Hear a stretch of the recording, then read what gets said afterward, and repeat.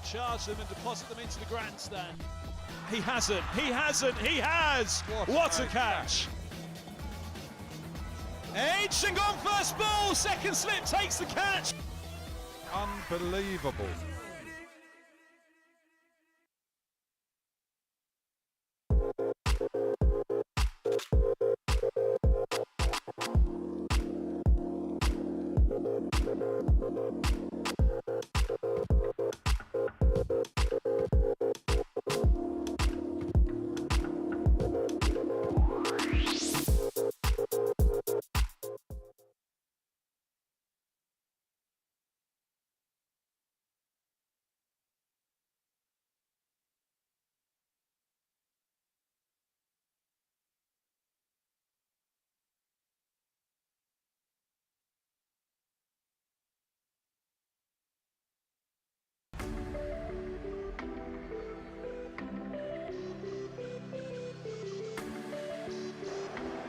Has he got him? He has. Oh, wow. Now, that is some pickup shot.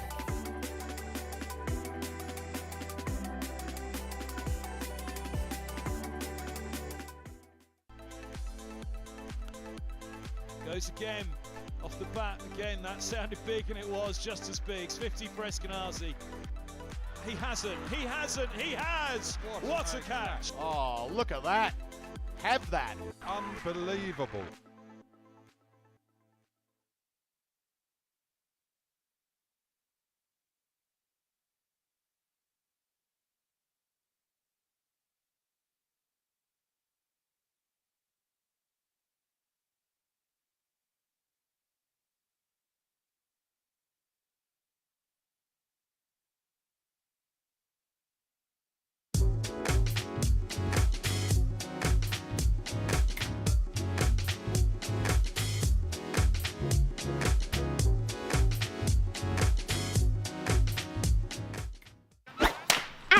All the fun and all the games, they all start here with All Stars Cricket. All new experiences for everyone. All over the country. Every session is all-out action all the time. All welcome, all invited. Even mums and dads. Skills, friendships, smiles, dreams. It all happens here. All you need is delivered right to your door. Best of all, it even has your name on it. All the activators are fully trained. And all they want is for us to have a great time. Always. Zaf Gohar. Catch. Thrill. Try it all. It's time to go all in, all together. And it all starts with All Stars. All you need to get started is at allstarscricket.co.uk.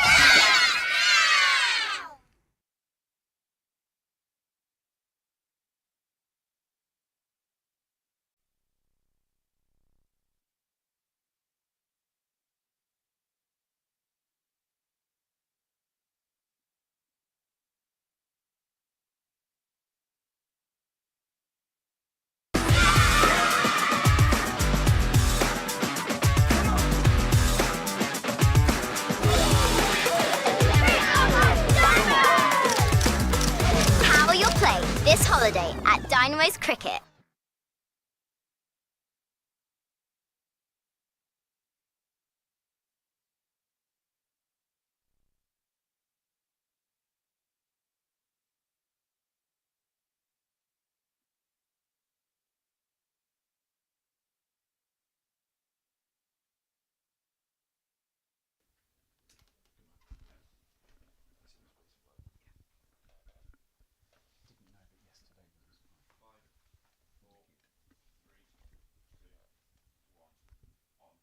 Well, a very good morning, everybody. Welcome back to Lord's, third morning of this County Championship match in Division 2. And it's been something of a belter the first few days, certainly weather-wise, but cricket-wise as well. It's been pretty top-quality, high-level stuff out there in the middle. Not been too bad up here in the commentary box, doing our best. Andrew McKenna alongside myself, Kevin Hands here on the live stream in association with Dafabet and Macawell. We've enjoyed it, that's for sure. Middlesex will hope they enjoy it today because obviously they're playing catch-up slightly. 93 is that first innings lead for Lancashire on 3-5-3 for 9. First order of the day, get that final wicket, and get batting. Don't get caught up with this 20 minutes, half an hour of Lancashire eking out a few more. Get it wrapped up as fast as you can. Get your best bowlers on, get it cleaned up, and then bat, and bat, and bat.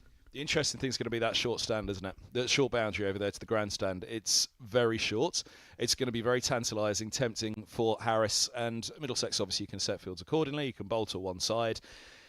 Setting the field back today, that's the standard. It's 9 drop back and the bowler and the keeper, and you get the night watchman on strike. But actually, with that short grandstand, he won't even be thinking about anything other than how will I constantly clear that short boundary and hit the grandstand. You couldn't particularly play on a track higher up the square, so that's going to be an interesting one this morning. It's going to be a real danger for Middlesex. They'll be well aware of that, though. Especially with bowling from the pavilion end, because the breeze today, once again, is going diagonally across the pitch, so it's going to aid Harris being a left-hander going to the short porch. That's just a flick. So they've got to be careful, try and keep him off strike as much as possible, or actually try and anchor him down the far end. So he's bowling to the much bigger leg side boundary from the nursery end. He is the key, isn't he? Let's be honest about it. You either get him out early or you starve him of strike. You've got 2 options, or you just roll over the number 11 nice and quickly. That's the other option. That's potentially what's to come on day 3. We'll talk about what we've seen over the first couple of days a bit more in a minute and reflect on all of that. But first, let's catch up with those highlights, though, starting with day 2. There's a thick edge, runs away down to the vacant deep third. Jennings off the mark. Oh, it's positive from Jennings. Crunch through the covers. It's a leg side from Brooks, and that's the 50 for Jennings. 103 deliveries and 8 fours. Last one crunch through the covers, bringing them closer. Now, that's gone away fine for 4 more. Oh, edgy. Very edgy. Down to deep third. He was stretching for it again, Jones. Now, where's that one gone? Inside edge this time. Well, consecutive deliveries. Edged and taken at slip. Robson holds on. Look at the relief for Middlesex. The joy, but there's a fair bit of relief there. Good from Robson as well. With the keeper standing up, it makes it difficult for slip. There was something there for Bohannon, and this time he gets hold of it. Just that little bit fuller. The width was there again from Cullen. Oh, and that one goes through third.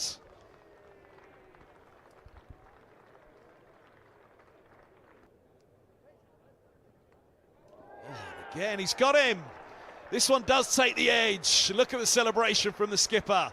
Punch of the air, 2 in the session for Middlesex. It's been a lot of hard toil for the Middlesex bowlers. And he's right in behind it on this occasion. Good from Higgins, 1 for 22. He got the first one to go this morning. He picked up Jennings, caught Robson for 55. That's a great shot. Shot of the day maybe from Bohannon. Possibly the innings so far. Oh, that's got through. That's nicely played by Harris. And it's going to be his first boundary as well. Very nicely played indeed. It's obviously tweaking it with the slope from the nursery end. And he's bowled in first ball. Well, I'm not quite sure that got up. To some extent, he's missed a straight one there, Bohannon. I think he's picked the wrong line, the wrong length. There you go. Very, very nearly. Even before the over was out. That's beautiful. Absolutely glorious, that from Harris. Up in the air. Chance. Held. Fernandez holds on at long leg. The trap works this time for Cullen. Outside edge this time.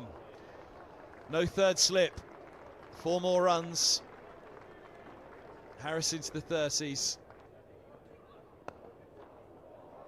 Gets through again. Lovely shot from Harris, just leaning into it.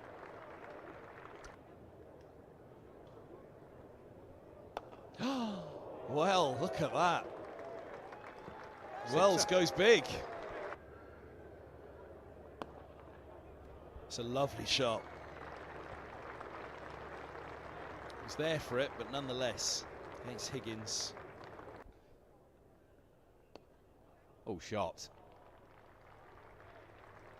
Minimum of effort, maximum return. Gets it through. Harris goes to his 50. 79 balls. They could be in trouble. It's dropping short. Punished, Wells into double figures. It's away. That was an economy of effort. Now, it's away again. We did say that it can go as quickly as it comes, the new ball. Championship level, especially with 2 years out. Next side on that one, gets away from Davies. Leg buys, yes. Yeah, nice spot. Uppercut. Up and over. 4 more for Harris. Oh, that is glorious from Harris. Dismissive stuff.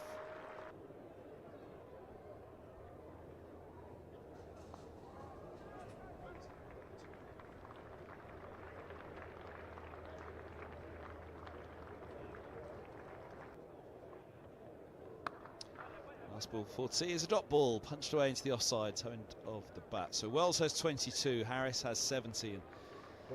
9 overs into the second new ball. Middlesex have a bit of work to do here because Lancashire trail by just 19 runs. They're 241 for 4. Being there at the game. Goes big again. Over the top and away. Wells putting the pressure on Zaf Gohar. And I also wouldn't give him 15 seconds for a chat. You'd know instantly. Another one. It's away and it's 4 more this time. Fielders get a hand on that.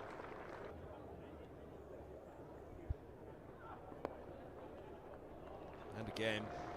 And this is where the problem comes for Middlesex. Oh, unedged. The century will be brought up with an edge. Harris lifts his bat. Off comes the helmet. He goes to 100. Has he got him? Yes, he has. Wells falls for 38, and it is Cullen. Picked up the last one to go, Hurst. Just over pitches. That's nicely done again. His toes, Balderson. He's got off to a good start here, hasn't he? Sure. Might just need to keep an eye on that. Cullen gives a bit of width there and he's punished.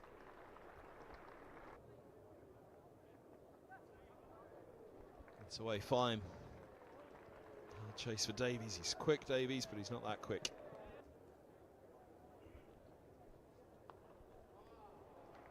That's through and away for 4 more. Gets through. Fernandez not able to stop it. Outside the line, is he? No, he's gone. Balderson's gone for 20, and Middlesex do have their second bowling point in the final over.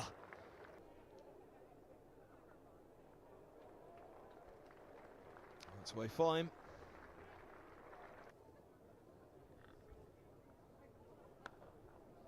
A lot of flight on that from Zaf Gohar. A lot of bat on it from Harris. He's on to 122. Roland Jones. That's a beaut. Only his second of the innings. He's bowled well. Middlesex have bowled well. The scorecard doesn't reflect it. Harris. Bristly done. Gets it away fine.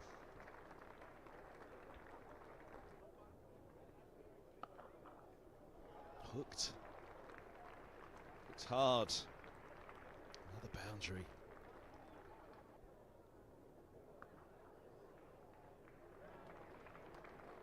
The boundary racks up here. Up out of the hand. Oh, he goes flat with that one. And he's got him. Short leg holds on. And Zaf Gohar has a third. 3 for 75. Bailey falls for 9. An 8th wicket. Middlesex nearly there. The lead's not quite. Last ball of the day. And it's up in the air and gone. The 9th wicket falls. 3:53 for 9. And Brooks finally has his rewards. Very much deserved for Brooks. One of his better bowling performances. So that was the day 2 highlights, and it's just been a funny game, hasn't it? First session was Middlesex's in this match. The next, well, I think we were about to say the next 5 were probably won by Lancashire, but Middlesex have fought back yesterday evening. And again, when I say fought back, they bowled well in this game. The 4 seamers have kept it tight. The economy rate has been pretty impressive by all 4. Zaf Gohar with 3 wickets as well.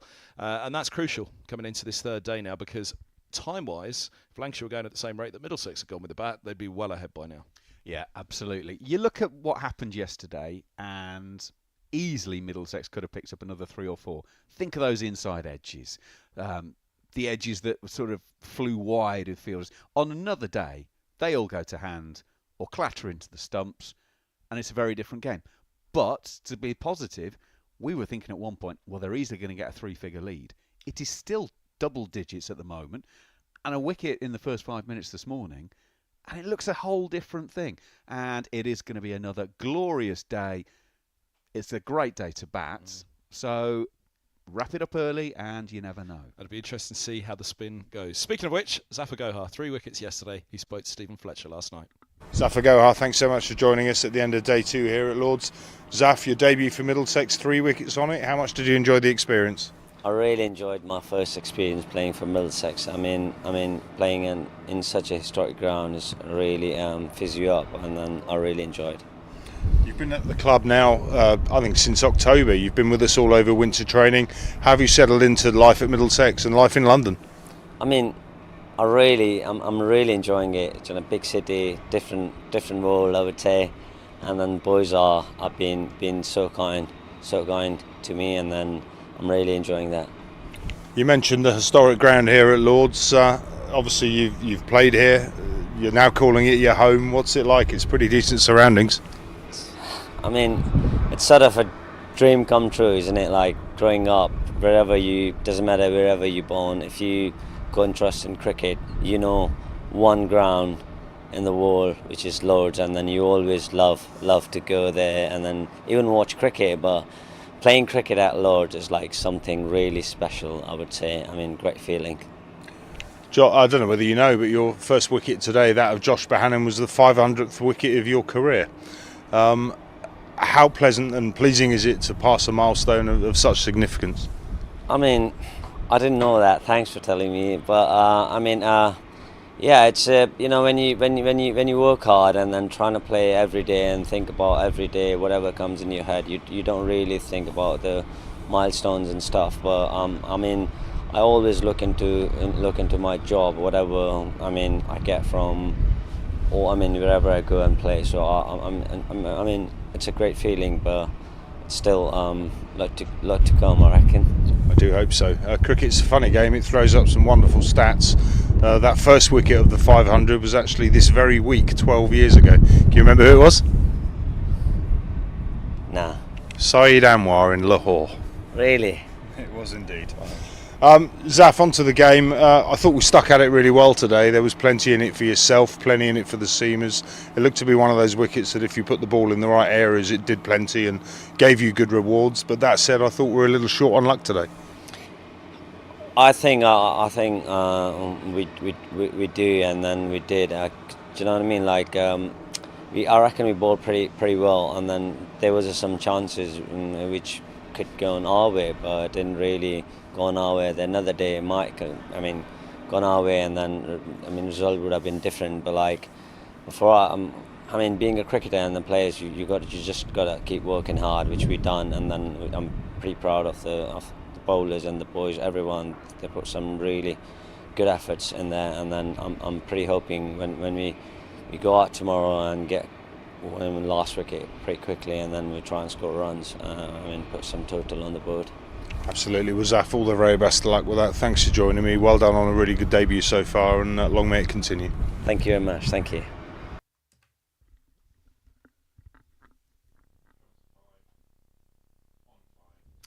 Zaf Gohar there speaking to Stephen Fletcher at Stumps yesterday. Andrew McKenna's alongside myself, Kevin Hand on the live enhanced stream here for this one in association with Daffer. As you can see, the players nearly ready to go out in the middle. And well, we were impressed with Zaf Gohar yesterday when we started with some bukes. He nearly had a Harris early on, and indeed he had him edged when he went to his century. It was an edge in between the keeper and slip. Certainly bowled well, didn't he? He's been around the camp since October time. It's not as if he's rocked up in the last few weeks, so he's got to know the players, got to know the coaches, but of course playing here as a home player is that little bit different. But he bowled well, and he appears to be that senior spinner that Middlesex have been looking for a little while. He's got that control. I will just mention it that we're not a million miles away from him technically qualifying to play for England. He did play that one test match for Pakistan 4 years or so ago, but he would become eligible back into this year, start of next year I think it is. So it is possible, and he knows his game.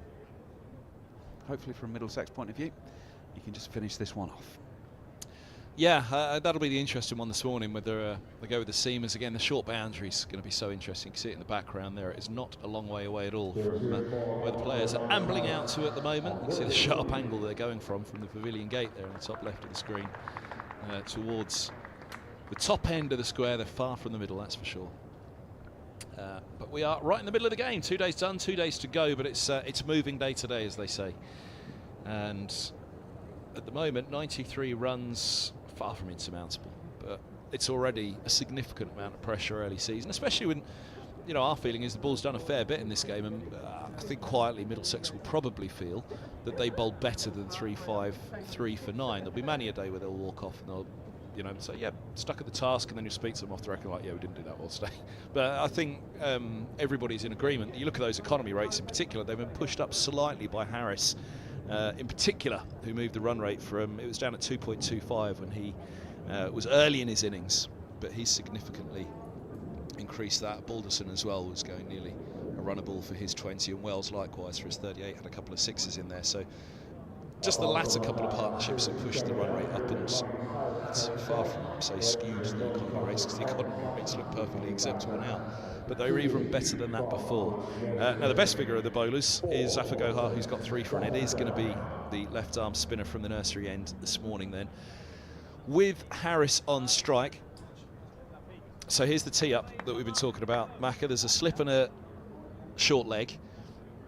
Most others are pushing back, although deep mid-off is only making his way partly back, and deep mid-wicket is now coming up. A sweeper on the boundary around towards deep square. You can just see the shadow of that fielder in your pictures at the moment. But here's Zaf Gohar, first ball of the third day, and a solid defence from Harris. Yeah, so 5.5 fielders deep, let's go for, with mid-off sort of loitering. Long leg, deep mid-wicket, long on, wide third and deep cover. Ball's driven away down to the deep mid-off. Toby Rowland-Jones collecting. So here's Sutton onto strike for the first time.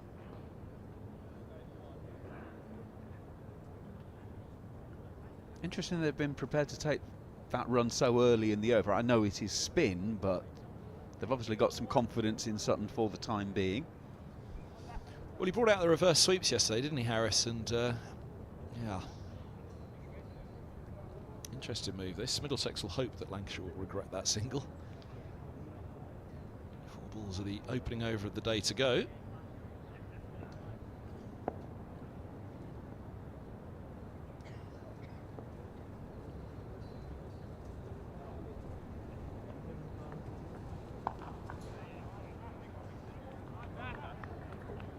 Left-hander Harris, of course, will hope to access the leg side with the bowler from the other end, but as you say, it's a long over to go here, the 3 deliveries.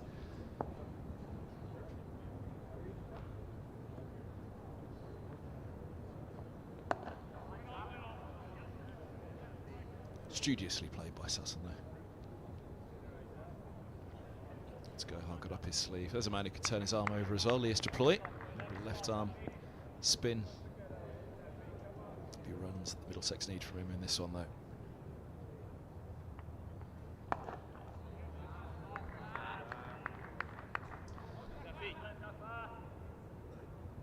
Once come the over and then the fireworks kind of begin, you'd have thought. Harris will probably just want to get a little bit of a feel of bat on ball to begin with, won't he, rather than start to tee off, but he won't want to let this go on for too much longer of giving Sutton too much of the strike. Around the wicket now, just to change the angle for this final ball. Means he can start it that little bit straighter. I think he wants a leg slip, judging from where he was pointing. Well, they were gently tossed up those last 3 to Sutton. Or he dart this one in from around the wicket.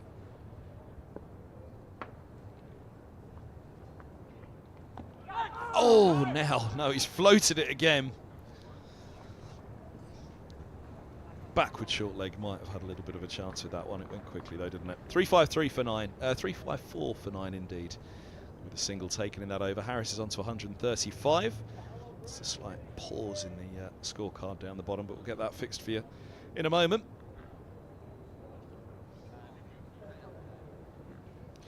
Who's it going to be from the pavilion end? Harris on strike then.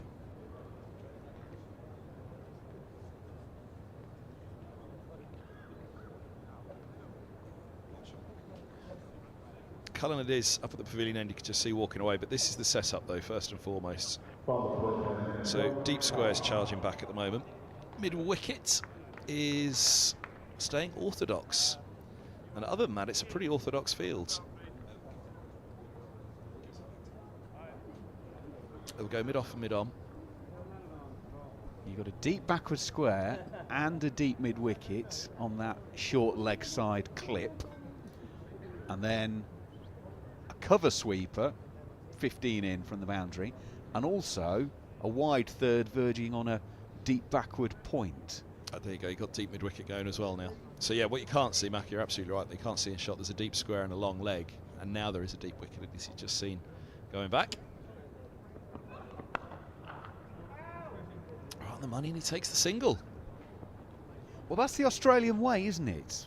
For instance, Steve Waugh for a while didn't like night watchers on the grounds that if you're in this team, you're good enough. Therefore, get out there and prove it and take every single run. So maybe that's the Aussie in Harris coming out. He's up to 136. It means that leads up to 95. Every run is going to be important.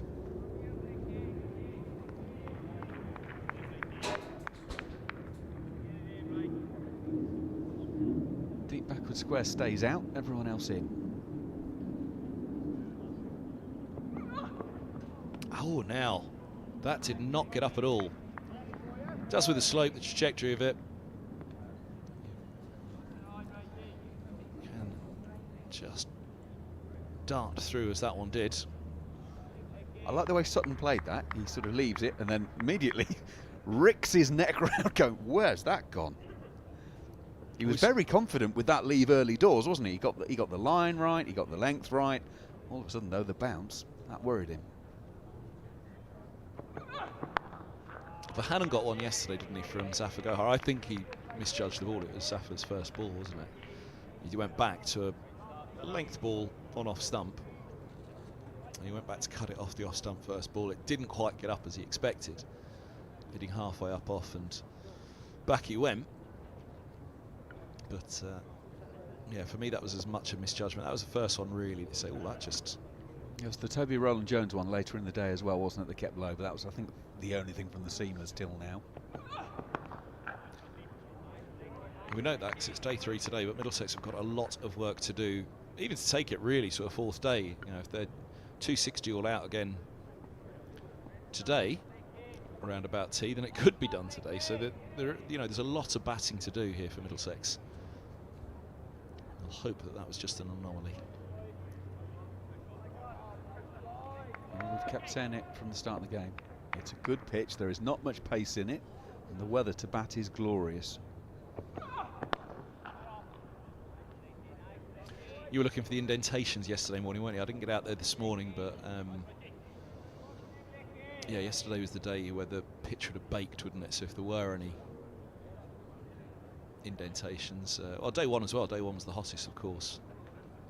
That first day, fresh pitch. Was yesterday the best day to bat? Let's see the other part of it all. Last one of the over. Are they looking to give him the single? Inside edge. He'll get two.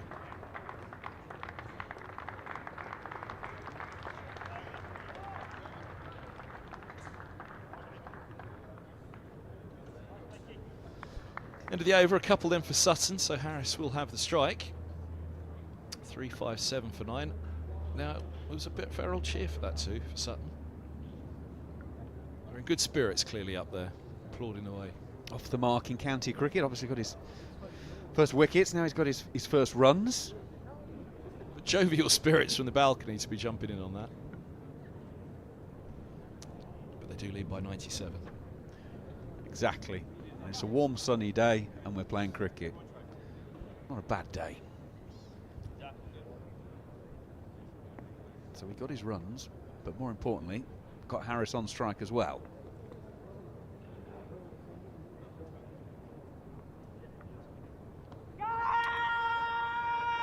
Well, I'd say there was something.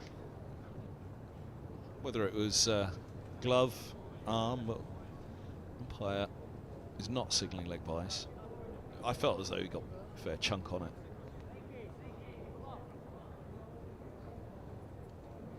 Face of the bat. Unless they've changed the laws, I'm not sure they're going to give that one. I mean, to be fair, had he missed it, it was stone dead. But unfortunately, they haven't changed the laws.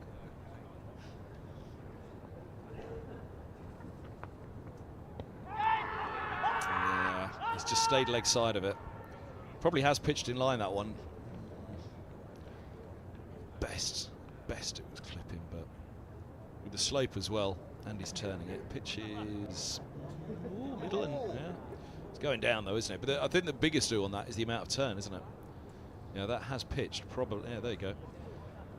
That's pitched pretty much middle, perhaps even middling off, and has turned to miss legs. So encouragement for the final day of the match, but again, there's a lot of work to do for Middlesex to take it that far.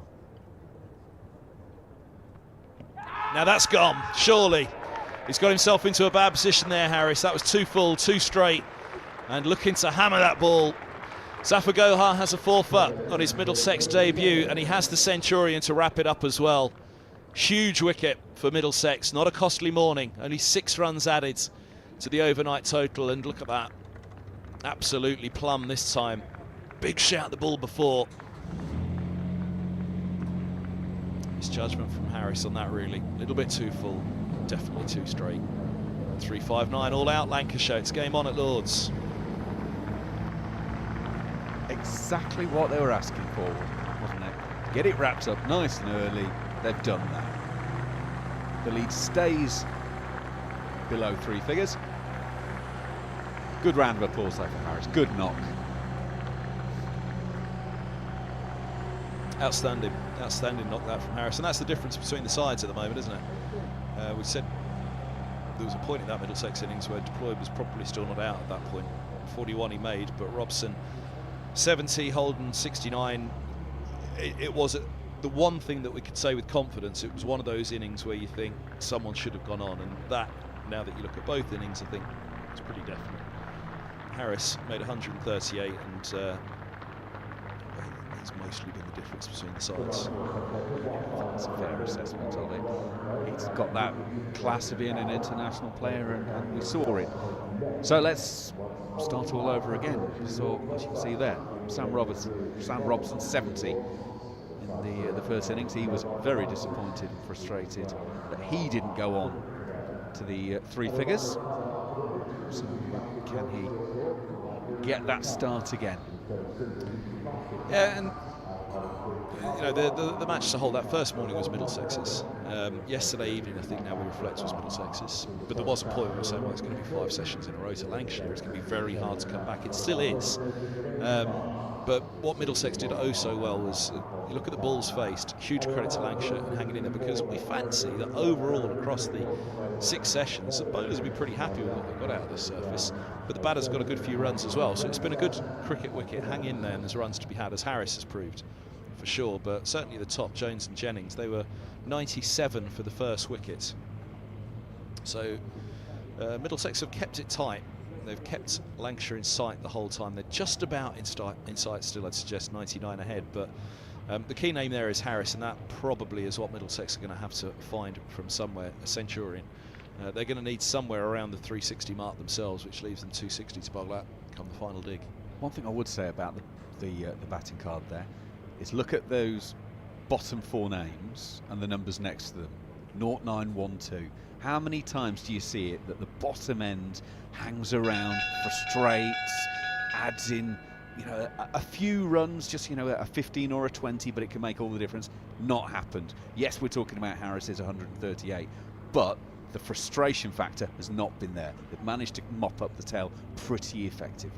Yeah, when the county season was pushed really to, you know, heavily into April and May and also into September, what you were seeing was, you know, the bottom 5 were contributing more than the top 6, because teams will go out early April and they're getting blown away the top order to the new ball, and then the tail come out and say, well, we're just going to swing, and all of a sudden, as you say, looking at that card, it could almost be the other way round for many years. So it's good to see from a traditional cricket point of view that, you know, the top order have got in amongst the runs, and again, when Middlesex do come out to bat, that's what they're going to have to do. It's going to have to be a top-down effort. You don't really want to be chasing your tail already when you've got to make up 99.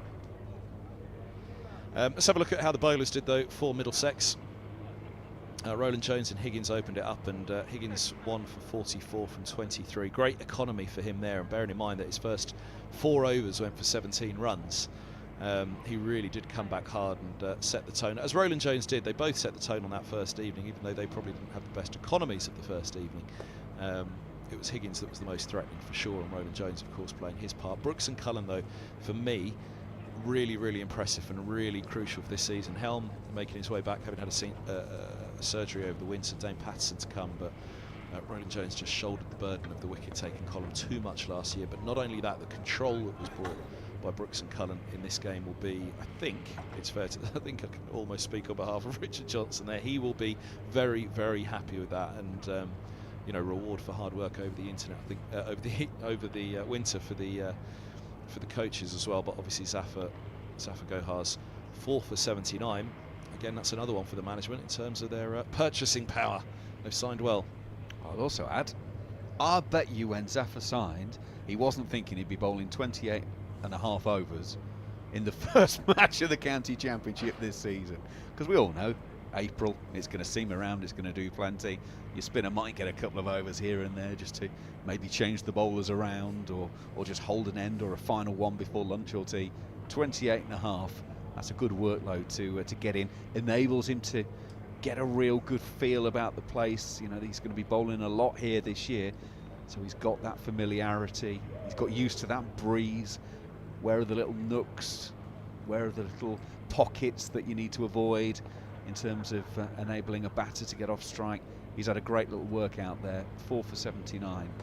Excellent first outing for him. Yep, they'll be very, very happy with all 5 of them there. And again, you've got a couple of good young spinners as well lined up behind, and you've got a couple of seamers, experienced seamers, to come back into that side, and that will bode well for Middlesex for the season. There's places to be fought for in the seam bowling ranks, which was, well, when they were at their best, it was always a disappointed seamer left out of the side. But 3-5-9 all out then, Lancashire. What are they going to do with the ball?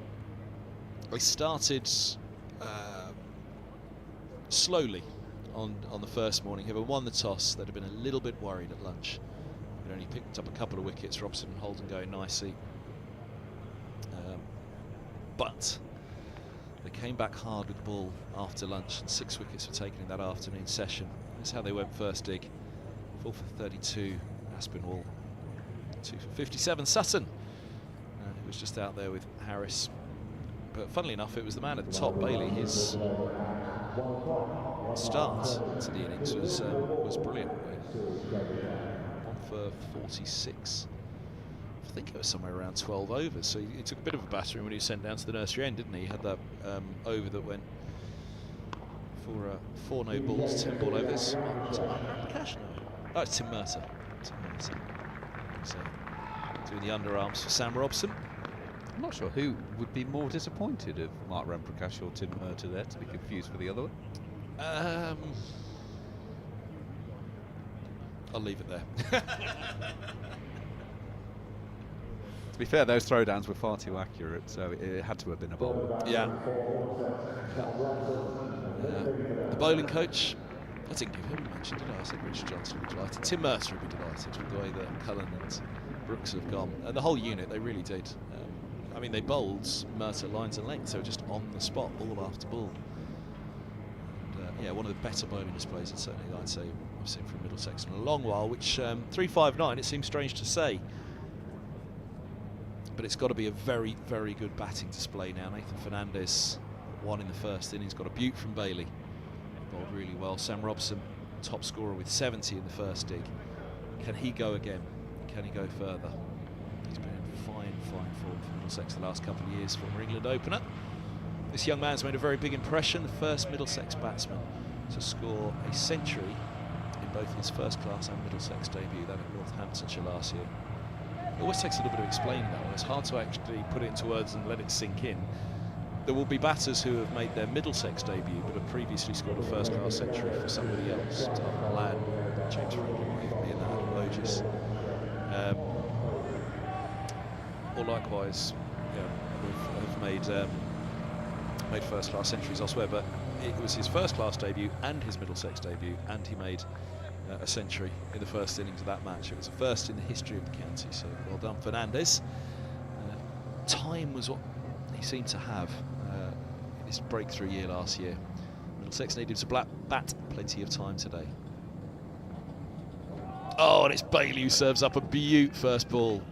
Out of the hand you fancy, and you have to play at that. That has gone. Out of the hand, you're thinking, boy oh boy, this could be clattering into the stumps. Straight into the mind of the batters, that one.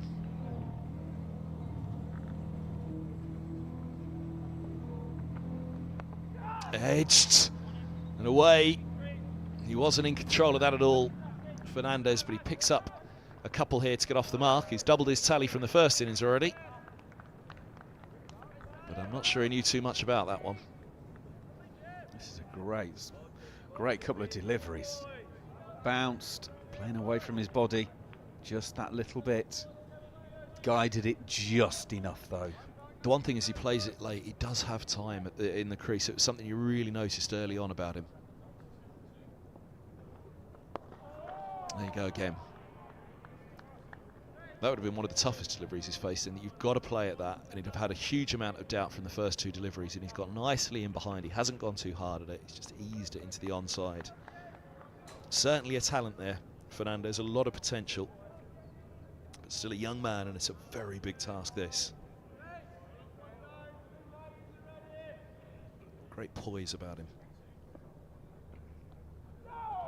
And a good leave on this occasion. Yeah, when you think about left-handed opening batters for Middlesex, there's been a few down the years, and obviously one of recent vintage, England captain as well. It's a difficult job to do, and opening the innings at any county is difficult. You can just get an absolute brute of a ball early on, but you've got to take into account the slope as well here at Lord's. Just that extra factor.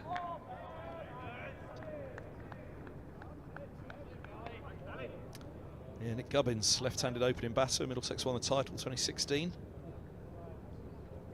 The successor for Strauss, I guess, but I suppose in between really was Chris Rogers, who was a Division 2 winning captain for Middlesex in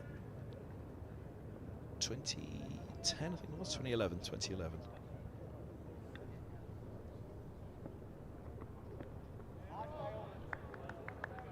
End of the over, that one comfortable leave to finish 2 without loss, which gives me my first chance to talk about the Battle of Old Trafford 2012. Final game of the season, first mention of the match of it. Middlesex versus Lancashire. When you say winner takes all, basically it was loser gets relegated. Lancashire had to win that game, and Middlesex held on for the draw. It was quite the effort. O'Morgan batted a long period of time that final day. Tim Murter and James Harris batted for a couple of hours to save the game as well. It was Lancashire that went down. Middlesex stayed up, and a couple of years later they were lifting the title. Max Holdham was a young Middlesex fan back then. It's made me feel very old by saying on the mic that I used to listen to you when I was a kid, Kev. Thanks, Max.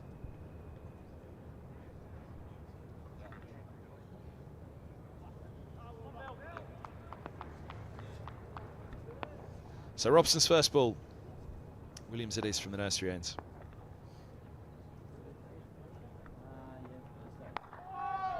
Right on the spot, first ball. Do you know what ages you immediately when you're a commentator? You start doing research for players and you see their dates of birth. And I remember a few years ago seeing the first time I'd come across a player born after the year 2000, and that was then quite soul destroying. And then doing some look for this. Rocky Flintoff is 17 tomorrow. And then you see that date, it's quite soul destroying.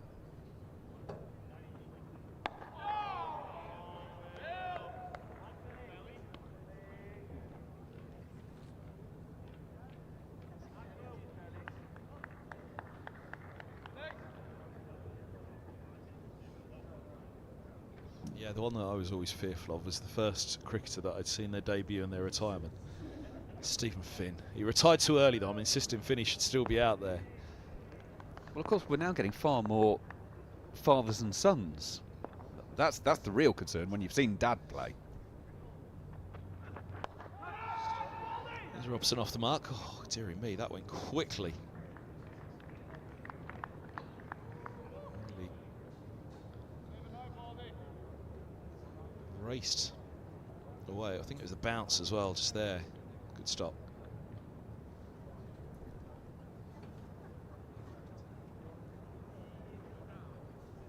Balderson out there. It's shocked a little bit by the pace of it and the bounce of it. Skipping up. As we say, it's a short boundary out there as well. Now Williams to Fernandez for the first time around the wickets, the left-hander.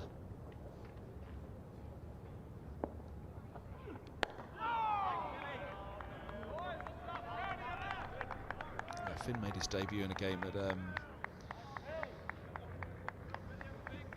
Ebervale against Glamorgan. It was a limited overs game, whether it was 50 over or 40 over, I can't remember. But it was one of those outground games for a county, and especially Glamorgan in Wales, where it was somewhere that they don't often play, and it was the big deal. Lovely, lovely venue it is. It really was a mud patch on half of the ground, and you just didn't think that the game was get on. And in the end, relatively big crowd, big deal for the club that the county were there. And the umpires got it on with as short a boundary as I ever remember seeing. There probably wasn't rulings at that point, but yeah, that was Finn's debut. And the first time I saw him, Jamie Dalrymple was thumping balls. They were doing catching practice, and Finn kept on taking. Bearing in mind he's 6'7", he'd tell you 6'8", but 6'7", taking these catches in the deep. Young 16-year-old. That's way nicely. Just a single. Keep the strike end of the second. Middlesex 4 without loss. But you could almost see that it was frustrating Dalrymple, who was a very, very strong, stocky man.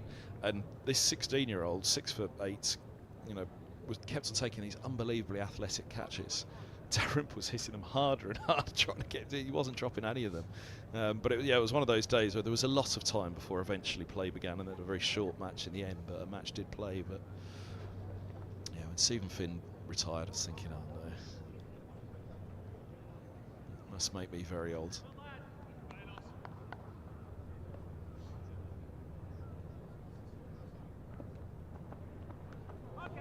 Beautiful ball again from Bailey. Second time in the match. Fernandez gets a snorter from Bailey. And back he goes. Bailey's second in the match. He's got Fernandez in both innings.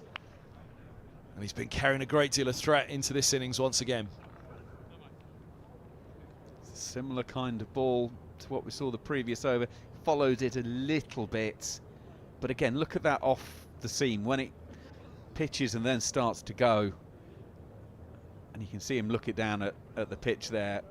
Once he's pulled his head back around thinking, hang on, you've pitched where and I've ended up nicking it where?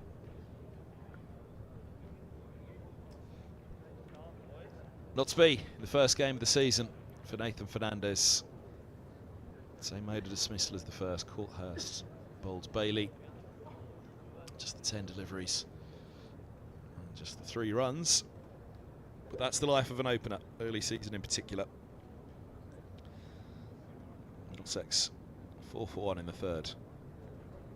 I mean, we talk a lot about the slope and people getting used to it, young players, whatever. People maybe who are watching, dipping into our coverage, maybe don't know this, but actually up at Merchant Taylor School, Middlesex have created a square that has exactly the same slope profile as there is here at Lord's, which, when you think about it, makes absolutely perfect sense.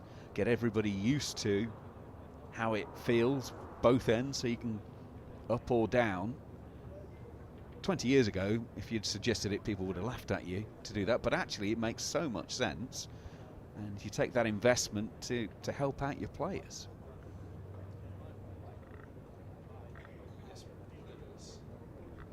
Max Holden is the new batter, so another lefty and another former Middlesex opener. Left-handed opener, he's good at opening at 3. Let's have a look at the angles on this one. So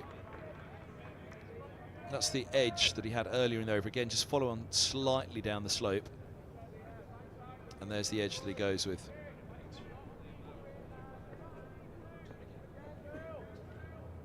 So Bailey was setting him up.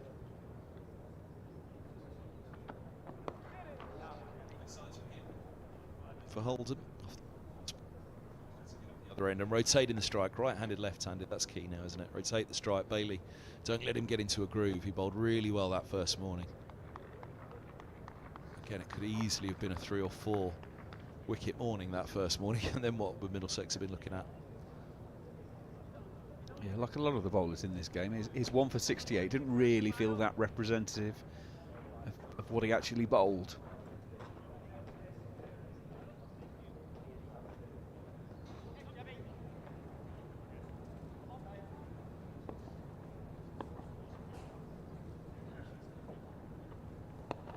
First ball to the right-hander of the day and right onto the spot.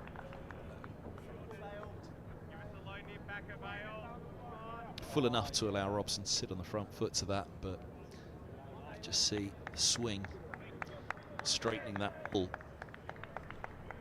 Slope. Yeah, 2.5 overs in, it's certainly some shape already, isn't there? Obviously working well on that ball.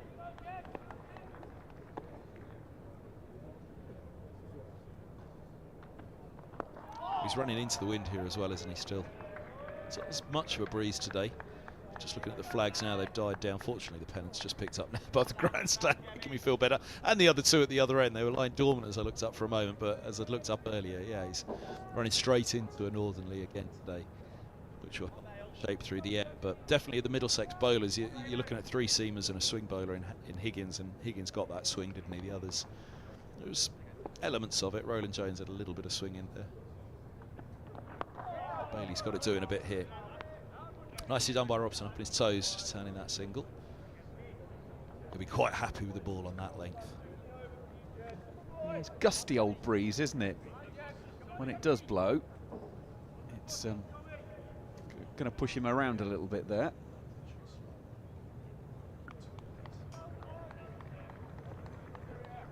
Weirdly, gusty is probably worse than actually a strong constant breeze, particularly when you're a bowler coming in.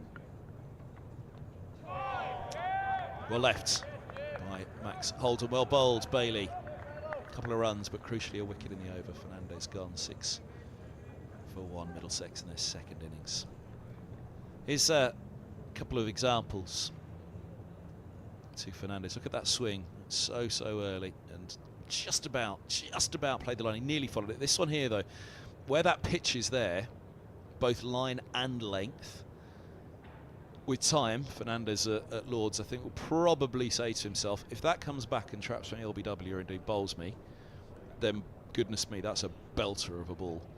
But that length, and it probably would have kept low as well, that length, you possibly could have left that on length, let alone line. But that's banking up experience at Lords. Now, Bailey testing out the youngster with the slope. You mentioned the left-handers over the years. If it were a Rogers or a Strauss who'd nicked that one off that length, they'd be kicking themselves in the dressing room now, saying you didn't really need to be playing at that, and certainly follow it as far as Fernandez ended up doing. He kind of tucked that back in once he'd edged it, hadn't he?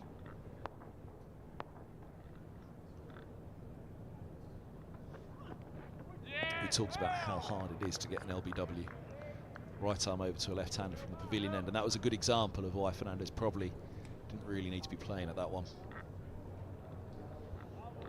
As you say, as a 20-year-old, you haven't got as much experience in the bank, you haven't got as many balls faced, you're almost playing more on instinct, aren't you? And there's part of you that says, well, I've got to play that.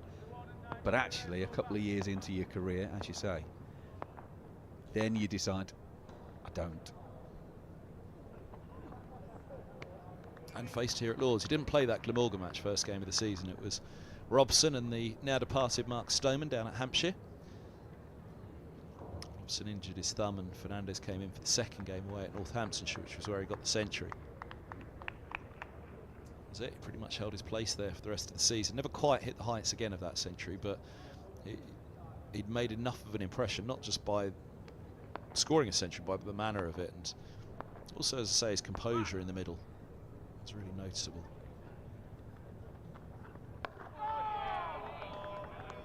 Robson, when he first broke through, was a nuggety young opener.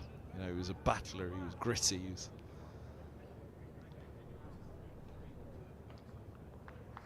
He's a thinker. Oh, Banson's gone, 371. Worcestershire's innings has now begun in reply. Somerset.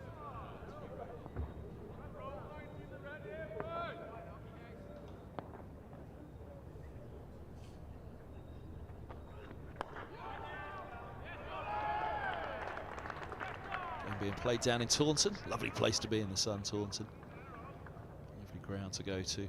Stroll through the town in the morning. I have to confess, I did assume they would declare overnight. It somewhat surprised me that they decided to carry on a bit. Was the 400 in mind? Maybe. Maybe. It's the highest score by a Somerset batter, isn't it? 670 for 7 declared. Replying to Worcestershire's 154 all out.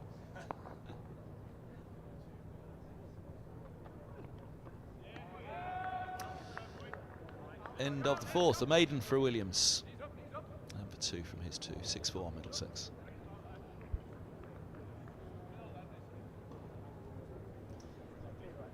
Kent have won. First results, I believe. Northamptonshire bowled out for 114 second time round, so Kent have won by 145, and of course it is a trip to Kent next up for Middlesex. Again, another nice place to go in the sun. You can walk down from the city, Canterbury. It is, isn't it? Tale of two cities. Very good. Yeah, it's an interesting game that at Northampton. 231. Kent in the first innings was the highest score in the match. The other 3 innings didn't get above 200. There really are some extremes of scores in this round of games, aren't they? Which I suppose you kind of expect, but maybe not to quite this degree.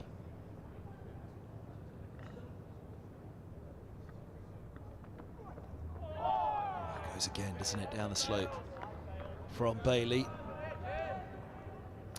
Yeah, Holden was a young Middlesex opener as he began, modelled his career on Alistair Cook. It's funny now, you know, he's really made his name as a T20 and indeed T10 player overseas in the winters. An England Lion coming into the side, much like Stephen Eskenazi, who's been his opening partner in T20 for Middlesex. They're nailed on first-class cricketers when they first came into the side.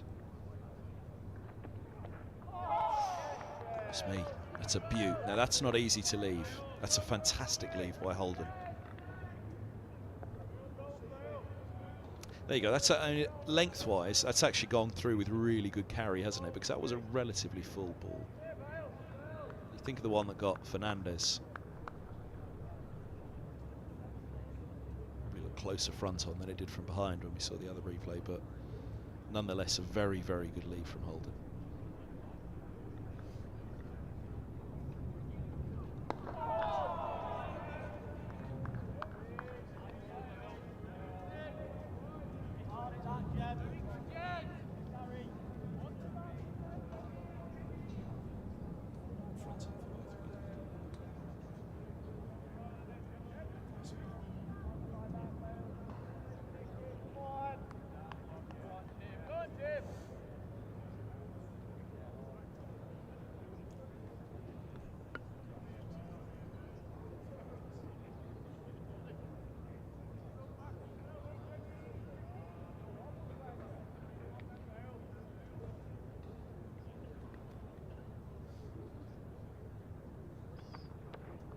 Very good leave again by Holden, and this is fun to watch right now, and good to watch from Holden's perspective because he's being well tested. We saw Fernandez well tested by Bailey, and Bailey coming out on top. He may well come on top here against Holden, but you can just see the leaves by Holden. He's got a little bit more confidence, and it's that little bit of experience, isn't it? I mean, one played here at Lord's, but also in his career now. He's well into that experienced mould. And there's a beaut. Bailey bringing it tighter. Now that started outside leg and has gone across Holden. Ended the over 6 for 1. So a little look at the way Bailey's been lining these up. So here's the wicket of Fernandez. Watch the line, the length of that. And it's gone a fair way, but it started pretty straight. The one that Holden, that started closer to Holden, fuller, and a very good leave. And then this one, pitches outside leg there, just beats the bat outside off. What we're saying is Bailey is bowling very well at the moment. That is tough batting.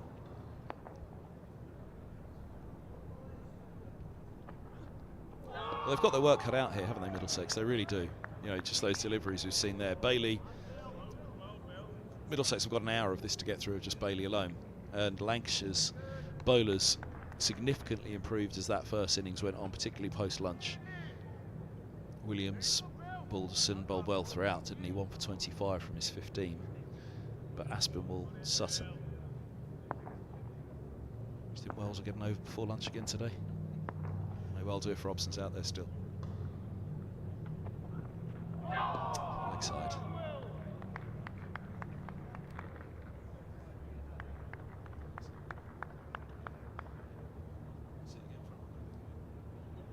Is that one of those that potentially comes off of the thigh pad and redirects?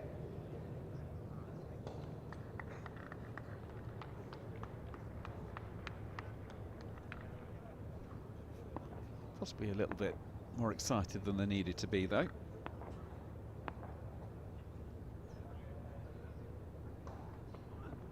A little bit of Cadology, saying to Robson that he was further across than he thought he was. Let's have a look from behind. So this is what the slips and the keeper were thinking.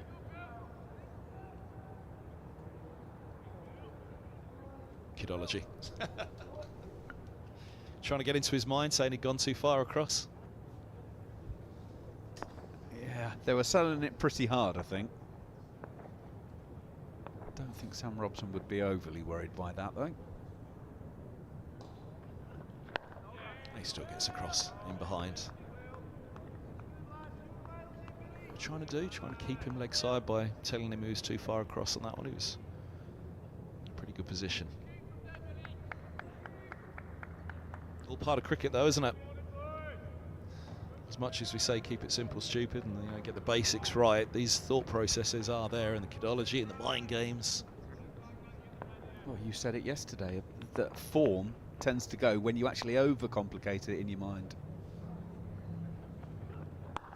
Well, that's my best bet about what they were getting excited about. They're trying to overcomplicate it in Robson's mind, saying to, oh, you were a long way across there, Robbo. Because it didn't seem as though there was much else for them all to be excited about.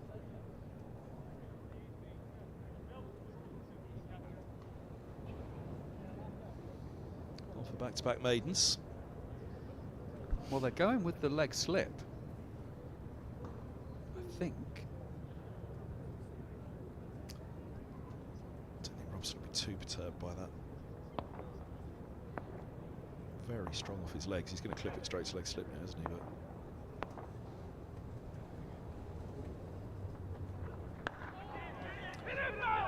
oh, now I tell you what, Bailey hasn't picked that up quickly, but I was thinking at first, he's placed that right between, but Bailey, it was to his right hand.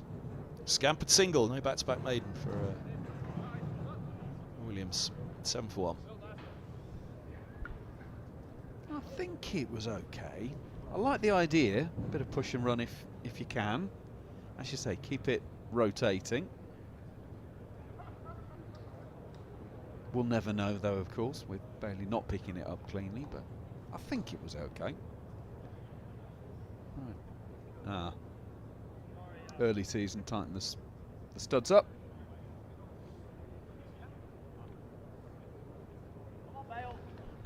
I tell you what, it does feel good. Last summer, everybody kind of said it felt like we didn't have a summer. I didn't particularly notice it, to be honest. I probably look at it in a different way as a cricket commentator. Now, has he straightened it? He has. Oh, Robson doesn't like it. Robson doesn't like it at all. I have to admit, first instinct, I thought, yeah, nice little how's that, but not out. Robson did not like that, and he rarely shows any sort of dissent. He did certainly straighten it. Did Robson feel he got bat on it? You look at Robson's reaction. He's not looking at the umpire at all on that one. I mean, he's significantly straightened that. To be fair, I think that's a really good shout from the umpire, because my initial instinct was no. But Bailey has brought that back up the slope beautifully. And Lancashire have dealt a hammer blow here at the start to Middlesex. Both openers gone, and in particular, one of the very big names, Sam Robson. Middlesex 7 for 2. I'm wondering if Robson's thinking that's doing too much, because there was some real curve on that, and the fact that he gets squared up takes him where it is. Well, as they used to say, look in the paper in the morning. 7 for 2, and Deploy is wandering out. 37 balls into the innings. You talk about a perfect ball to a left-hander to get them LBW from that end. That was pretty much that perfect delivery, wasn't it? That's how much it's got to straighten, how much it's got to do. And of course, the trouble when you're talking about a left-hander from that end is, for outside the line of leg stump, that's what makes it even more difficult. But it's that kind of straightening that's required with the slope. Now there's two left-handers who will both have seen that one straighten. And no, LBW is in play for the Pavilion, albeit he was a that's really done a bit for Bailey this morning. I think that's been the biggest difference between the bowling performances so far. Bailey on the first morning and Bailey now on the third. He's just got at a quicker pace, a taller bowler as well. I mentioned Higgins is getting it to swim, but he's a taller bowler, Bailey. He's getting it to move the most of the big men in the match, shall we say. I think any of Middlesex's 3 6'5" were quite...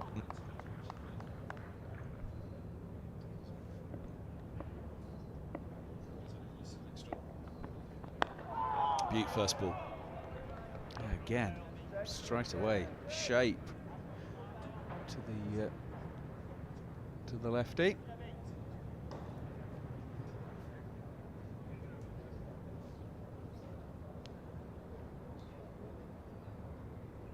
It's now a real dig-in job for Middlesex.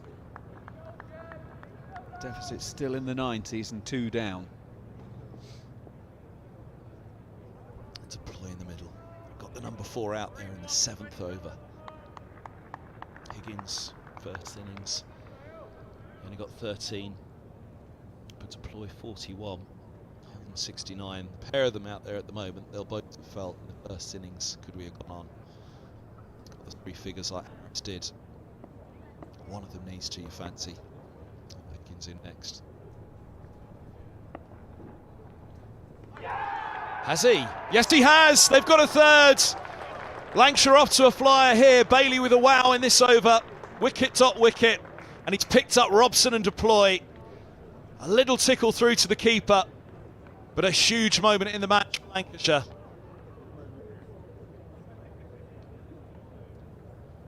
Just died on him slightly. Bottom edge through. He's looked at the width on it. It just hasn't got up. I hoped it died even more off that bottom edge. Deploy has to go. Up goes the finger. What if it was a dig in a moment ago? It's a massive one now. 7 for 3 Middlesex. Trouble at Lords. Well, there was just that little bit of width that he's thinking, I've got to take it on. But second ball of the innings just grazes the under edge of the bat. And you can just see that frustration on his face. He's only just come down those steps and he's making his way back up them again. So, Higgins it is. Robson opener, but the middle order holds and deploy Higgins. Robson vastly experienced at the top, but there's 2 middle order names that can do an awful lot of damage. A deploy and Higgins. Holden there, as such at number 3, you know, you're an opener. The top 3 are openers, aren't there? So generally the way it works, you protect your best batter at 4, unless you've got a genius like Ponting or Lara at 3. But your best batter's at 4. He's gone. Not a bad number 5, Higgins. Could certainly bat 4. He's of that calibre. Goodness me, he's going to need a Higgins masterclass here if Middlesex, at the moment, is to take this to a third final day.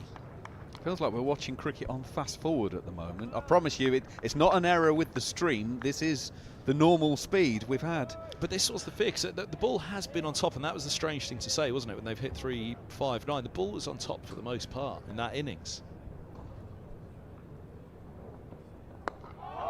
So it's not a huge surprise what we're seeing now, but it is the first time in the match, as you say, that fast forward is in play, apart from the first afternoon when Lancashire got it right and 6 went down in that session.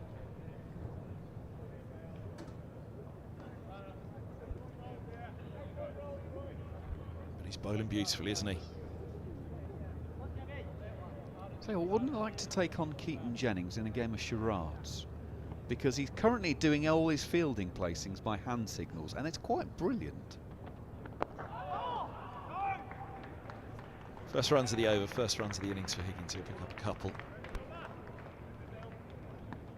Jennings was just actually, before that delivery, signalling to Higgins where he wanted him in the field, but by doing so, by shadow playing a shot. So he showed him exactly what shot he was thinking is the ball that's going to get down to Williams, so he could almost picture it and work out where he needed to be.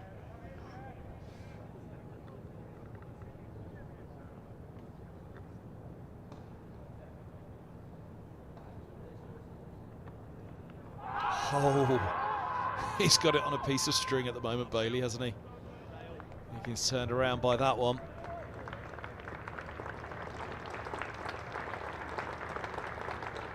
I mean, that's something else, isn't it, that delivery? That one's handsomely beaten off. Higgins had to play at that.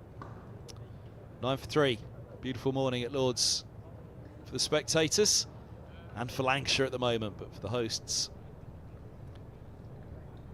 it's a tough day at the office to begin.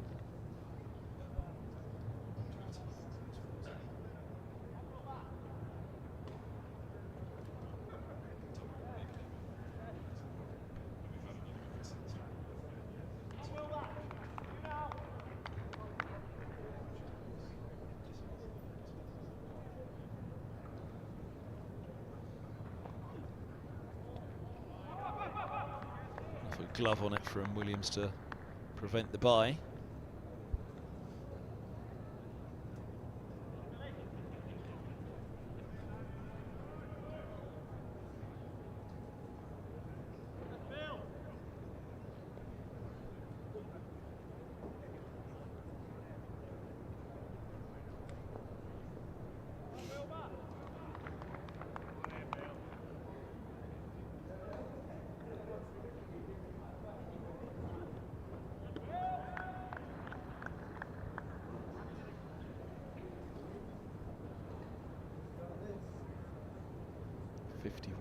Of day 3, 4 wickets already. Let's not forget we had 10 minutes off for the changeover.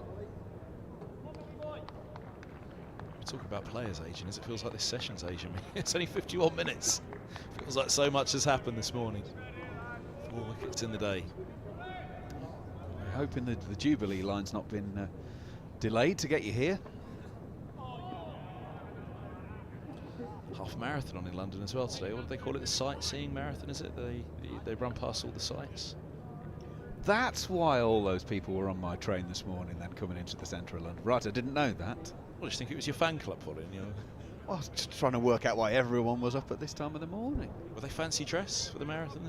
I mean, if it's a sightseeing marathon as well. There were a lot of people in runner's garb, shall we say. It wasn't fancy dress as it was. London Landmarks Half Marathon. They'll become my lord soon, though, won't they? No greater landmark in the country, let alone in London. Can you imagine getting held up on the Abbey Road crossing, though? There's a bunch of people having photos taking you trying to do your half marathon. Excuse me, going through. You might hold up the traffic, but you won't hold up a marathon, will you? Get out of the way. Sharp elbows. Actually, there was a sight as I was walking to St John's Wood Tube Station last night to head home.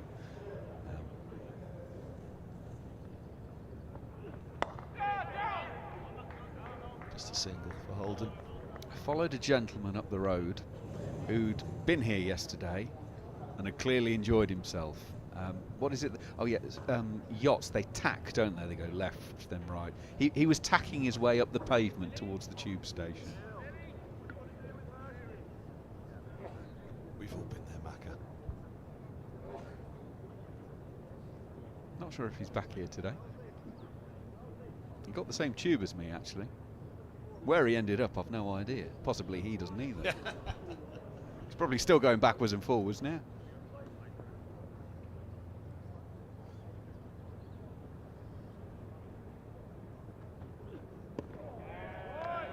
End of the 8th, 10 for 3. One of those stories, you have to wait a little while, a few years down the line before you can admit to it and tell it, but there was a match at Trent Bridge which had been a pretty much dead game for 3 days. There wasn't much on the game, there'd been an awful lot of rain. Game was going nowhere on the 4th day, absolutely nowhere.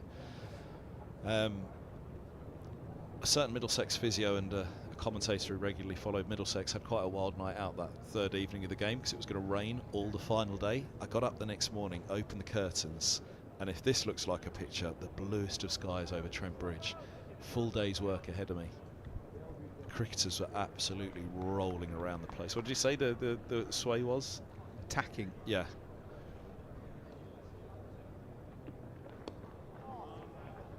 Squirts away down towards deep 3rd. They'll get a couple here.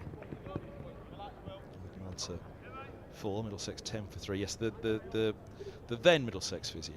Long time ago. Far, not as professional as Pete Waxman, the Middlesex physio now. You know, walking down the corridor back to the hotel room on the same floor and tacking wall to wall and bumping off each other's shoulders.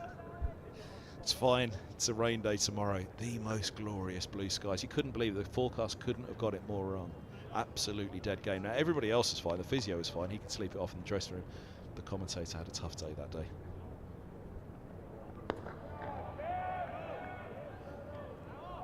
The stories of that ilk are legion, aren't they? Of, well, it's going to chuck it down all day, and then the players rock up the following morning, and somehow, and the ground staff have worked a miracle. Oh yeah, play normal time, lads. Look of horror goes around a dressing room.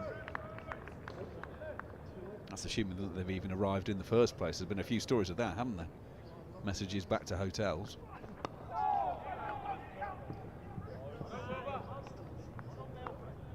Stop, holds him to a single.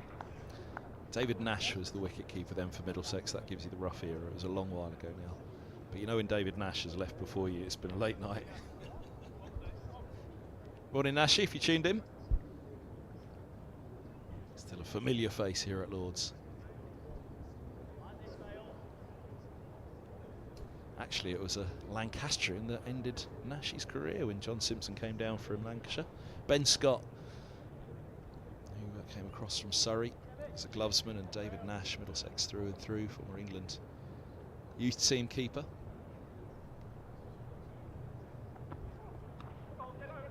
It's a real battle between the player for the gloves.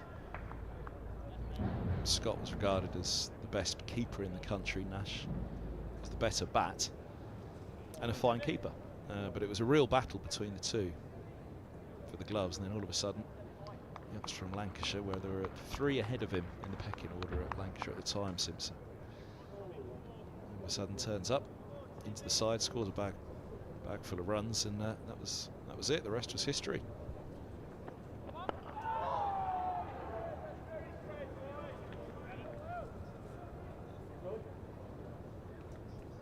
They were called against Bailey. He had 4 of them who went over down at the nursery end, didn't he? Now, think of the ball that got Robson.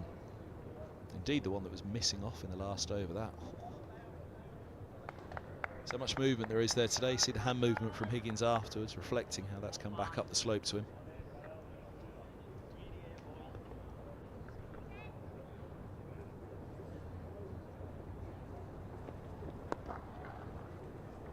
Look at that timing. Races away. Chase on. It's a big boundary out there, and it will hold up. It's a lush square that's gone across. We've seen a lot of wicket keepers standing up to seamers in this game, and Hurst is doing it at the moment. But for the first time in, what, 3 days, I'm not really sure I understand this one. Before that ball, the Oppo 15 for 3. Are we really saying that Higgins is going to be running down the track to Bailey at this point? I mean, there's probably a plan behind it. He's not just done it off of his own back, but at the moment, we're not sitting here at Lord's going, keeper should be up. Because if he's going to nick it, and we've said there's a lot of movement, it's not going to be easy for the keeper to take. Top of the Compton, just to our right, to the left as you look, media centre there. See all the shades down in our rooms up at the top. That sun comes around in the afternoon.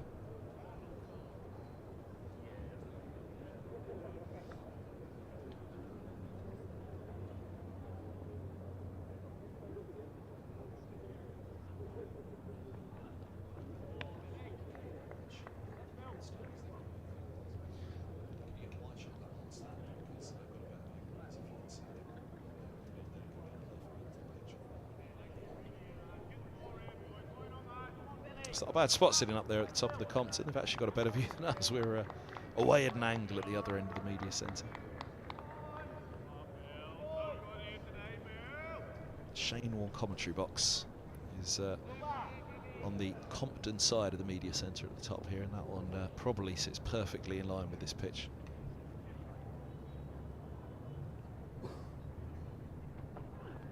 Oh, now Holden goes after that a little. Up the slope it goes from Williams.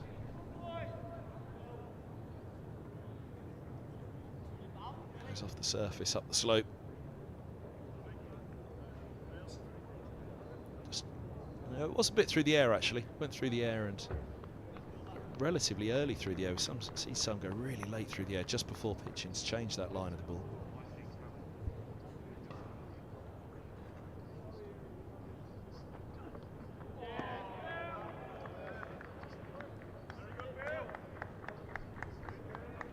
Pressure does funny things to you, doesn't it? 17 for 3 on the scoreboard. You've got 5 to your name. You see that one a little bit wider from Williams, so you throw your hands at it. Just not able to get anything on it on this occasion. Holden. 3 slips behind him. And a deep gully as well.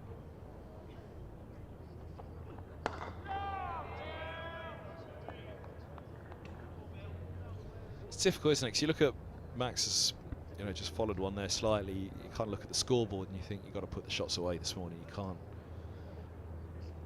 can't engage. But equally, Middlesex are 82 runs behind. They are going to have to find runs from somewhere. And the flip side of it also is you can't let the bowlers bowl at you. You've got to try and knock them off their line and length a little. Yeah, you could leave every ball for an hour, but you've not gone anywhere. It's that balance. And that's the beauty of cricket. Slightly, but Holden resists the temptation to go too hard at it. We saw Harris and Wells come out and go at it from the off, didn't we? Both with early 6s in their innings. And that's the kind of Lewis Deploy approach. He will play from the off. He's not there to wade around, hang around.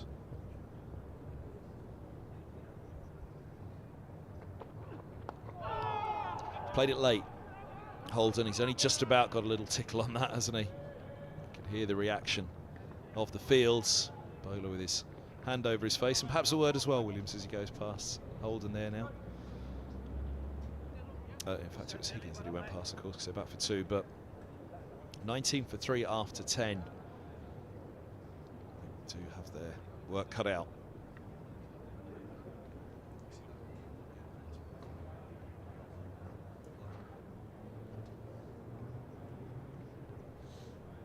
This was the couple end of the over that got them excited. They thought they were through. Pitches just about in line with off, I'd say. I don't think it was pitching outside off. Right arm around to the left-hander. It was certainly going on to hit, but he got batted it crucially. It feels like a dig-in. It does feel like it needs a nuggety performance from these two at the moment. It is a day where there's so much time left in the match that Middlesex have to try to hang in there. About the day still. 3 down though and a long way behind. Good leave. And that's the first thing you see off the openers, isn't it? Bailey's down to his 6th over, 3 for 13. Doing all the damage. This was the kind of bowling performance that on the first morning, if you'd have had 3 for 13, you wouldn't have been surprised. The surprise was that he only had 1 on that first morning. Yeah, so as we say, what was it, 6 or 7 minutes to take the wicket for Middlesex, then the 10-minute break, so he's effectively been bowling about 45 minutes.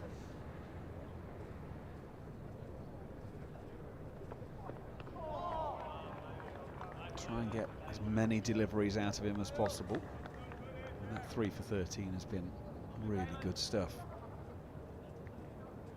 Try and see him off and then make the change bowler come on and be as good. Maybe you can put some pressure back the other way. But you can't be reckless about the whole thing.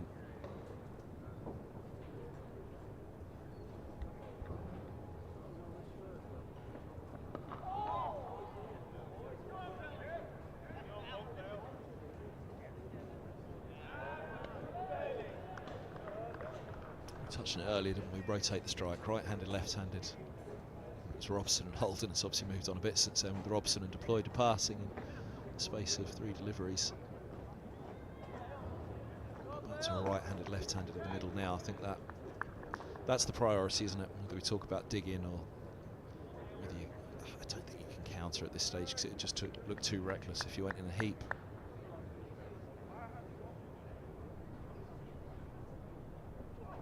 I think the positivity that they need to bring is in that positive in defence, but finding those singles, not letting Bailey and Williams continue in the fashion that they've been bowling. Well, mentality in cricket's changed recently, hasn't it? Partly due to the way that England are playing, but it's that whole thing about what do the opposition not want us to do. Well, what do Lancashire not want Middlesex to do at the moment is they don't want them to be 3 down at lunch. So that's what Middlesex absolutely have to make sure that they are. Oh, it's the stumps at the non-striker saying, goodness me, that would have been a way to go for Higgins. Wasn't far from getting a boot on it, Bailey. Picked 2 It's the deflection off the stumps. Well, it would have been a boundary, but for the stumps, wouldn't it? But it wrong-footed mid-on.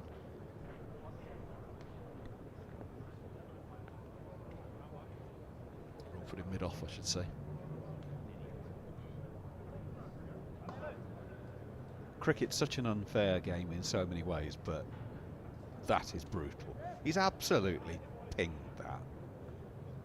And you get 2.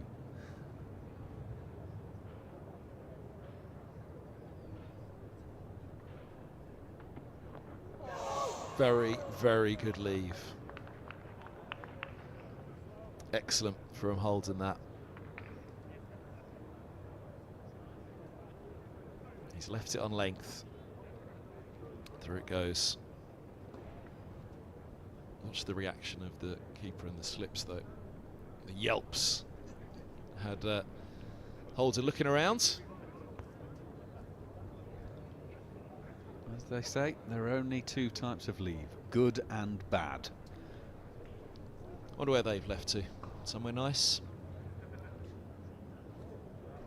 Which direction? That's coming in from the west, so just come across the Atlantic. Where are they heading to? That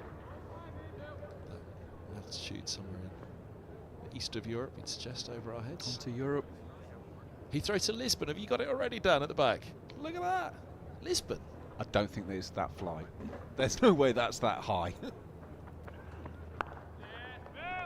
Wait, hold on a minute. No, Heathrow. No, that's coming from America. What are you on about, Dan? That's not Heathrow. I was thinking. All I heard was the Lisbon in that, even though I said back Heathrow.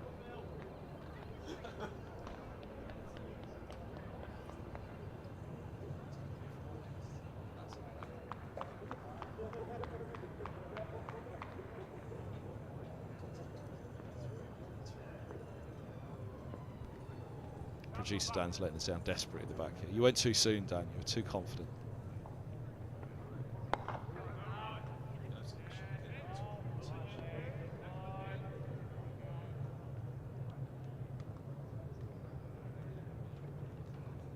Miami to Amsterdam, there you go. That had to be an Atlantic flight, that one, at that height and over the top of the...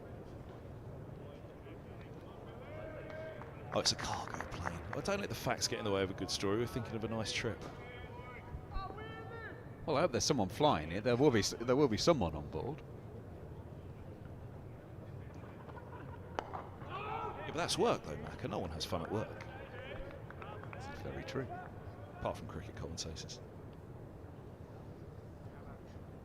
A friend of mine, friend of the family's when we were growing up, used to work out in Saudi Arabia and flew backwards and forwards quite a lot and landed at Heathrow one time, and over the PA announcement came, "Congratulations, ladies and gentlemen, you've all made history. You've just been the first passengers to land via autocomputer." And that's the sort of thing you only want to find out afterwards. Because if he told you on the way in, by the way, I'm not going to be doing it, it's going to be the computer, you might get a little bit nervous.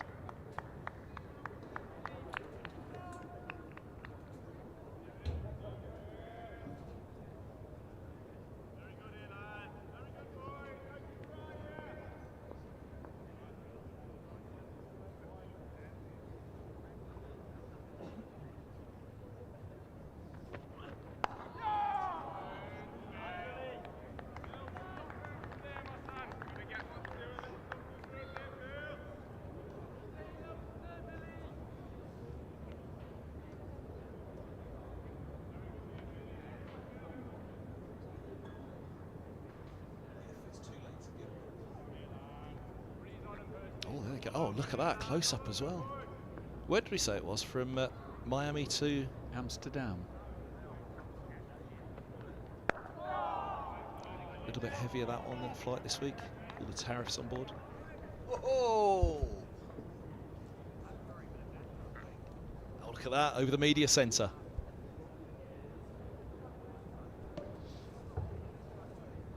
Artistic. Who's that down below on the camera on that one? Greg, you beaut.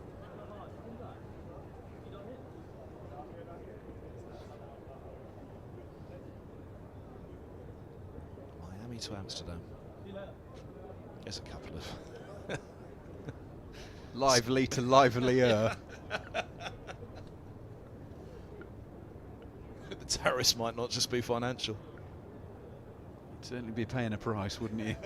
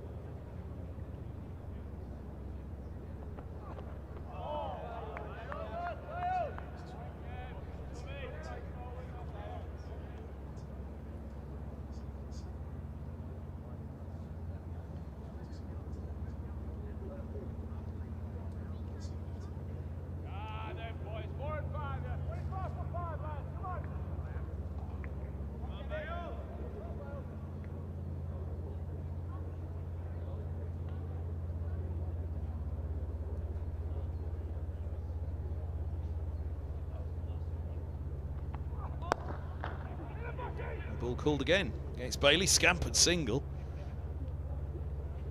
Oh, we said rotate the strike, didn't we? A couple now that have been dropped, and you think, oh, it could have been tight.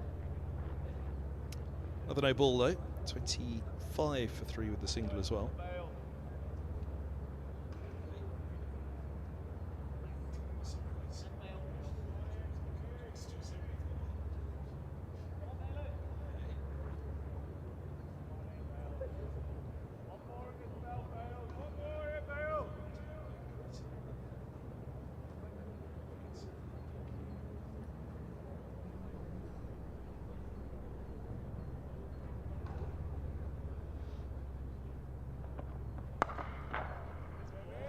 Some width on that, and I say his eyes lit up, but combative player as he is, Higgins, to punch at it.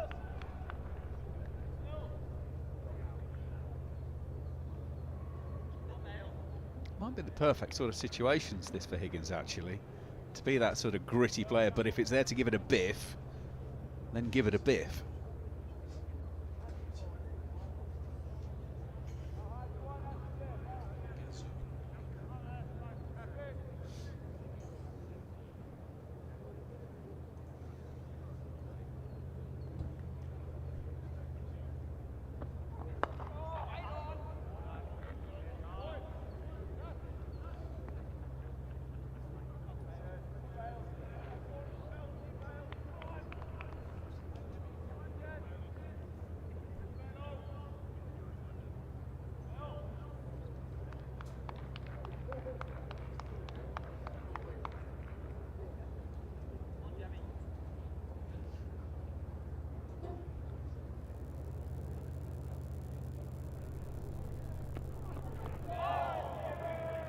Good stuff behind the stumps from Hurst, but lifting that for Bailey.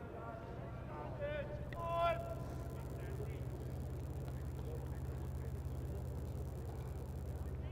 think Higgins or Holden might ask him to take his watch off.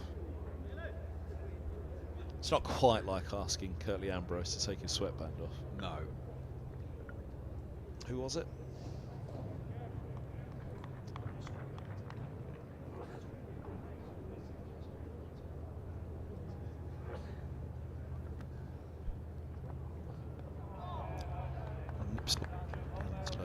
Up the slope, I should say, left alone by Higgins. 25 for 3.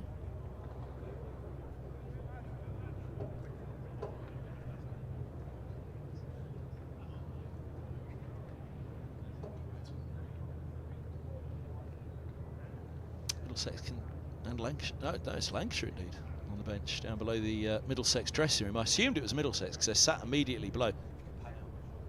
Sat below the. There's one of the Middlesex contingent, Ollie Thorpe down there snapping away. There's the committee room, home balcony. Away balconies to the right there, but I guess there's nowhere to set up the bench over there.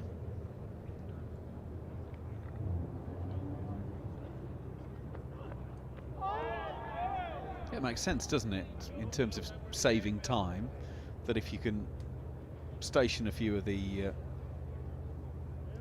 non-playing players down at the edge of the ground with spare helmets, gloves and whatever, just saves a few seconds here and there.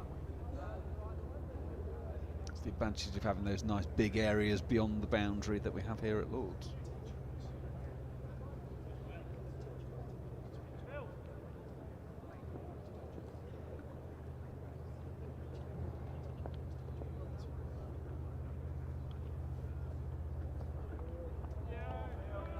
I think it was Dean Jones who asked Curtly Ambrose to take off that sweatband, just going back to what we were saying about the watch of Bailey. Absolutely infuriated Ambrose, didn't he?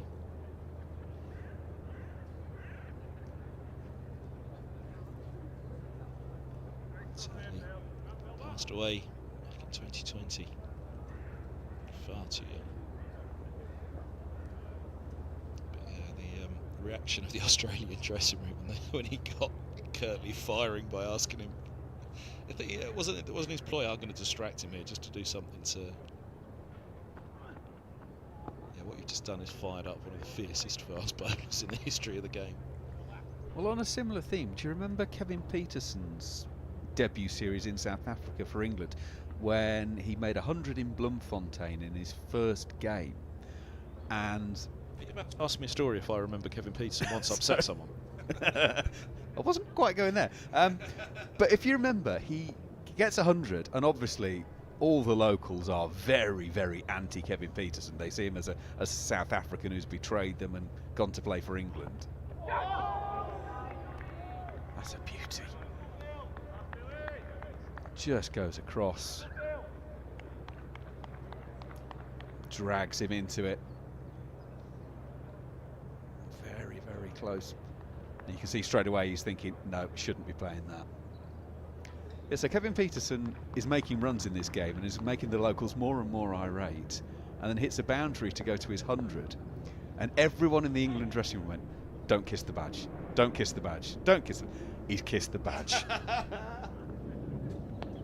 And the locals who were trying to get at Peterson with pitchforks beforehand were now completely incensed about the whole thing. But yes, there were various members of the England dressing room going, don't kiss the badge, don't kiss the badge. Oh God, he's kissed the badge. Had a hell of a series, that series, Kev. Even if he did have a skunk on his head.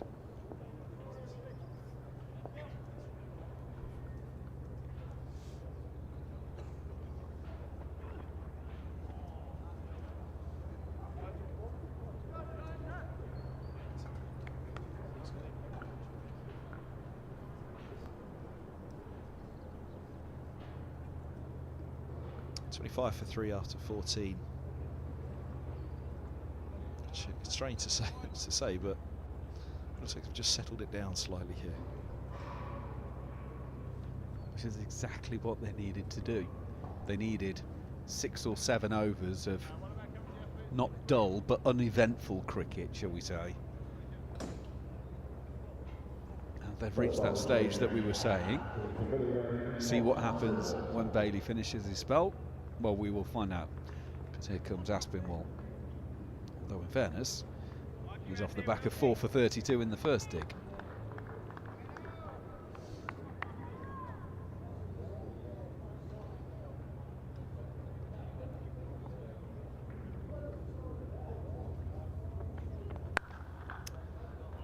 Width and cut hard by Higgins.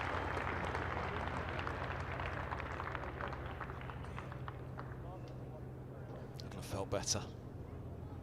Higgins and the Middlesex dressing room as a whole. 29 for 3, trailed by 70. Who talks about how they go about it these two. I mean, it's almost by hook or by crook from a match position, from an innings position. Middlesex need this partnership to, or very nearly get them out of a deficit to begin with. If however you do it, get Middlesex none for 3 effectively.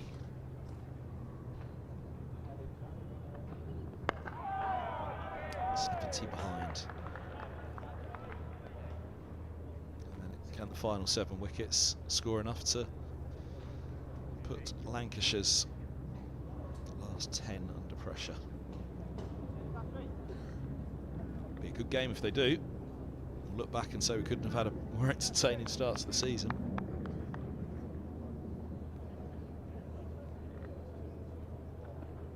Well, you try and find all the little positives that you can, and they've got to the bowling change.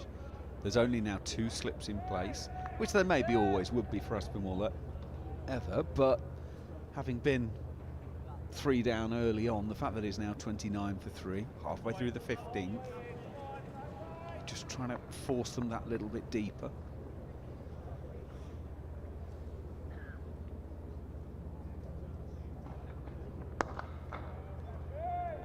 It's funny, isn't it? It's what, 23 wickets down in the match now, just into the 3rd morning, and you know, it feels like the bowlers could have had a lot more in this game. You know, it could, again, first morning, Middlesex were only 2 down. It could have been a 3, 4, 5 morning, that one.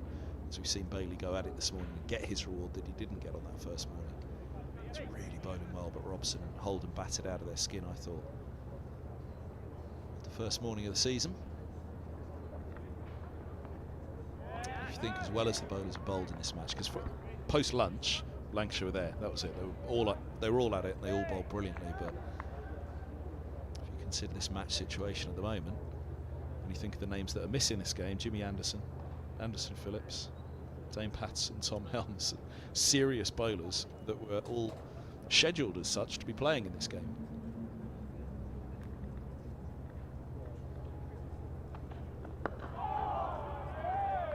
It's a tough one to finish there for Higgins. A bit of bounce, a bit of bite in that one for Aspinwall. 29 for 3. My point being, if that quartet were available for the game, it would have been. We could well have been home by now. Yeah, might have looked a little bit different. But then those that have played, I mean, again, Middlesex quartet of seamers, I think they've bowled as well as a unit as I can remember a Middlesex side bowling as a unit for a long time, and Lancashire similarly. Shot Middlesex out for 260. Family affair in the stands this morning. Nice way to spend a Sunday.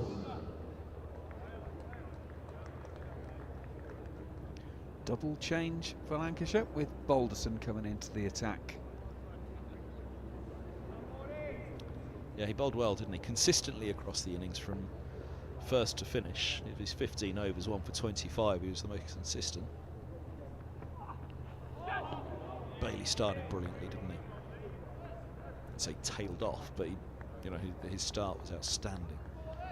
The others probably started slowly and then came into it, but across the piece, Balderson was Mr. Reliable with the ball. Just picked up the 1 wicket. Ryan Higgins caught Hurst, bowled Balderson for 30.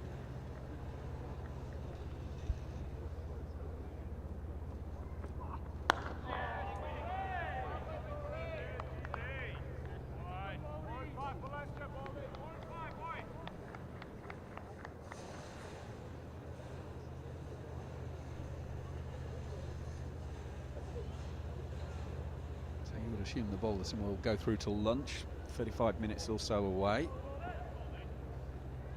Himself a nice few overs and into the innings. I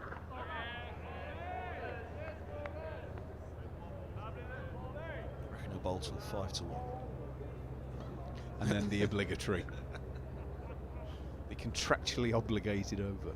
Well, he got it, as you said it earlier, didn't he? He got that wicket last over before lunch in the first innings, and it was an even bigger wicket now as you look at the match context, because Robson had looked impeccable for his 70. It's run fine. It's nicely done by Holden. Just a little dab, just a single. But yeah, Robson hadn't offered a chance. Holden batted really well for his 69 in the first innings, but Lancashire, for all the world, felt he'd nicked one behind, didn't he? And of course, he was spilled by Wells 4-6. But Robson looked in great form, which makes his wicket in this innings even bigger as well, because they'd have held hope that he could have picked up where he left off in the first dig. It sounds crazy to pick one delivery out of 200 odd overs, but actually that could be the moment that helps determine the outcome of the game.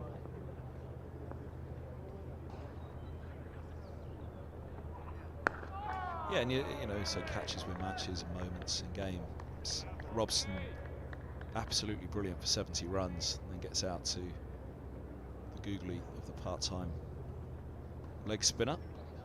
I'm doing him a slight disservice there, say part-time, but he's obviously a batter primarily. And you think Harris scores a century, but there's some hairy moments along the way. It's a lovely ball, very nearly a hairy moment for Higgins. Good pace and bounce down the slope from Balderson. Fine first over. Good keeping from Hurst as well behind the stumps. 30 for 3.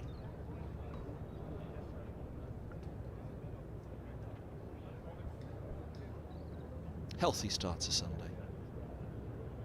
Carrot sticks. Oh no, no, no, no. Are they little cheesy?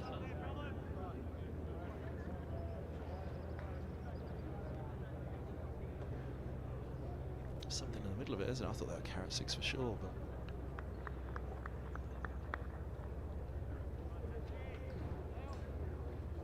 A cheesy middle. Just like the commentators. Don't think we've dropped a pun yet, have we? Oh, you missed a pun. We've dropped plenty.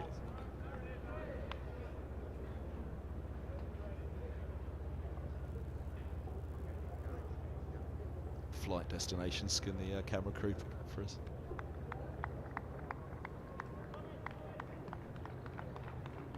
It's fair to say that food in sports ground has improved quite a lot over the years, hasn't it? You can now get some quite artisan stuff.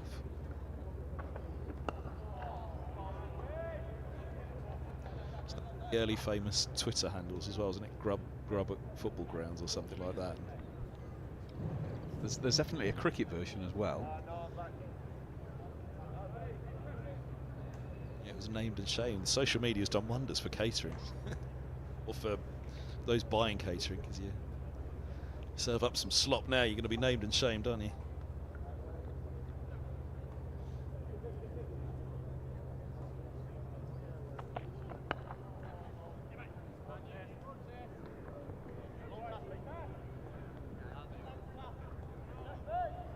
My memory's useless when someone throws me a question like this, because I have to think about it for a minute. But best cricket ground you've eaten at? What's been the best food you've been served in a media centre around the world? I have to say, I did enjoy the tour to India last winter in Hyderabad for the first test of that particular series. There's a lot of vegetarian food, which was magnificent. Got that away in front of the fielder in the deep, and he'll get it away for 4 as well, Higgins. He's made a good contact with that. I just wondered, was he going to get underneath it slightly? He really did work it well in front of square.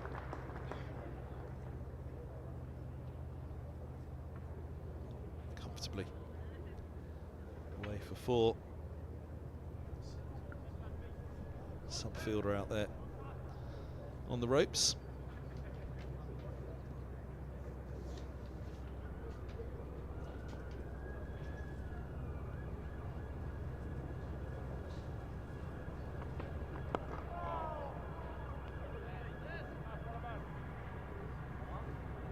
George Bell doing the fielding.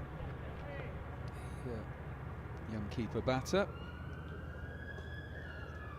12th as duties.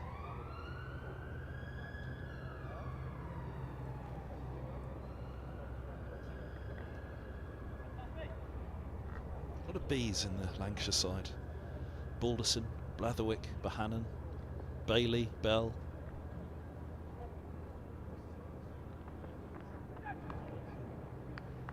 There used to be the Houston Astros baseball team had Biggio, Bagwell, and oh, for goodness sake, I've forgotten the third one. But they were known as the Killer Bees, as they were basically they hit like 3, 4, and 5 in the order, the big power hitters, And if the first one didn't get you, then the second one probably did, and if he didn't, then the third one definitely did. Not as good as the New York Yankees of the 20s and the 30s, who every hitter could basically put you out of the park. They were known as Murderers Row because it was just like a photo in The Usual Suspects. It was like a sort of crime scene photo of their team lineup. Every one of them could pop you out of the park.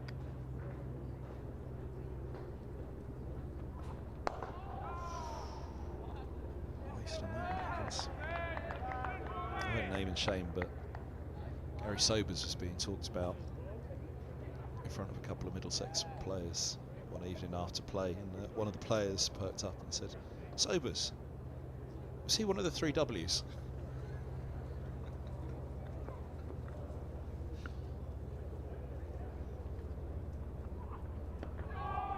Pretty high profile Middlesex player as well, and a good mate, so I'm definitely not going to name and shame. Well, the other one that does the round, of course, is that player X is running along the beach in South Africa and is chugging along and really struggling, and turns to his mate and goes, "Cool, what altitude are we at here?" And it's been attributed to many a player. I won't run through the names, but because you probably heard an awful lot of them. But yeah, that's quite a famous one.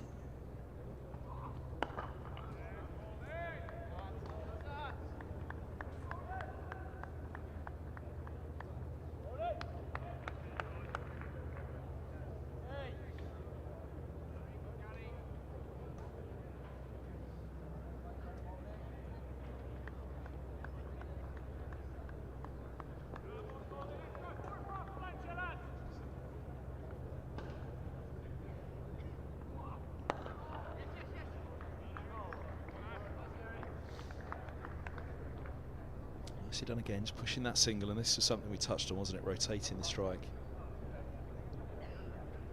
So he put away the bad balls. That's what Leas Deploy was trying to do early in his innings, and that's the way he goes about his cricket. He goes hard from the off, as we said. Harris and Wells did as well.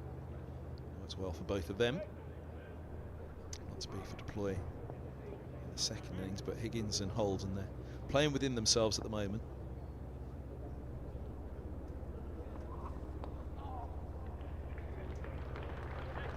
Go. Wait for the bad ball. Nice little nudge from Holden. Moves to 16. Middlesex 43 for 3. Well, that's just in there. Yeah, it's just one of those, isn't it? Round the wicket, right arm round.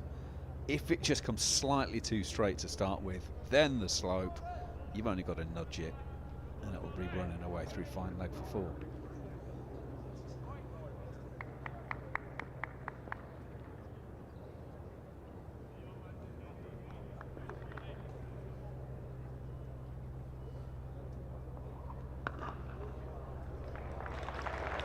Crunched through by Holden. He's on to 20.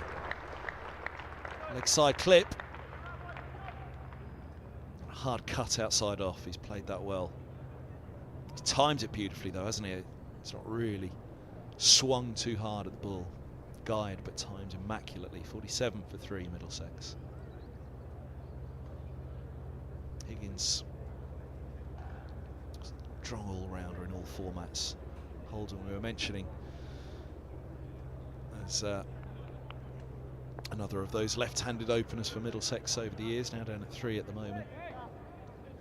It's interesting. I was thinking about Holden though, because again, he did really come through. You know, nailed on, first-class cricketer, big future ahead of him. You know, potentially higher honours. He's England under-19 captain. He has had England Lions, but now, you know, if you were to have a look at Holden over the last couple of years, it's been all about the white ball runs. But when he comes back into the first-class side as he's doing at the moment, studiously plays properly. It's difficult for the modern batter, isn't it?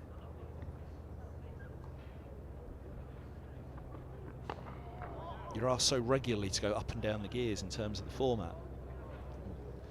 Matt, who, let's say, adapted, evolved his game to become. You just wouldn't have said when Eskenazi and Holden came in that they were going to be in the T20 side. And now they're, you know, the two, or have been the two gun batters in T20 for Middlesex the last couple of years, and have great winters, cashing in overseas.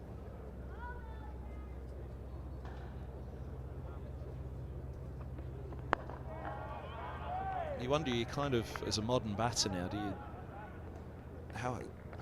it's everybody's different, so however you make it work, it's just make it work, isn't it? But you see someone like Ben Duckett, obviously, who will pretty much go out and play a test match the way he plays a T20. It's interesting you mentioned the winter as well. You know, probably gone are the days of going to Australia, play grade cricket or whatever, because there's so many white ball leagues around the world, you can probably get picked up.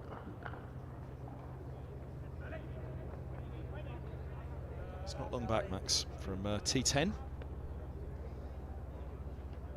I'm going to be quite honest, I don't really get T10. I mean, there's surely nobody watching T20 cricket around the World Cup. Yeah, this would be much better if it was half as long, though. I just don't get it. That to me is It's a bit like rugby sevens, though, isn't it? It's like it's a different. But you're a good man to answer that. But isn't T20 doing that role? The way it was put to me on T10, and I've never watched one, but the way it was put to me is you can have 3 games in a day. So where you can have like yeah, now that's exactly the point, isn't it? From a TV point of view, from a scheduling point of view, it makes perfect sense. From a sporting point of view, I guess is my question. I could be wrong. Is it Hong Kong sevens they have? Yeah. Is that, yeah, Hong Kong. and is that where they'll play a lot of games in a very short period of time over, like, not necessarily a long weekend, but 3 it's a days. week? 3 days.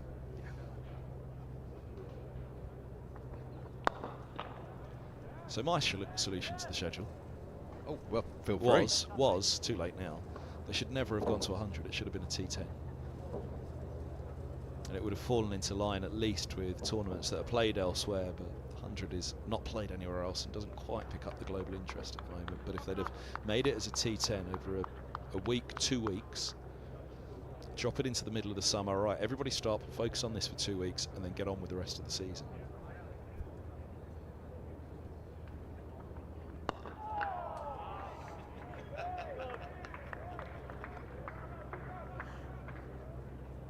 End of the 19th, 48 for 3.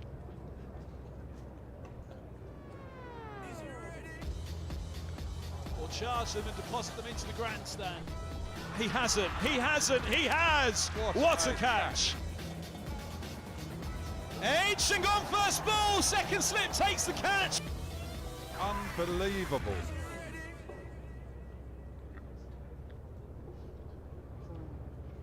Speaking of a bit of crash bang wallop, it won't be long now before the blast is back.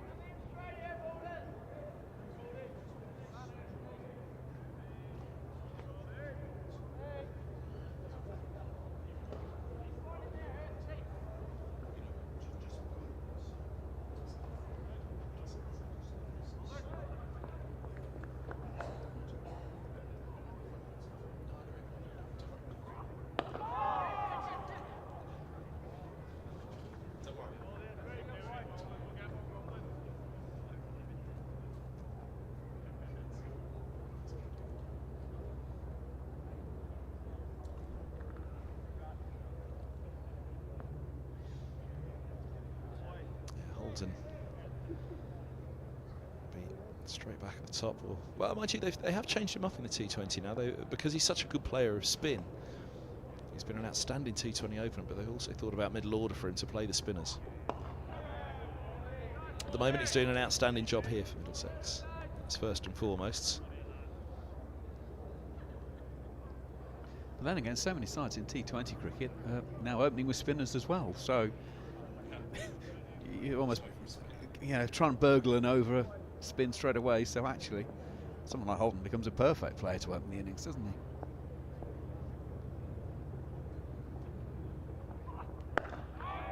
Great thing from cricket in the fact that it is a sport that's been around a couple of 100 years, and yet it's still evolving.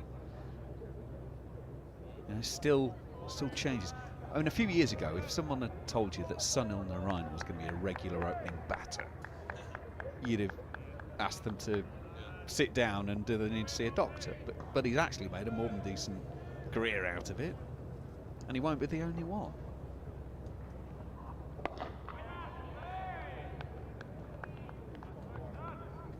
We're seeing those changes coming into red ball cricket now.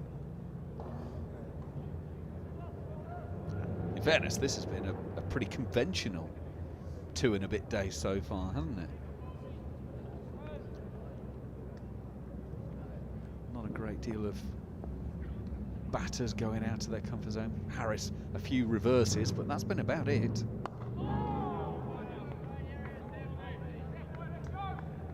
Also in the over, 49 for 3. Got 20 minutes to lunch. Third day now.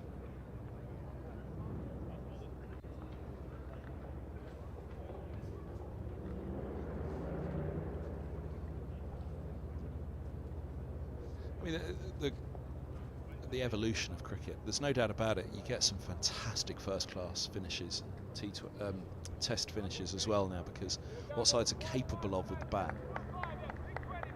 Chasing 300 on a final day of a game, international or domestic level, it was just unheard of.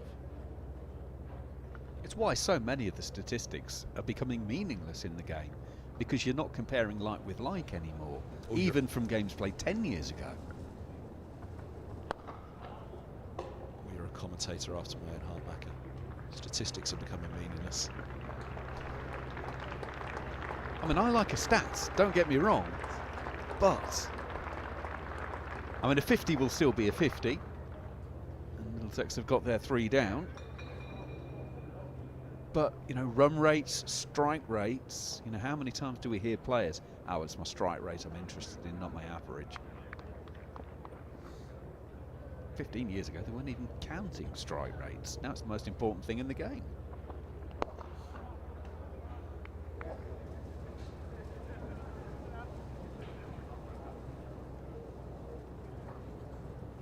But yeah, we all started this because we're talking about Hold'em being a gun T20 player now, T10 short format cricketer. He's that's where he's absolutely hitting the heights, but he's playing a beaut here, isn't he?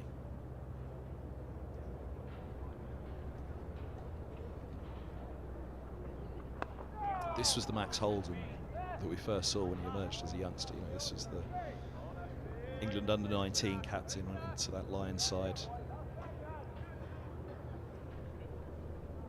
It's a first-class cricketer. It felt as though he had the world at his feet. He's got the world at his feet as a short format cricketer at the moment, but he's doing a really good and very important job for his side here at the moment.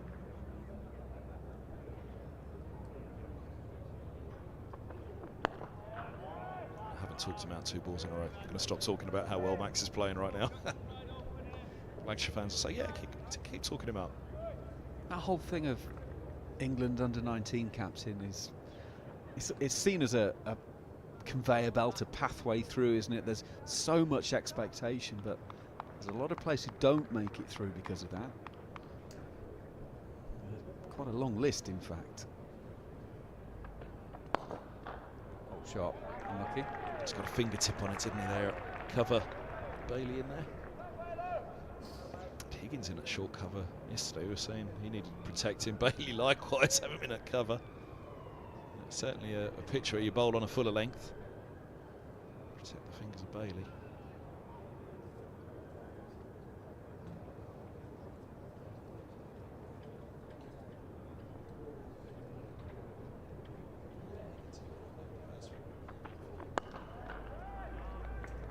Knocked out by Higgins. 20 for him, 21 for Holden, 51 for 3. There's Max Holden. I mean, you can, certainly on rugby correct me on this, Macca, but I think cricket more than any other sport, you could be an absolute world beater at 19. And in a lot of other sports, if you are, you're pretty much guaranteed a career. But in cricket, really, it's show me the 24-year-old, the 25-year-olds, and then I'll know how good you're going to be throughout. How many players have you seen break through at a young age and then disappear in cricket? But equally, how many others all of a sudden appear at 25, 26? Not so much appear. Well, there are some that appear at that age, but equally, how many though? It just takes that little bit of experience. Now you've got the experience. How do you handle it? How do you handle that pressure? Absolutely. One of the names that I remember from around my time, Matthew Dowman was England under-19 captain. There was a huge amount expected, predicted for him. I think he made a triple hundred as under-19 captain. Clip down to the long leg. Yes, they will take the second, as it's not picked up cleanly. But Matthew had an okay career, I think we would say, but it didn't hit the heights, and maybe it was that sort of tag. You know, Michael Atherton had FEC, future England captain, on his locker, because of just that whole expectation. We do pile a lot of pressure on young players' shoulders in this game. Oh, wow. There you go. That's the pick of it. Immediately off the bat, you knew that was gone. That's that shove, that full face from Holden. Saw it with the cut shot a few moments ago. Far from went hard at it, but he crunched it, timed it so well, and similarly so. That little push through the covers. You can see at the moment there that Williams realises he's got a problem, because he's thinking, well, this is going uphill, so it's going to slow down, and he didn't. Possibly because the boundary so short, there was still that momentum in the ball.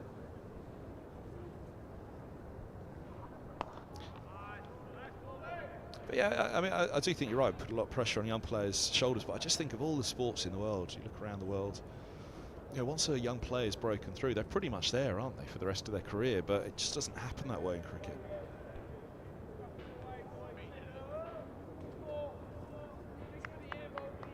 As much as Test cricket is called Test cricket exactly for that reason, it's the greatest test. Edged, out of reach. Second slip, throwing up a hand, but that flew fast. And that one he did flash at Holden.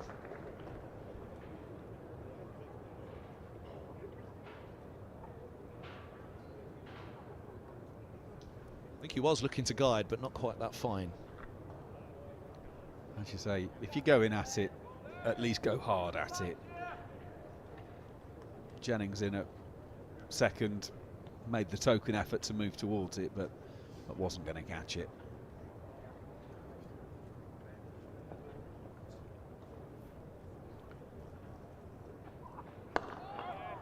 Too busy admiring that cover drive. I missed that it was the 50 partnership that came up with the cover drive. 54 now with the edged cut down to the boundary. 31 for Holden, 20 for Higgins. Trail by 38, still a lot. It's an awful lot. Middlesex could be 2 or 3 more done before they reach parity.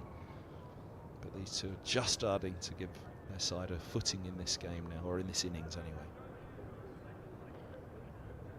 I think we are going to see some spin shortly, because Keaton Jennings and the rest of the camp behind the stumps have all just been signalling to those non-playing players on the bench to bring out the fielding protective gear. So it is 11 minutes to 1. So it feels like a spot of Wells leg spin before lunch is in the offing.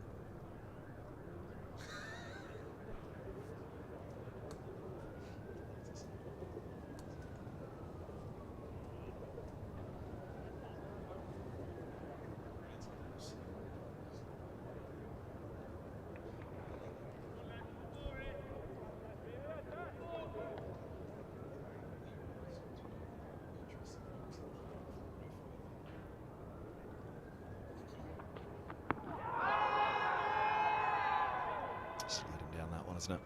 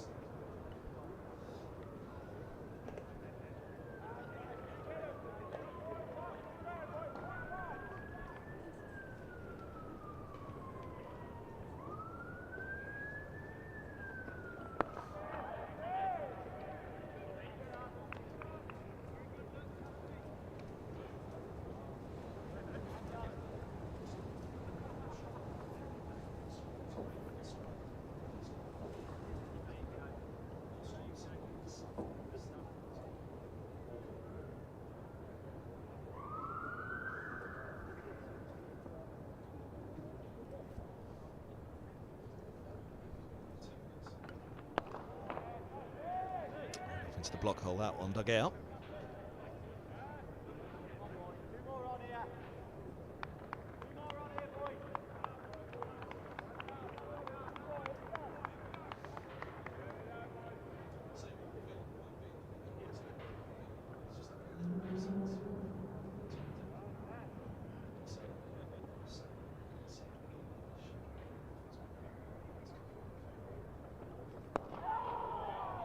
Asking the questions here, Aspinwall.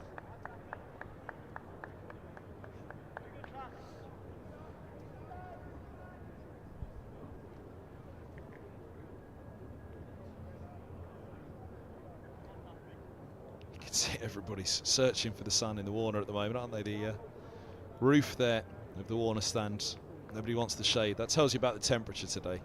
If you can sit in the sun, there's a bit of warmth. It's pretty cold in the shade still this time of year.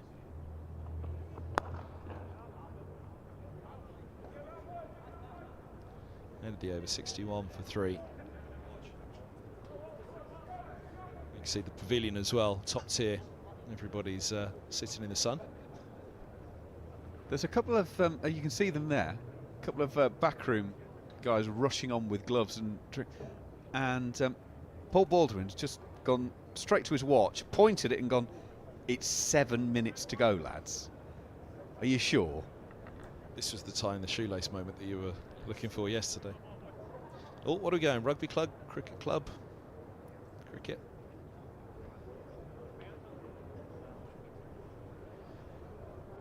I think it's the big ECB weekend for get your club ready, isn't it? Ahead of the new season.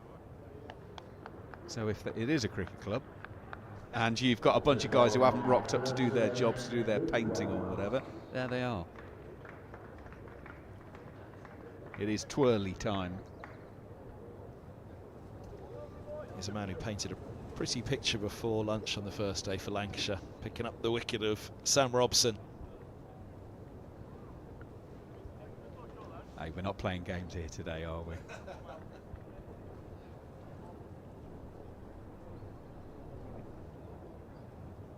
Protective gear is now all in place. So Wales can come in and bowl.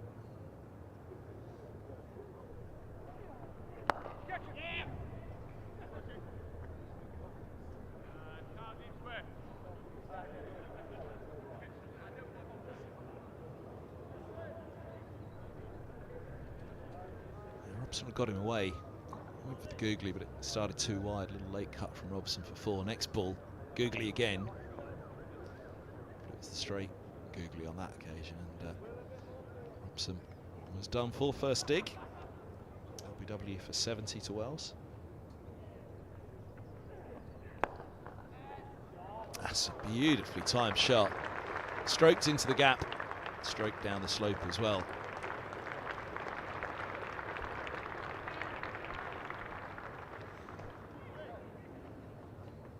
Just a push drive, but perfectly timed. And even on the lush outfield at this time of the year, for Penrith.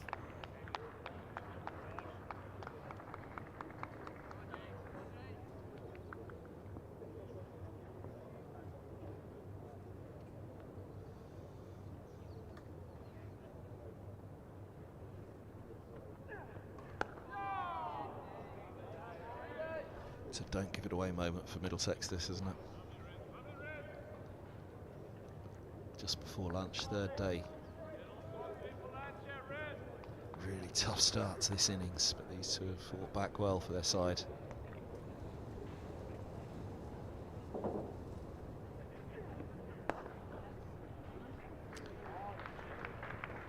Oh, I was going to say it'll probably just be a couple. But it was going at pace and going down the hill as well. That's what put the pressure on. That's been all out there. Oh, look at that bobble. That really did go on him. That's no fault at all on the fielder. I wonder if he just mistimed it at all. But watch this kick up. Bop. Is that a drain hole there? Yes. He's lucky, actually. That could have kicked up nastily, couldn't it?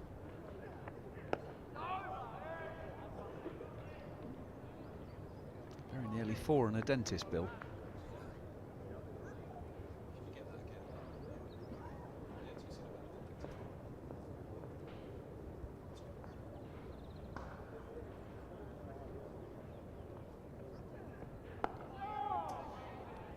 Dot ball to finish. 70 for 3. 9 off the over. Helped by this. Watch this little divot. It's like the old Blackburn keeper, wasn't it? Tim Flower, wasn't it? When he was in goal, it divot chipped up over his shoulder into the net. There it goes. Bop.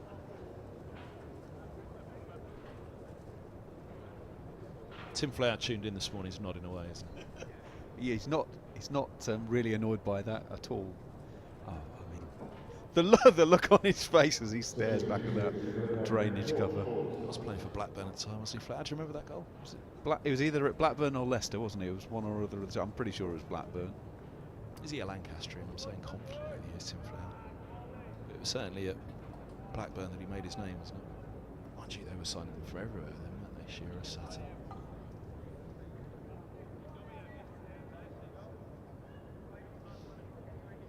Are they playing Reading this weekend? Was it Blackburn? 'Cause I saw somewhere on social media saying that it's the derby of the two worst owners in English football up against each other currently. Wasn't that another Beatles song? The Divots in Blackburn, Lancashire.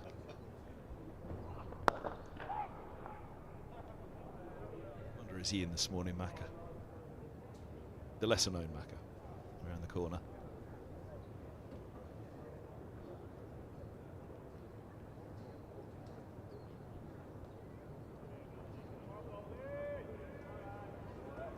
Never seen him here all the years coming to Lords. Never driven past. Oh, no, it's Paul McCartney. Did the other day, would you believe, see Stephen Fry. It was in central London. You kind of look up, Stephen Fry's walking towards you. Is he still president of the MCC at the moment, isn't he, Stephen Fry? No longer? He was recently. And then, believe it or not, very next day, driving along, look up, Stephen Fry again, 2 in 2 days. Is he no longer the president? Mervyn King. I used to see Mick Jagger a lot at cricket, did you? Particularly games in the West Indies. Very nearly got to meet him. I think it was in Trinidad many years ago. We spotted him and the producer said, let's go out and see if he'll do an interview. And I forget who it was. Said, no, he doesn't like being approached like that. Let's wait till tomorrow. See if we can get a message to him, see if he fancies it tomorrow. We never saw him again. Edged short. I don't think it carried. Third slip going across in front of second. Jennings, pretty sure it wouldn't have carried to second.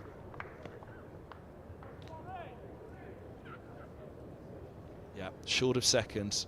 Only would have been if third had have been able to see it early enough, but it's a grab in a million that, if you manage to get across. Wells in there at third slip.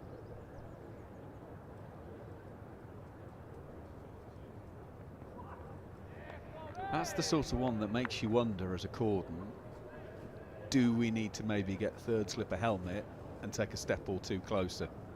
Because that's a genuine nick that's not carried. Which has been the story of the match, actually, hasn't it, Macca? There haven't been any that have hit the chest hard and gone down. The story of the match has been just short, just short.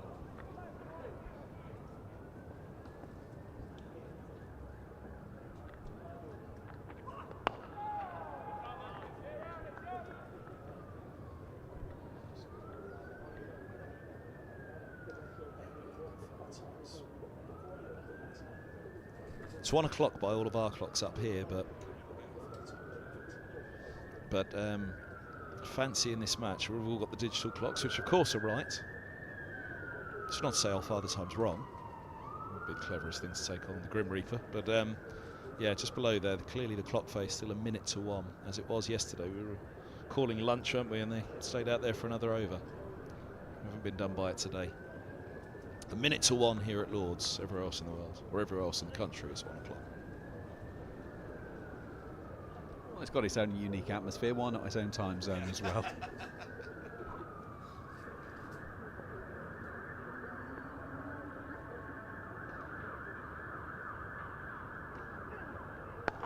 Oh, dragged short that by Wells. Single for Higgins, but we talk about a wicket taking a bad ball. As he dragged that one down, you just thought, is Higgins going to sky one here? Still went at it hard, but he connected sweetly, but crucially over the top of it.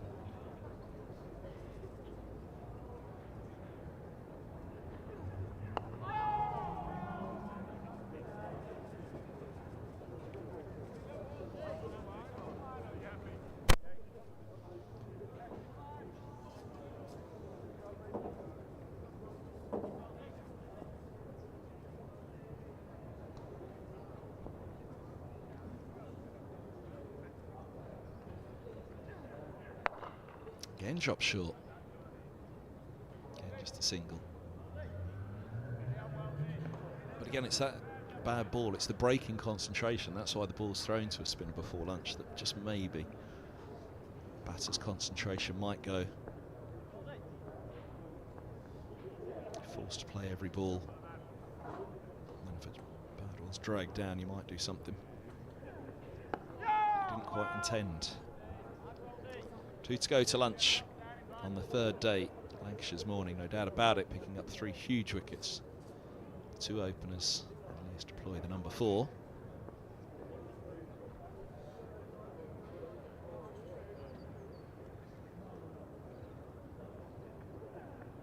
There'll be a couple more to take off the deficit. Leg buys. Trail by 21. I don't think you could quite say if Middlesex were offered 78 for 3 at lunch, would they take it? However, you know, quietly, if you said to them, oh, seriously, deficit's knocked off 3 down, then you've got 7 wickets to build the lead, would you take that? I mean, the alternative is you're really up against it, but they've given themselves a chance here, Middlesex. They were in real trouble at 7 for 3, but Higgins with 29, Holden 37 to go with brilliant 69 in the first innings. They've gone about it really well, these two. And they've got a lot of work still to do, trailing by 21, 7 wickets standing, but they do have a chance. Andrew McKenna, myself, Kevin Hand, bringing you the live stream for this one from here at Lords in association with Daf. We'll be back in just under 40 minutes. 6. Still under the cosh, Lancashire still on top, but 78 for 3. Just got a chance now of seeing this shaping up into a mighty fine finish over the next day or two. Do join us again just under 40 minutes.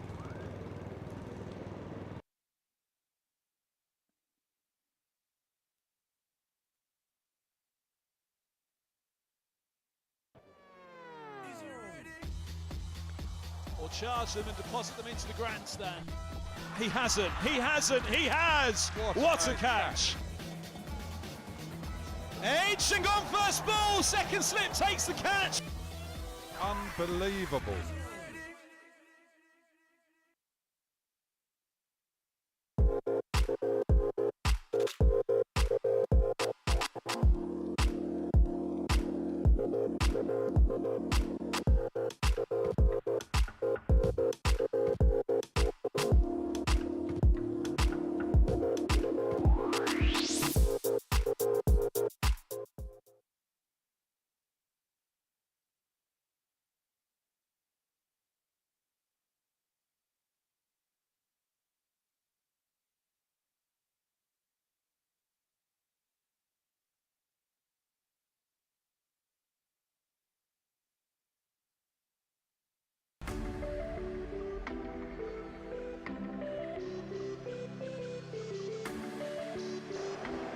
Has he got him? He has. Oh, wow. Now, that is some pickup shot.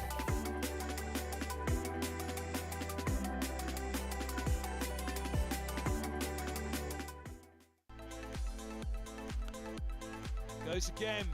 Off the bat again, that sounded big and it was just as big. It's 50 for Eskenazi. He hasn't, he hasn't, he has! What a catch! Oh, look at that. Have that. Unbelievable.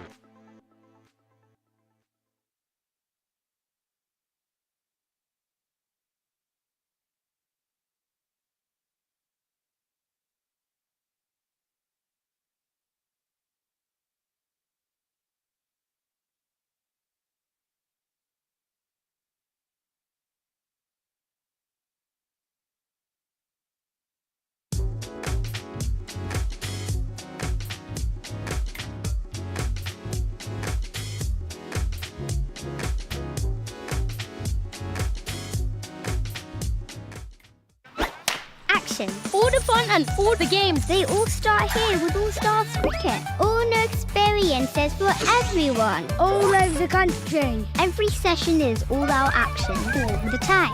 All welcome, all invited. even mums and dads. Skills, Friendships, smiles, dreams. it all happens here. All you need is delivered right to your door. Best of all, it even has your name on it. All the activators are fully trained, and all they want is for us to have a great time. Always. Zaf, Gohar, Catch. throw. Try it all. It's time to go all in, all together. And it all starts with All Stars. All you need to get started is at allstarscricket.co.uk.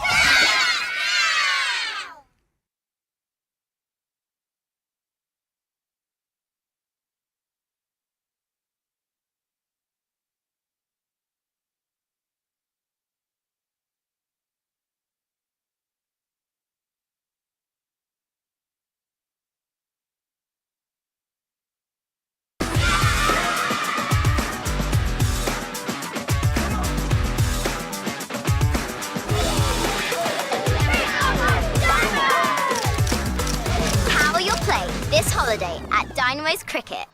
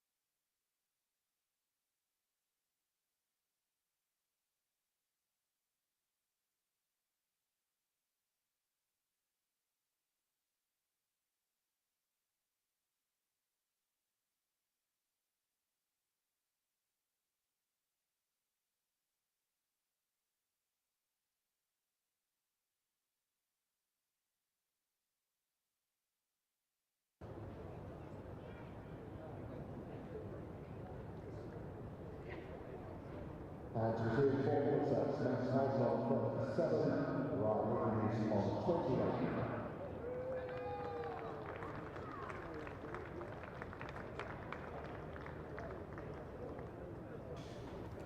good afternoon, everybody. Welcome back to Lord's afternoon session of the third day of this championship match in Division 2. Live enhanced stream from Middlesex County Cricket Club in association with Dafabet. And the hosts are up against it, but they've given themselves a little bit of a fighting chance before lunch, mainly thanks to that man, Max Holden, with 37 to his name, and his colleague, Ryan Higgins, 29. And a partnership that came together with a score on 7 for 3. And it was big trouble with both openers and the number 4, Elias Deploy, back in the pavilion, all falling to the fabulous Bailey. 3 for 19 for him, and no surprise whatsoever, it'll be Bailey to go again after the interval. 21 the deficit. Just weighing it up at lunch. I think I did just say it on mic before. Andrew McKenna and I disappeared to scoff a few sandwiches that, you can't really say it to Middlesex, would you have taken parity and 3 down? They might well have done, but they're still 21 away from parity. So here's Bailey to get it going again after the interval. Onto the legs. 20 behind Middlesex. I do think, you know, for sure, if you'd have said to Middlesex, you'd be 20 ahead with 3 wickets down, would you take it? I'm pretty sure, quietly, they might just have taken that, because there's something in this pitch, and this man's found plenty. Reflection at lunch was definitely that first morning, could have been a 7 for 3 morning. Middlesex, between Holden and Robson, kept him at bay. Now, no ball called. Let's have a look at this climb. I haven't seen too many lifts in this game, but he's really got that one to go up. Up the slope, up past the edge of the bat as well. I'm Kevin Hans, alongside me Andrew McKenna. Yeah, the way Higgins jagged his head back, jagged his head back at that one, told you all you needed to know about it, didn't it? That's an absolute snorter from Bailey.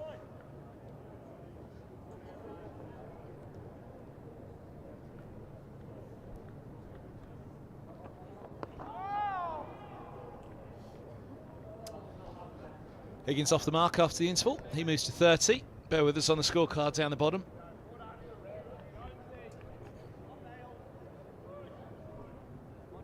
A single each after lunch for these two. 80. Oh, the no ball as well. 82 for 3. So Middlesex trail by just 17.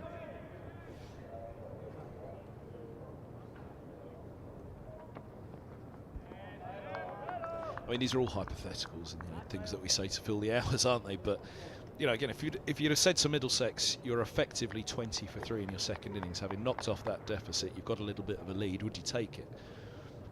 Yeah, debatable. But if you had to say you're effectively 20 for 3 in your second innings, but you've got 2 set batters who are just about to hit, but just coming up to their 50s, would you take it? I think the answer then would definitely be yes. So there's a difference being 20 for 3 in your second innings and 2. You've just lost a clatter and there's 2 new batters out there, then you could quickly be 20 for 5, couldn't you? But if they're 20 ahead, still 3 down, I don't think that anybody's sitting comfortably, but hypothetically. Well, especially when you've been minus 90 for 3. That's the factor as well. Would they have taken it at the top? Well, they may or may not have. Would they have taken it from 7 for 3? Absolutely, they would have. Minus 90.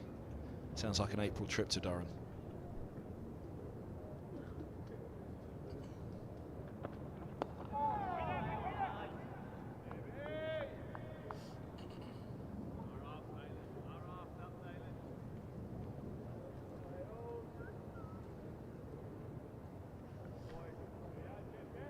Well, when they were 7 for 3, we said all about, you know, doing what the opposition don't want. Lancashire didn't want Middlesex to be only 3 down at lunch, so that had to be the target. They've ticked that one off. Now they've got to be ticking off half an hour, 40 minutes, hour after the resumption and make this as hard as possible.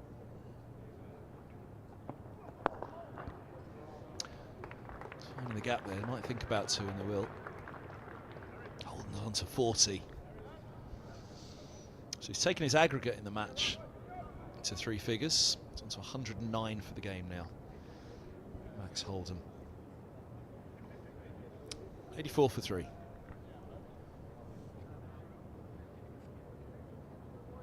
Well, they're a little more settled in for the rest of the afternoon than they might have done an hour or so ago. Fans? Yes, they've. I mean, in fairness, she looks like she's gone already. I think they've got themselves settled in for this afternoon, the fans. A liquid brunch.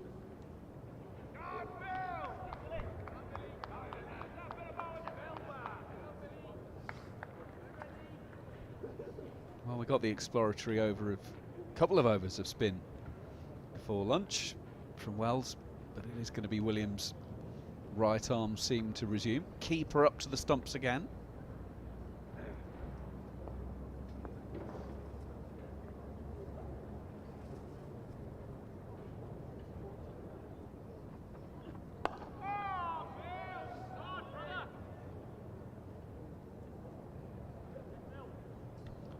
None for 6 from his first 7, 3 maidens for Williams. That's pretty impressive stuff, isn't it? We talked about the slow start that we felt the Lancashire bowlers had in that first innings, the first morning. Now they came good. They've all been excellent from the off here.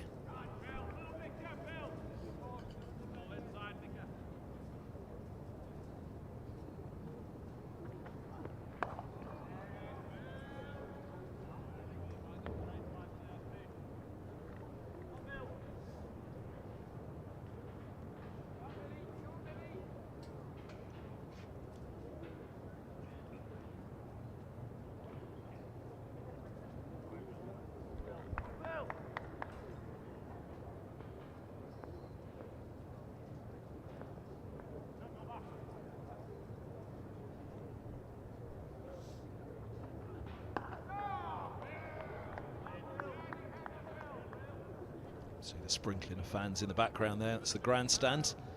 That short boundary behind Higgins.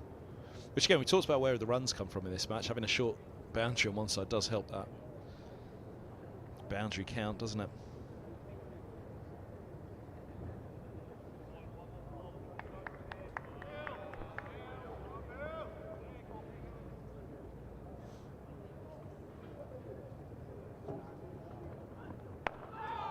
Just come back up the slope.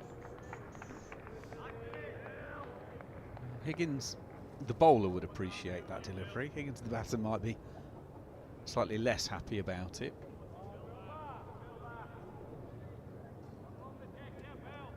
Good delivery, that.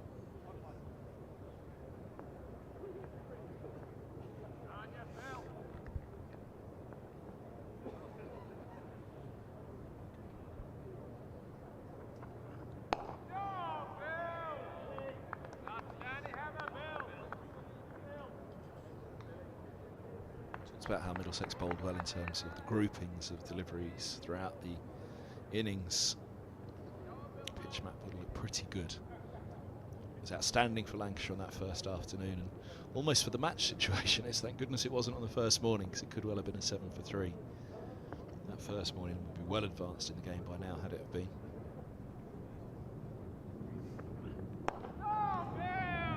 But another fantastic over, his 4th maiden in 7.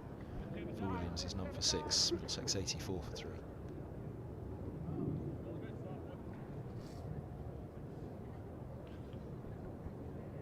Run rate still around 3 though, which is a good little pickup from Middlesex. Well, it is, because at 7 for 3 that was not much over 1. It was over 1, but not much. Considering where the run rate in the whole game has been only around 3, so shows the work that Holden and Higgins have done against some very high quality bowling. I think Bailey wants the umpire just to have a check on the ball, or maybe, yeah, it's not a clean. It will be the rings. The rings of power.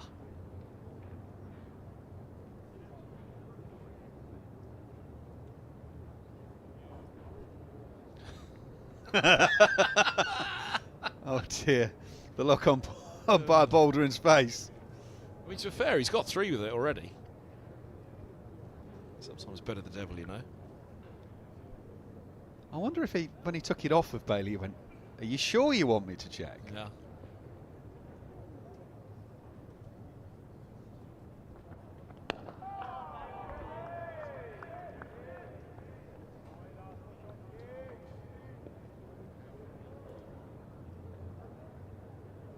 Let's mention the crowd there in the background. It was 4,200, the best championship attendance at Lord's since that final day against Yorkshire in 2016. Middlesex won the title. Reasonable crowd in today, but it is funny how weekend matches don't always get the crowd that you'd think they would.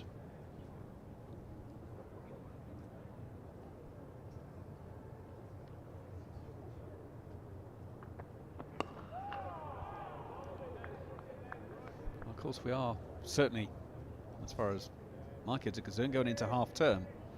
So, and the Easter. So the next couple of weeks, the opportunity for the families to come along and really enjoy it. Maybe take a couple of days in of a game.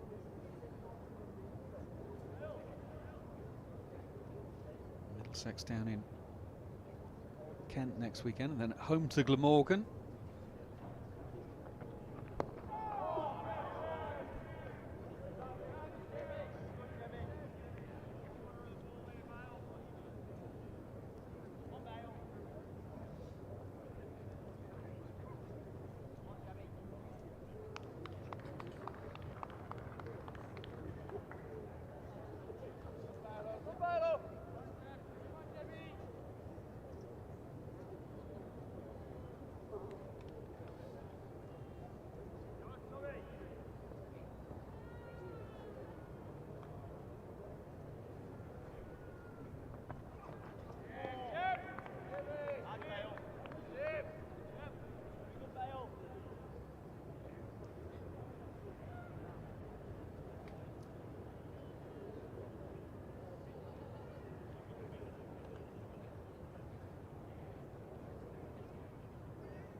At least 10 dot balls in a row because Williams bowled a maiden last off. I'm just trying to think how Bailey ended his previous over. Quite up to the 21.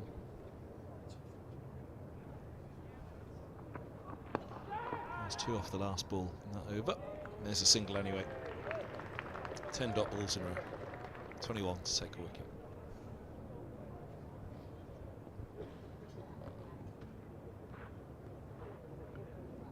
Certainly nothing freebie from this Lancashire attack at the moment, is there?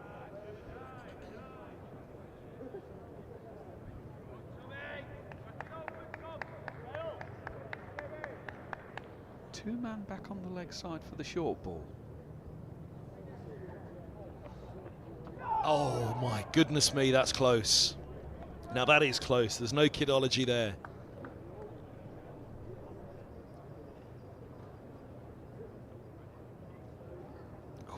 Top of middle.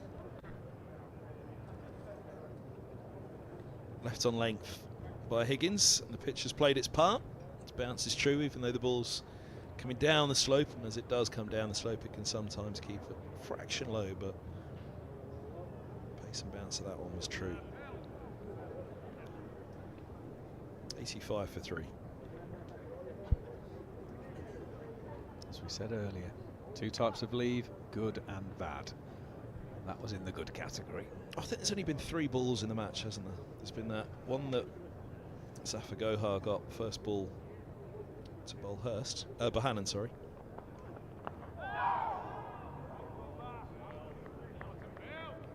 There's one that went away down the slope this morning, didn't really get up, and one other that you mentioned as well, it was Roland Jones, wasn't it?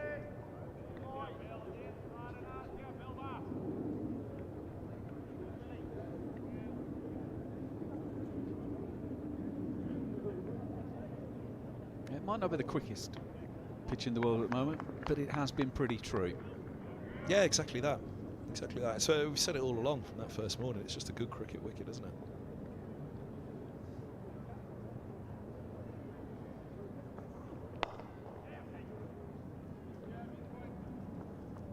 Best cricket wickets slightly favour the bowlers. is more than enough in this. Max Holden's calling for a drink already. So the wind died down, temperature's picked up a little out there.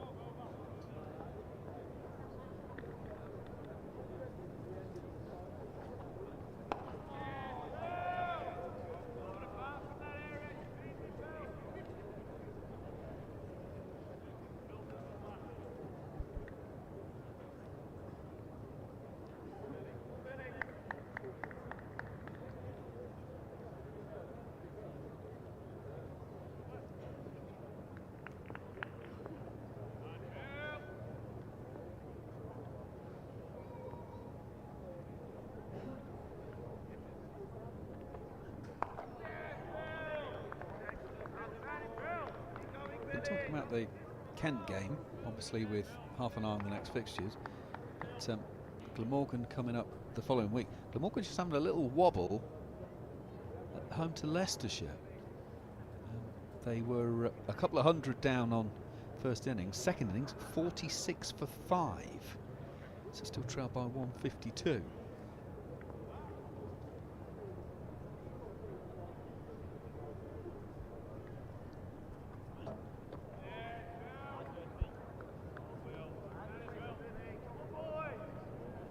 Lancashire's next opponents, home game against Northamptonshire.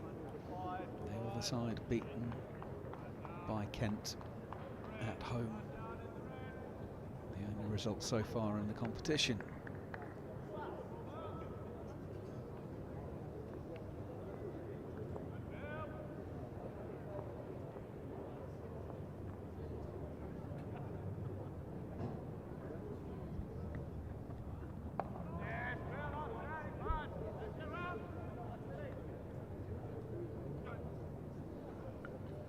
.30 overs in the book, 86 for 3.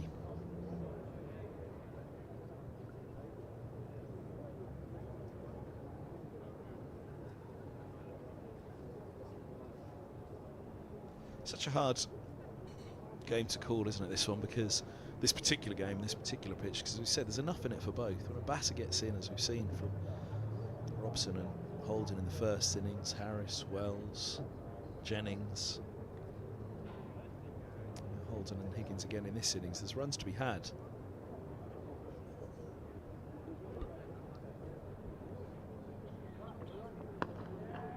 On any given wicket anywhere in the world, you don't want to be defending 160, 180, because it's just one player can take a game away from you. In that instance, you always need something at least beginning with a 220. It's a partnership or two and one big knock to see home a chase like that. But yeah, the fancy is Middlesex are going to have to go to 3-5-9 here, which means they'll be setting Lancashire the first innings score to win it. 260. That's another 273 runs away though. Need a centurion here, that's for sure, Middlesex. Talks about batters getting to 30, and once they get to 30 they really feel like you should get at least a decent size 50 from there.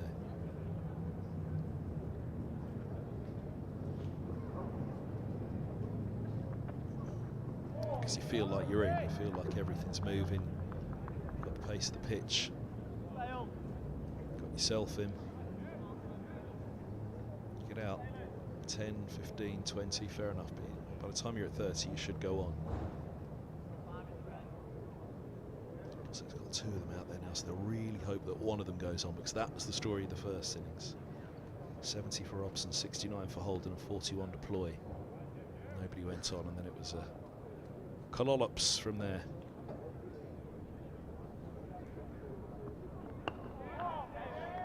Six going for 45 in the first innings, but equally 178 for 2. It's 260 all out.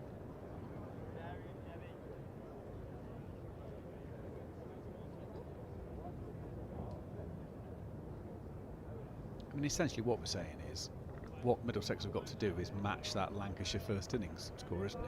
Yep. That gets you somewhere into the fight. That should be tough. Final day since Zaf Gohar get a little bit of turn, haven't we? Yeah, Middlesex at this stage of the season, you could never pick a frontline spinner and bank on him getting something out of a surface, but Gohar certainly did in this one. And then a seam quartet who were relentless and felt as though they didn't quite get the reward that they deserved. And certainly, well, I don't know that they felt that, but that's what we felt watching it. And I think quietly they were very pleased with their bowling performance overall. Just didn't quite go their way, and Lancashire batted very, very well.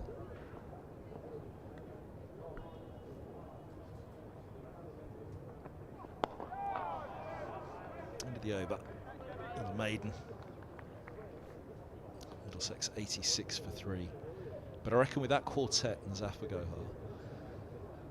they'd probably be just thinking something 220. Just give us 220 at least to bowl at. Lewis Deploy sat down there in the stands. He'd love to be out in the middle, of course. He was the last to go. Caught Hurst, bowled Bailey. Friends and family in for this one. You can see the Middlesex top on the youngster there.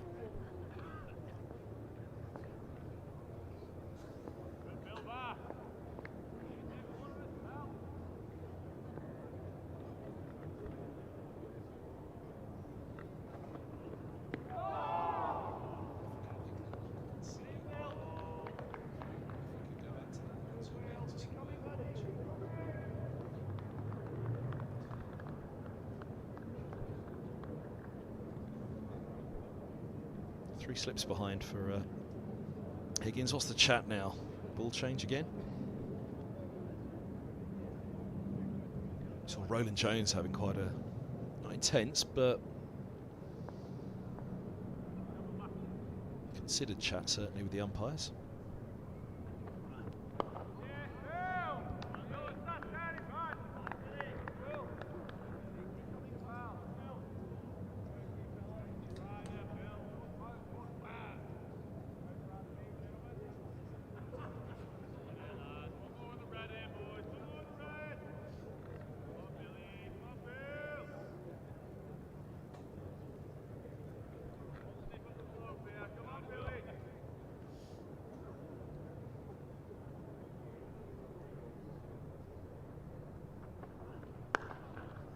Oh, that's glorious. Tried to get the first one of the over away. Need to chase that one. Down the slope it goes. Middlesex trailing now by 9.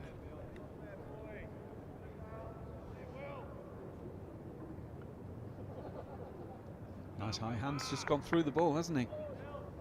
Little bit of width with it being outside the off stump. Bring the slope into play. And away she goes.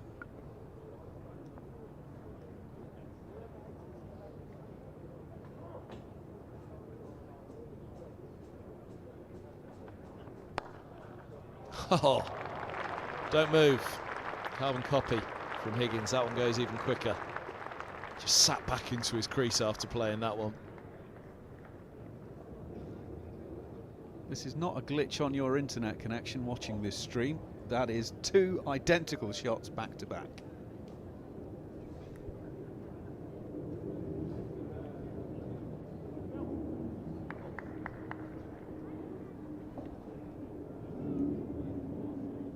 Trail by 5.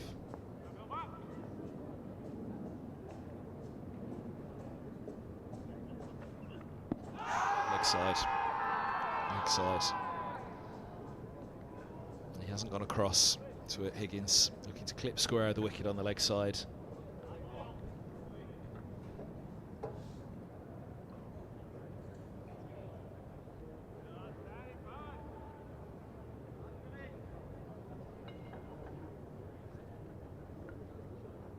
Hurst very much led the appeal there. He took half a movement to go down the leg side, and they thought, no, I'm going to peel instead.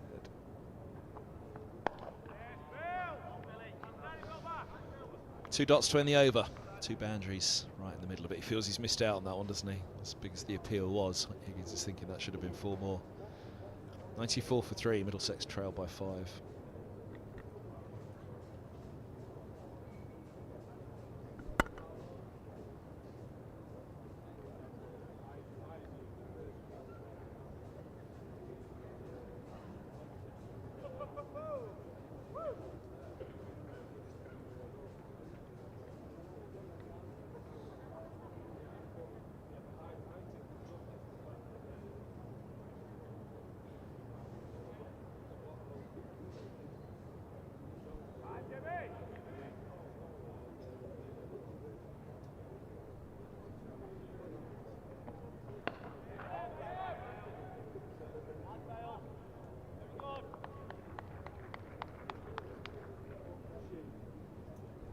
Five minutes to lunch, the 3rd day. Bailey well into his spells now. Opening spell though, picking up 3 for. Only 3 to go so far still. Oh, sit down please. Somebody up above the arm. The bowler's bar on day 1 was the problem, wasn't it? Right arm around to Holden now. I guess it's somebody by the door on that middle balcony.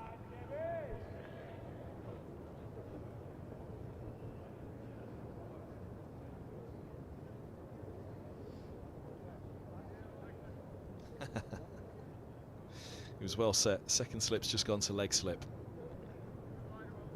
Sorry, 3rd slip has just gone to leg slip.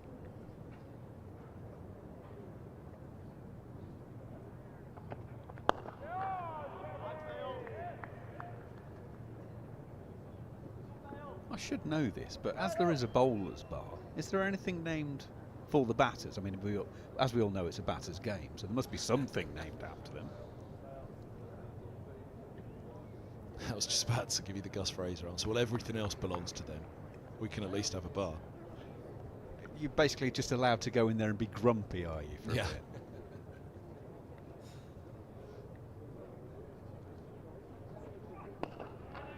The bowler's bar, no joviality allowed. No smiling, no chuckling, no...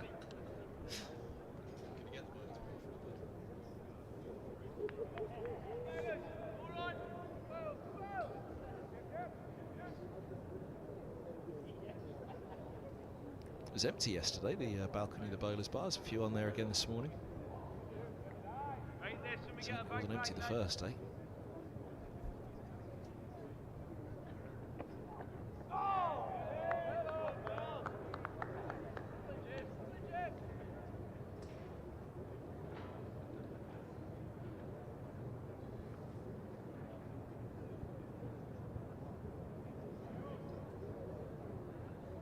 If you spill your drink in the bowler's bar, do you have to blame the footholds on the carpet? Do you call for sawdust?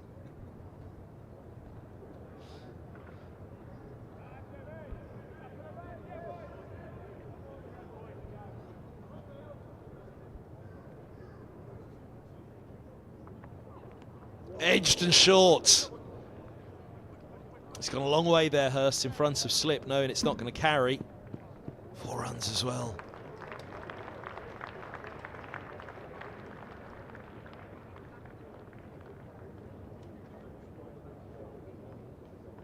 Again, we made the point before lunch when another genuine edge didn't carry. That's a genuine edge. No, look, it's not a full drive, but it's got nowhere near carrying again. And that's going to start getting into the minds of the cordon and also the bowler, because he's now thinking, even if I get an edge, it's not carrying.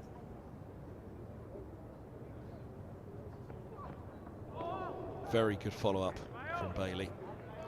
Angered by the edge. Nearly found something the next ball as well. 98 for 3, trail by 1.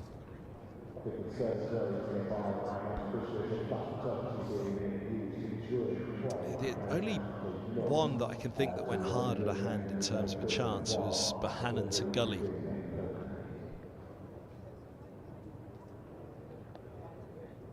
It's the one that beat him last ball of the over. Beautiful delivery.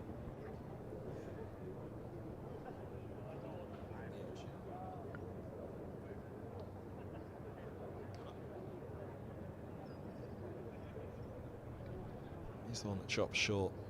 This is what I've been talking about all match. It's the first over of the game indeed. Sam Robson edging short.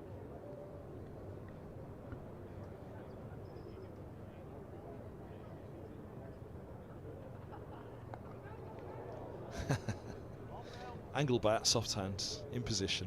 Give yourself every chance. I think he was just looking to be over the top of it and guide that one, Higgins. Deep third. There's a deep backward point. 3 slips, keeper standing up. And the next fielder is that deep third. Cover, mid-off, mid-on, mid-wicket. Long leg with a bit of Pilates.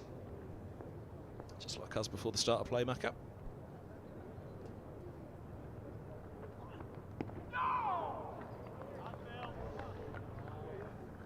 Downward facing dog.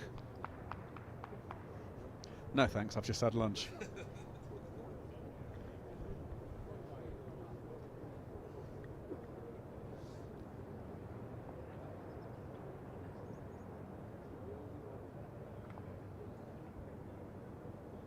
It's funny when people who aren't particularly cricket fans or don't like cricket at all, they stop for lunch and they stop for tea. And so, well, they stop for a break. They don't necessarily eat lunch at lunch. The bowlers will not go in, well, used to obviously, but in the old days they would, but now it's not a... There wasn't a Sunday roast, I'm sure, today for Williams and Bailey and all the others. They'll have tailored their day and their eating habits around the requirements of the day ahead.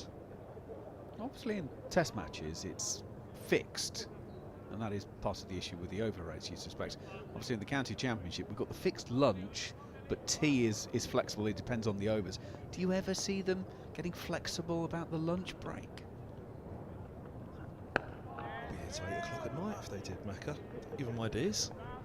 Well, the only thing I'm thinking is if you said you must bowl a minimum of, let's say, 28, 29, and if you don't, that way, this idea of half an hour at the end of a test match day to make it up, well, why not just simply say you've got to be at this point at lunch, this point at tea, and then all, you know, at the moment we're kind of ignoring the over rate in a test match until all of a sudden, oh, hang on, there's half an hour and let's make it up.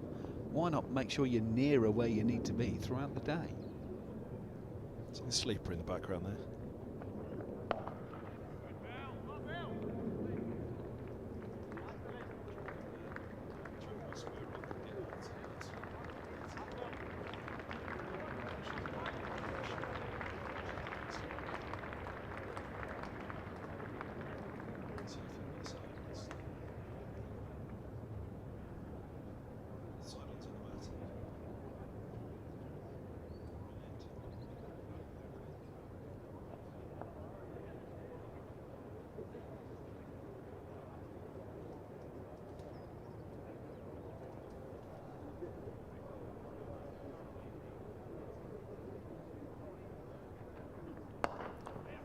Middlesex are in the leads.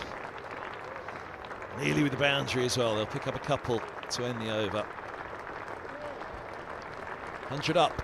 101 for 3.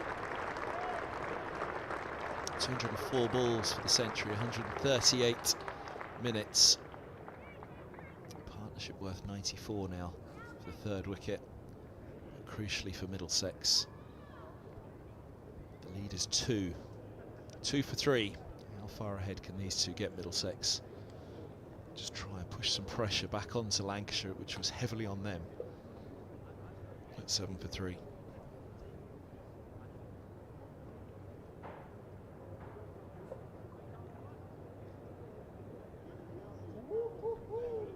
Right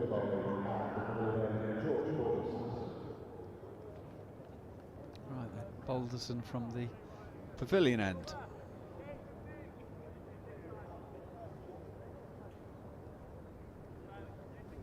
We're a long way out. There's a long way to go in this game, but my reckoning is 220 minimum. That's what Middlesex must have in mind.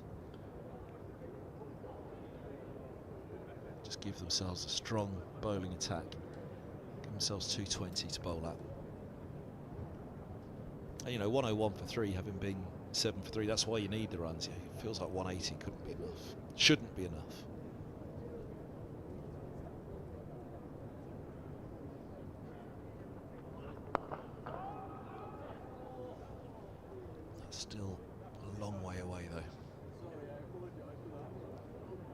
So, hypothetically musing earlier. 101 for 3, I think. If you'd have said to them you'd be 120 for 3 when they went out to bat this morning, Middlesex. Not only that, you'll have 2 set batters in at the time. Would you take it? Pretty sure they would, but definitely, for me, need another couple of hundred from here. And the longer they go, the more that they bring Zaf Gohar into the equation as well. There's not a huge amount of rough on this pitch at this time of the year, but every time the bowler goes up and down, it just does that little bit more. Well, with the 4 to his name in the first innings, you'd imagine he'd be pretty keen on adding to that second dig. And again, that's it, you know, that's the 180 as well, isn't it? The spinner needs a little bit of time to get into that innings himself. By the time you've asked the quartet of strike bowlers that they do have in this game, you know, over the years where Ryan Jones has been really the strike bowler alone, but Cullen and Brooks bowled well, and Higgins needs no introduction. Nor with the bat, going nicely here as well.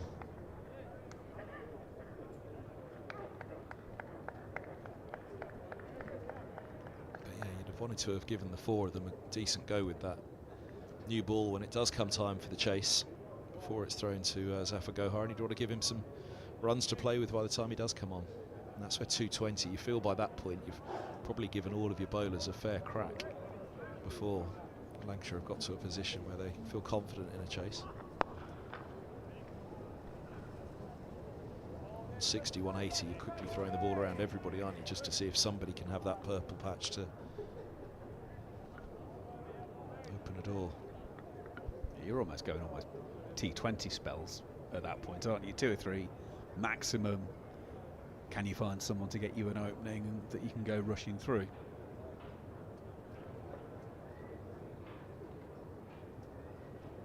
Starting to wonder if we might be getting near Wells time again for a bit more of a longer spell.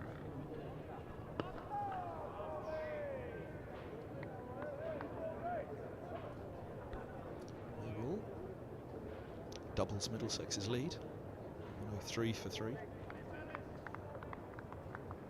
We're in a Wells time machine. Time for Wells again.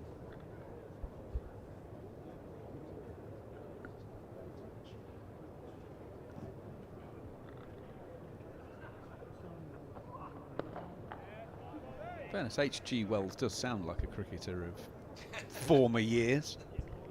From the pavilion end, H.G. Wells.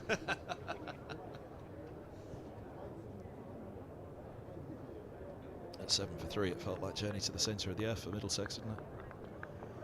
Certainly more than 39 steps back out of the hole they were in.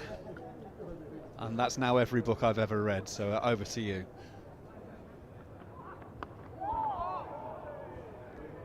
Yeah, they had the sinking feeling. I'm not sure about 20,000 leagues under the sea, but all of this is lost on producer Dan at the back of the box.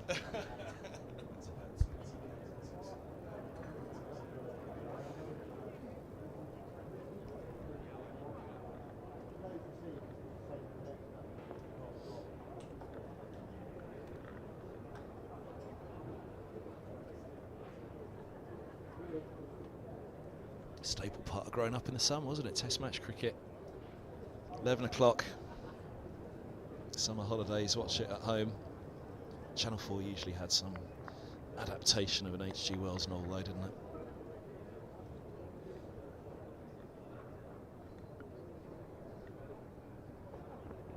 Ooh. Bounces back out of the gloves.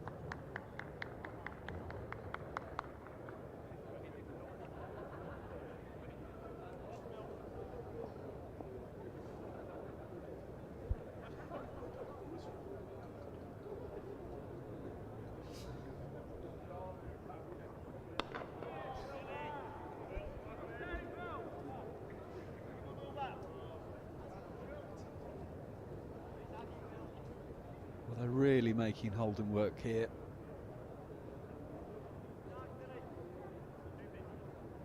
On the flip side, he's not trying to manufacture anything. He's got plenty of time.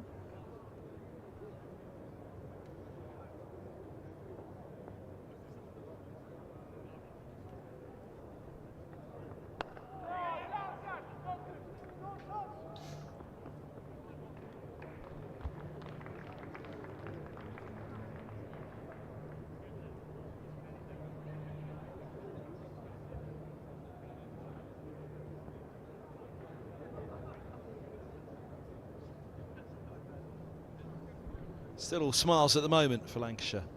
Will be for a while, as I say, Middlesex. Got a couple of 100 runs to play with here, Lancashire, before they start getting worried. A couple of 100 runs for 7 wickets. They'll fancy their chances.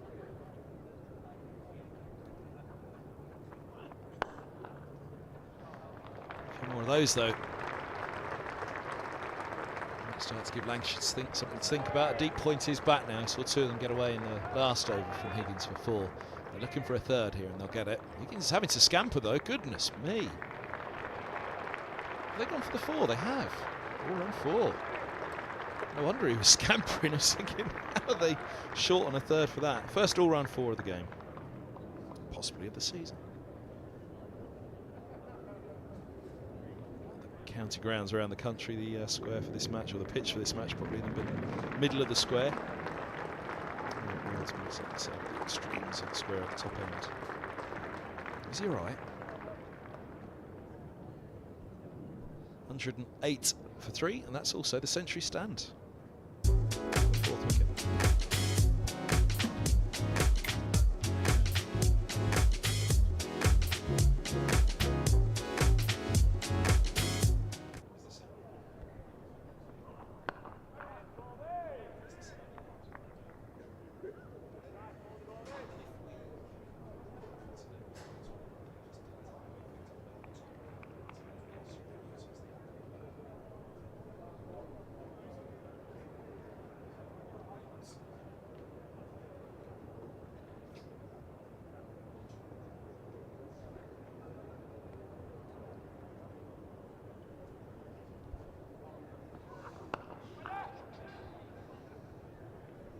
I'd say it was an all-run 4. It was probably an all-run 4.5, really, because the last touchdown and go back, Higgins ended up having to sort of circumnavigate the bowler and ended up having to run.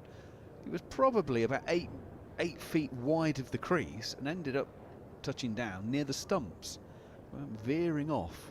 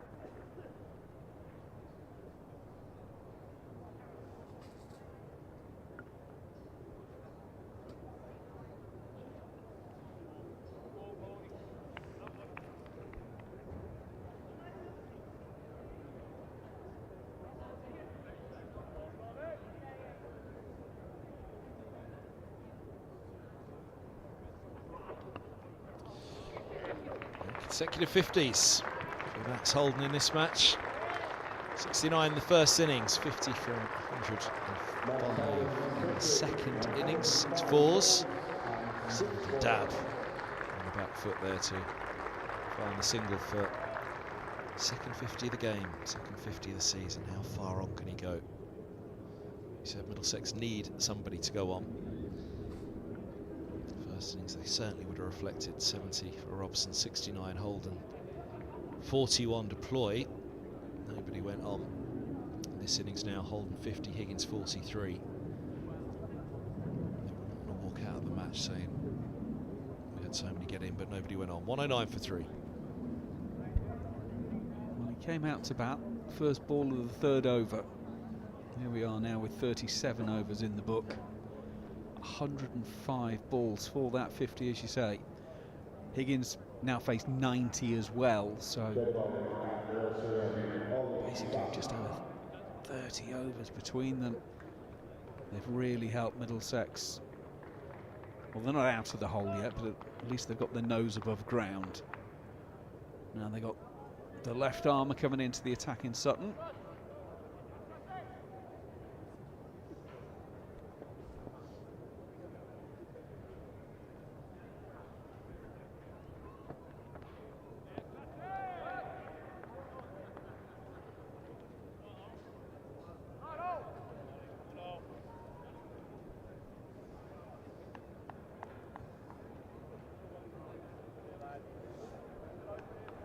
For Middlesex as well, is they do have a lot of batting to come, with Roland Jones back down at 9 now. Zaf Gohar 8. Cullen and Brooks both capable batters. Bendetta's next, and then keeper Jack Davies. So these two here, one of these goes on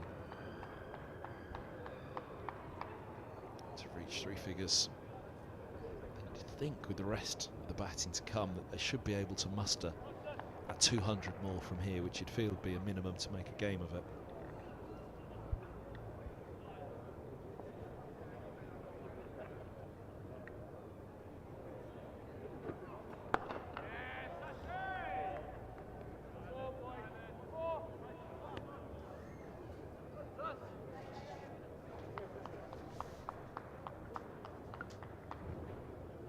Sutton's first over in the innings. Forgive him for just taking a couple of deliveries to be fully attuned and back into it. You've seen the others take wickets and then be tight in terms of the runs.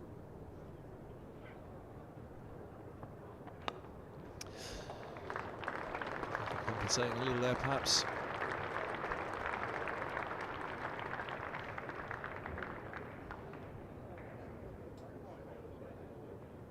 It's a perfect example of why we were saying something around 220 is needed, because it's only going to take a couple to get in, as these two have done.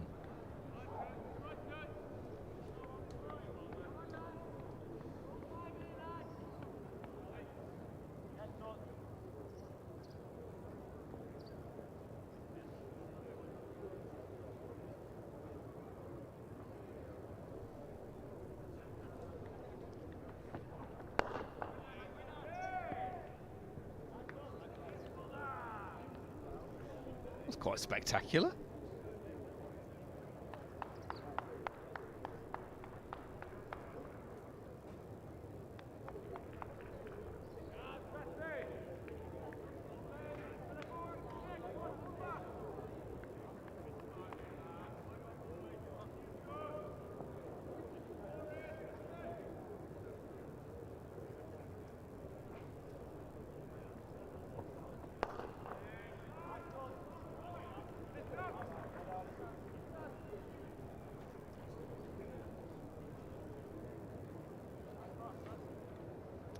Team for 3.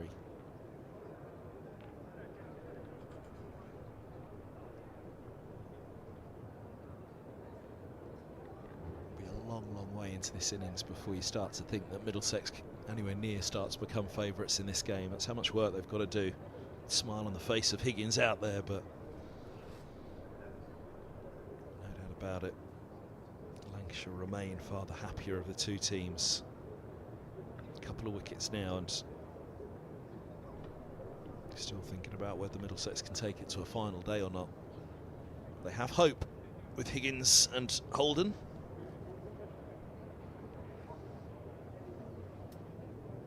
Oh, the 3 wickets went down in, what was it, 4 overs and a couple of balls earlier on. It's that old phrase, isn't it? 1 brings 2, can brings 3, but you've got to get the 1 to start with. And that's what Lancashire will be telling themselves. With good enough attack that this is not a problem yet. Nowhere near. But they want one of these 2. If they get both of these 2, then they'll really fancy their chances. Well, that 6 for 45 will hang over Middlesex in this innings, won't it? Exactly that, if 1 brings 2.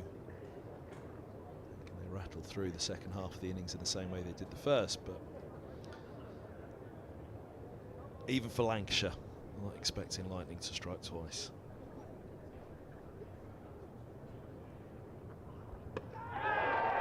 Oh, that's a beaut. Higgins is done. Balderson from the pavilion end gets one to hold its line. Higgins just ends up playing inside it slightly. The wicket they've been waiting for, a century stand for the 5th wicket.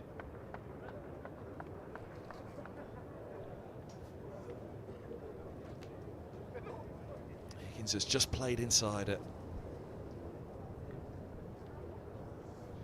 He'll be disappointed to have not kept that one out, Higgins. Good line and length bowling. That's what we're saying all the way through in this match. For the bowlers, just keep it on the spot. The reward will come eventually. Fine 43 to help to get Middlesex into the lead, and out of that 7 for 3 problem that they had, but 113 for 4. Still work to be done for the hosts. Well, lightning may not have struck, but there was a little flash in the sky certainly for a moment there. Just as Middlesex are starting to think, we've done that work, we've got ourselves into a decent position, that wicket suddenly changed it. You'd make that scoreline 14 for 4, which is effectively what it is, and it changes it. Now, Geddes walks to the crease. Made 10 in the first innings. On his championship debut. Having moved from Surrey, of course, so he wants to impress not only for himself but to show everyone else why he's made that move to be a regular first team player.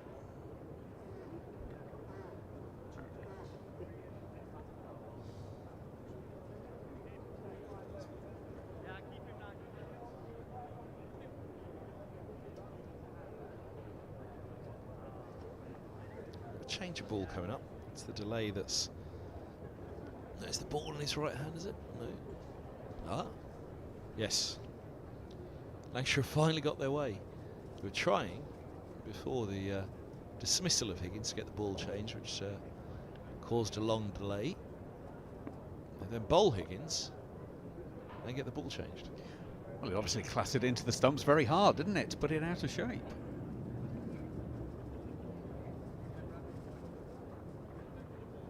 So obviously while the celebrations were going on, the umpires were putting the ball through the rings and decided it didn't meet the requirement.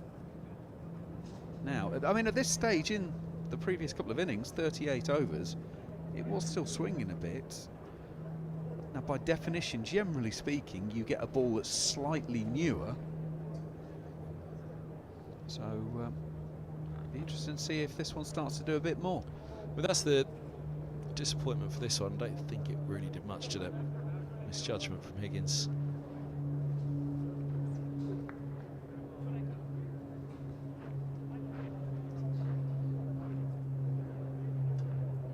If it's gone up, it's gone up a small amount.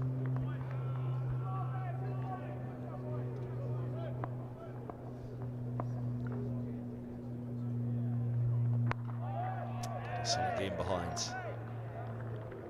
His first ball.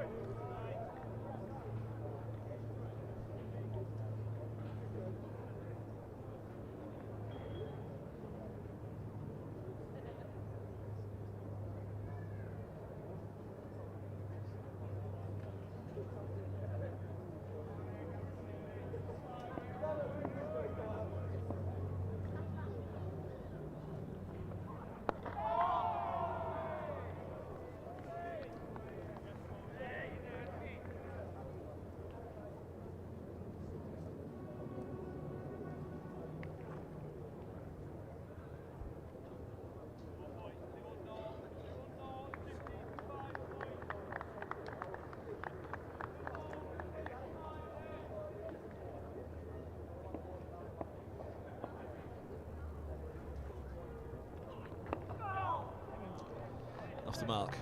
Second innings. It is 14 for 4. I was saying they were still all smiles a few overs back because they've got a good couple of 100 runs still to play with Lancashire here. It was only ever going to take 1 wicket to change the temperature, to change the atmosphere, and you can feel that now. It's back on a knife edge, isn't it? Because 1 becomes 2 here. The pressure starts to heap quickly onto the hosts.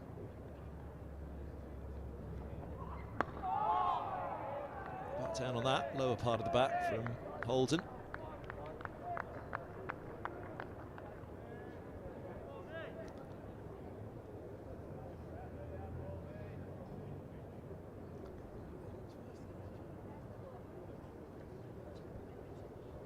Second time in the match he got Higgins. Courthurst in the first innings, bowled in the second.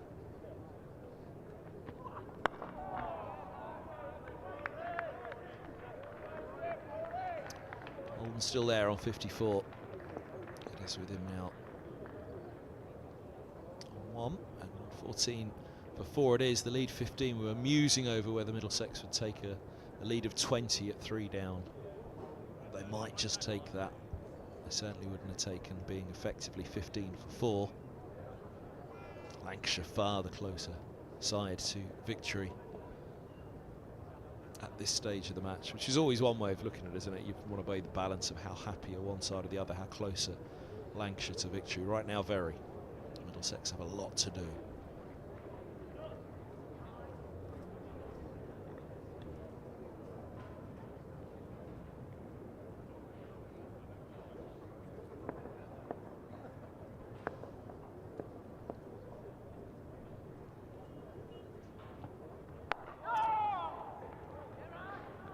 Got a couple here, deep point set back. Try and protect that big boundary, that big expanse. We saw the all-run 4 for Higgins. Something that picked up Geddes in the first innings, caught Harris. And quickly afterwards, picked up Davies as well, LBW. Yeah, Geddes tried to pull one, didn't he? From a decent amount outside of off stump. With the slight lack of pace in the pitch, wasn't quite there, skied it to mid-on. So I imagine both have got that in the back of their minds.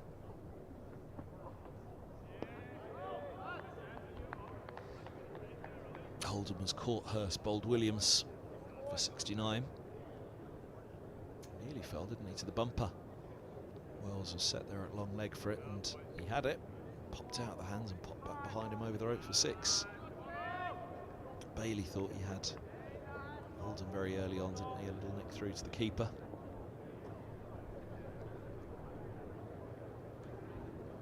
Rare to see a chanceless century, though.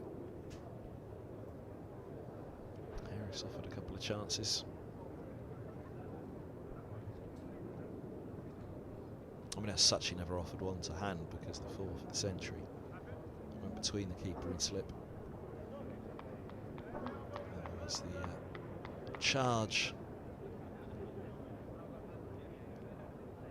to Gohar, which he missed the leg stump.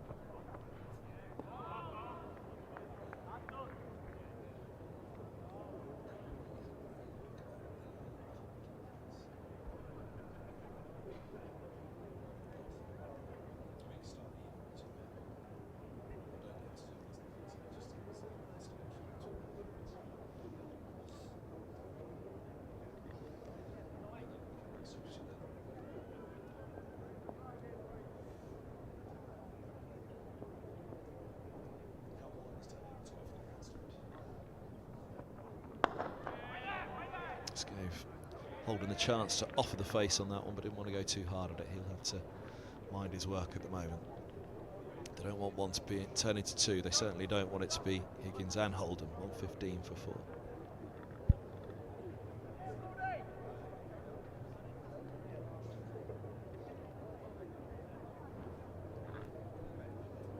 Top tier. The Edrich. Compton, sorry.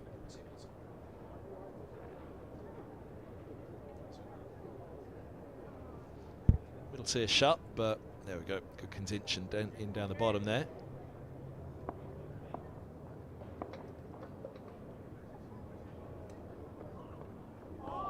Try into that slightly.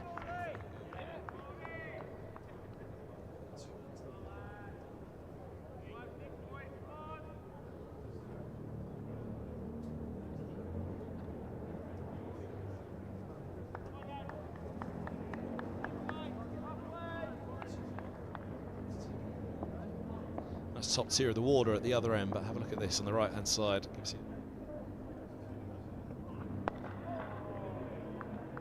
Give you an idea of the temperature here at Lord's, that they've all departed the Warner stand now, but for that sun trap that you just saw. You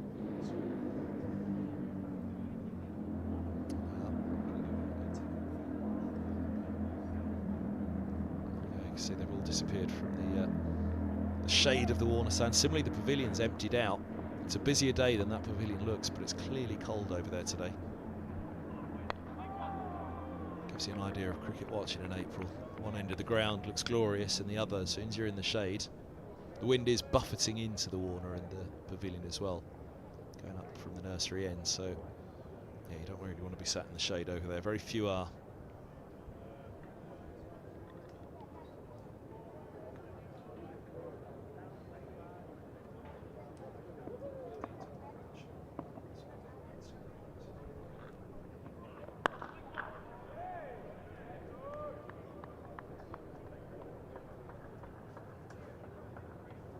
See the grandstand, that's where all of the Warner stand, or the majority of the Warner stand fans have migrated to now. They've given up. There's the Warner usuals. Even if the pitch is lower end of the square, so many people go and sit in the Warner, they just like it, that stand.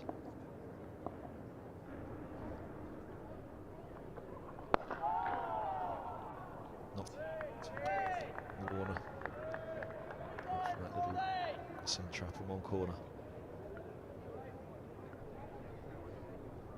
This is where TV can be deceptive.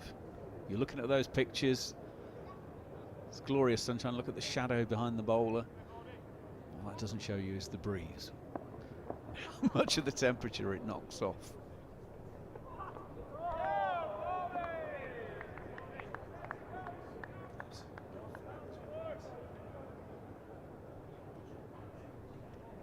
End of the 41st, 115 for 4. There you go, that's where everybody is, lower tier of the grandstand. You can see the top and bottom of the lower tier, can't you? The shade and the sun. It's all due to that, the winds, where we had the hottest day of the year on day 1. It's been glorious sunshine throughout, but the wind chill, days 2 and 3, has been very, very different. Stay in the sun and you're all right, but find yourself in a bit of shade and it's pretty cold.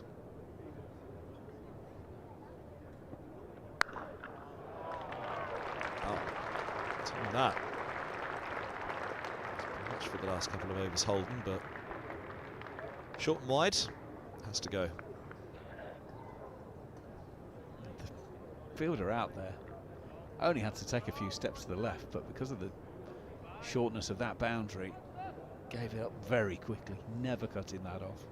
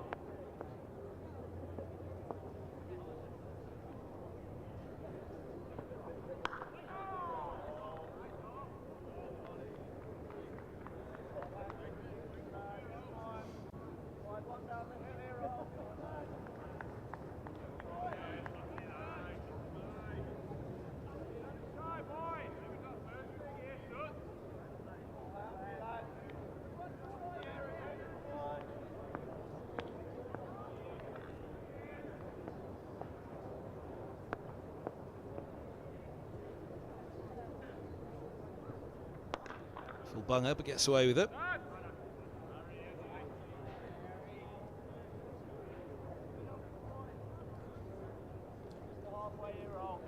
Looks like we might be moving towards some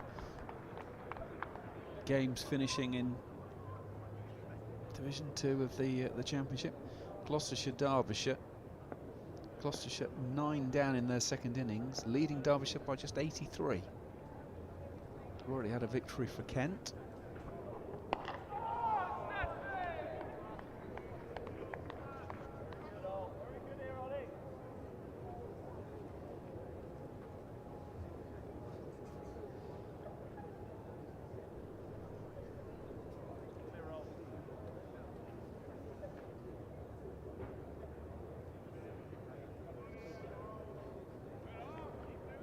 Division 1, Hampshire have been set 148 to beat Yorkshire.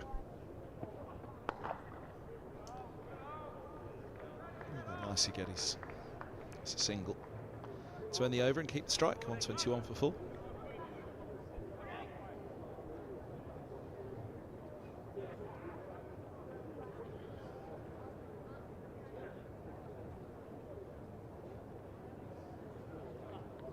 It does feel like we've had some proper games of cricket for the opening round. Opening round can often be weather or conditions dependent. But when the fizz is out on a Sunday afternoon in round 1 in the Championship, tells you it's been a good day.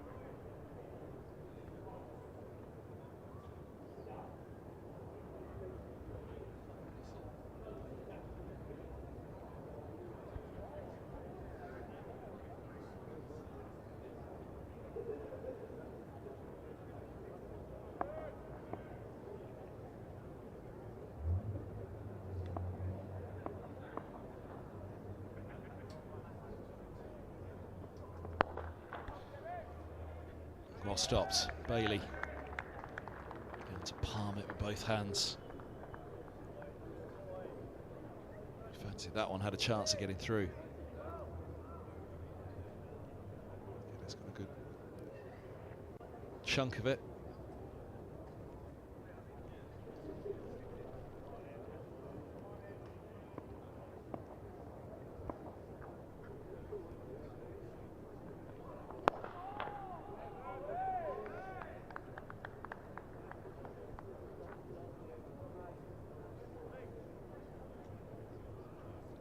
It's nearly back to the staring competition right now, isn't it? But one of them has put a fair few eye drops in before the start. The other one straining slightly.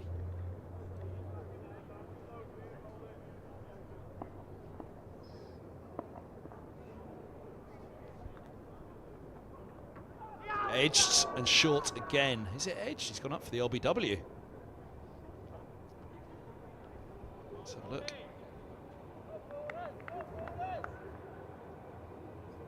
It's off the bat. Good appeal though.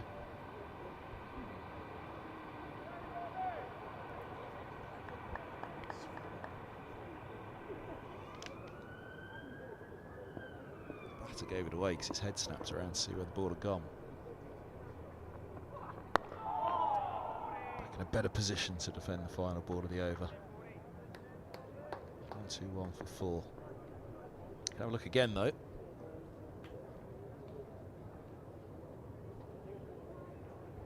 That's the length that's caused a little bit of problem. On this pitch, you probably do need to be forward to that, and you think slightly of Higgins, a couple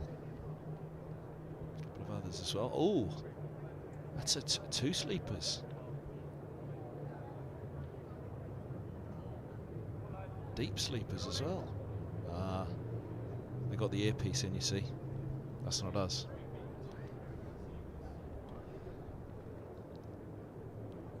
You have to get the stream on your own earpiece.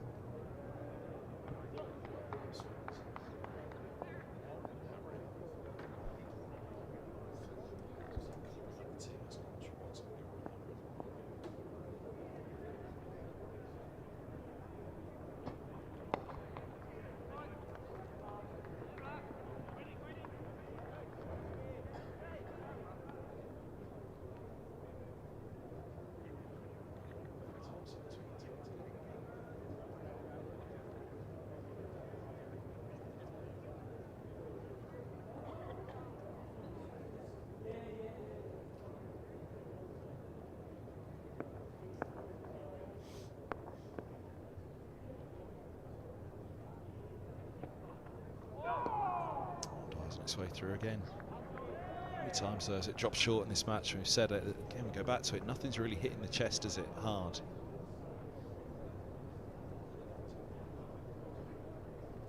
Yeah, if you're tuned in at the ground, you get the radio commentary in grounds, because you don't have the pictures obviously with these, you get the live radio commentary. To be fair, those two are enough to send anybody to sleep. Your mate and mine, TalkSports, and currently BBC's Guy Swindles. Test match special on BBC Radio Lancashire, Scott Reed. Oh, shorts from Sutton. Didn't quite get up again though. And I think if Middlesex do have something to defend in this game, well, they'll have something to defend, but whatever they have, I'm sure that the chat will be, we're going to have to stand forward and drop them. There have been enough edges that have dropped short now. Middlesex will not, are unlikely to have a big enough total to say, yeah, we can afford a few edges to drop short. They'll need to take every chance they can get.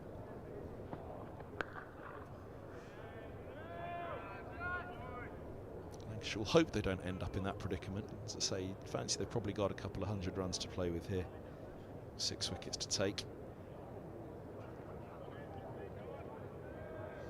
Then again, I suppose Middlesex could be on course for being skittled for 180, couldn't they? So just fancy that the hosts will want around 220 to defend.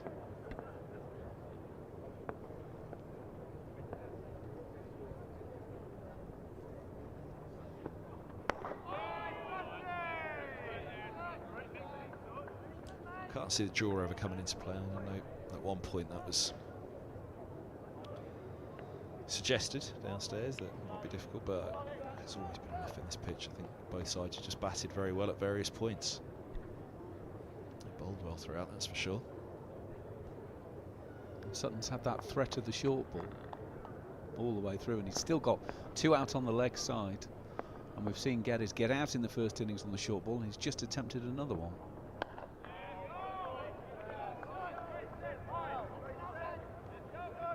Into the 44th, 122 for 4.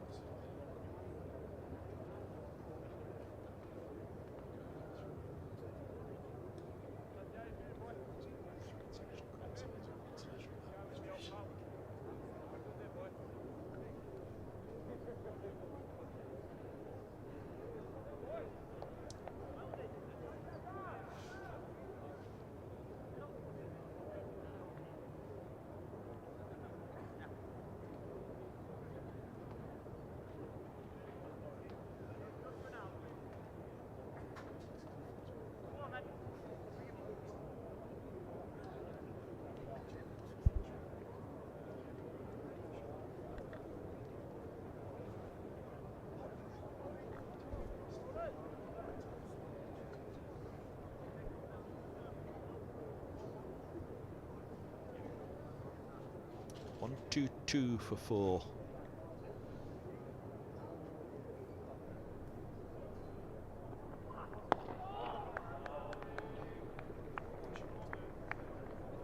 Two slips, deep point, just in shot there. Not all the way back. Covering a mid-off, mid-on, mid-wicket. Deep square and a long leg. Pretty orthodox stuff.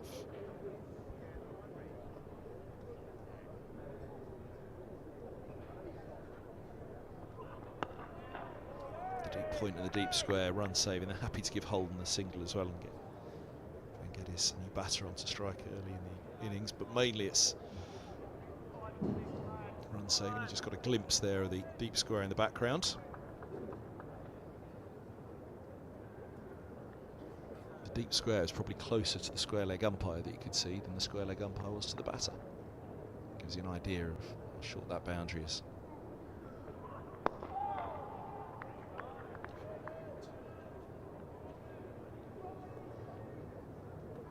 Keeper standing up with him.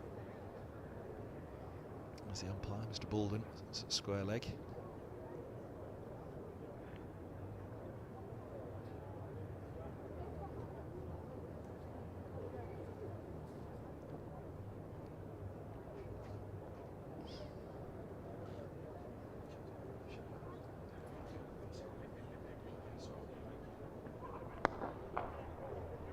That gets through. Well, Teak backward point is giving chase as well with mid-off. It's a long chase for the pair of them. Poor old Bailey.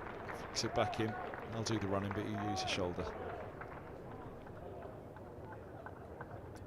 3 runs. 1, 2, 5 for 4. No 1, 2, 3, 4, 4. No 1, 2, 3, 4, 5. More importantly for Middlesex right now.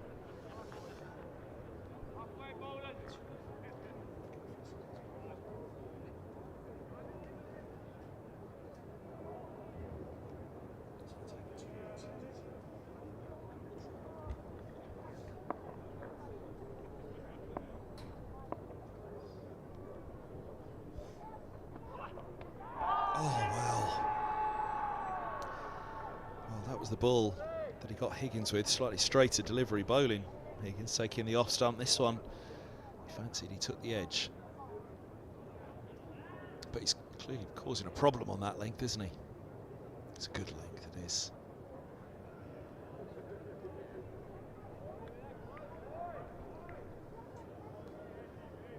Just straightened, didn't it? Been a handful all the way through.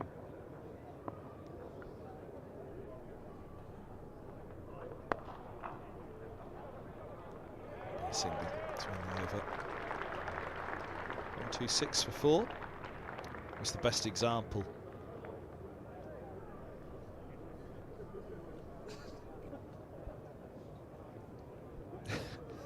Lost my train of thought there for a moment. Fortunately, he was scratching his knee by the looks of it.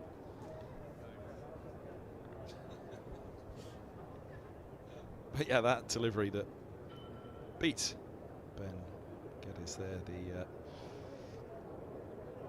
penultimate delivery of the over, almost the perfect example. That one did too much and it saved him, whereas the Higgins one didn't do as much as that. Higgins one didn't do as much and it took the off stump.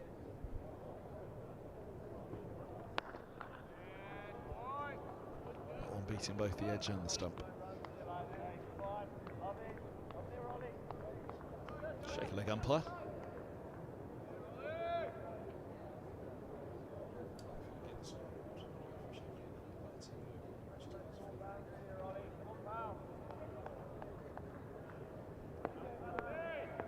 He's on your Pilates. Flamingo. Well run. What a group of flamingos is called.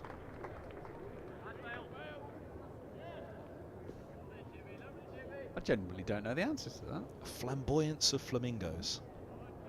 I like that. Sounds more like a collection of Surrey commentators, but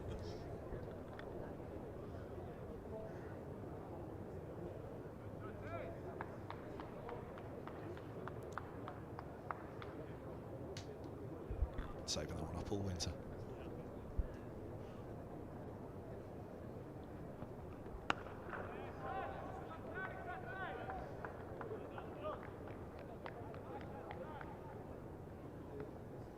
Happy to bowl the short one to Holden with the big boundary out as protection. I do wonder if Sutton's going to give Geddes the short one, because we can see he wants to play the short one.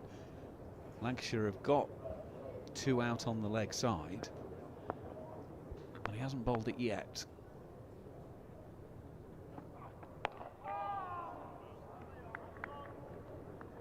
There's a long leg and then a straight square leg out. Might be tempted to just move them 10 or 15 to their left, each of them. So to Geddes, do you want to take it on? And he might pop one into the stand, or he might not.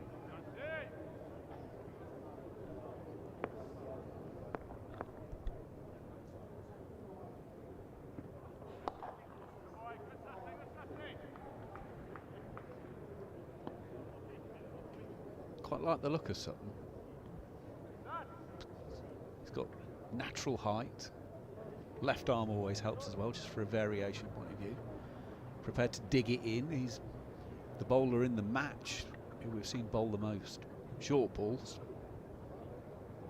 Genuine short balls.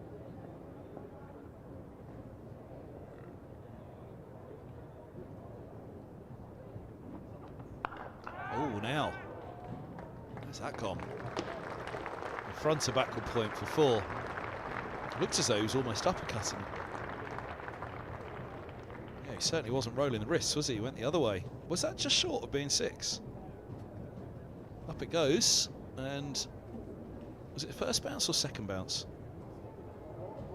Just it wasn't far off. I did fancy off the bat that he was going for it. I waited to check see the umpire because I lost it through the air, but on the replay. 4 more, 133 for 4. The lead's 34 now.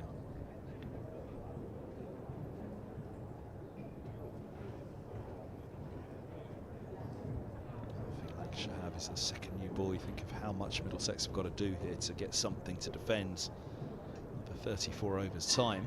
Second new ball. By then you're only going to be a lead of 130, 140, even if you're going well.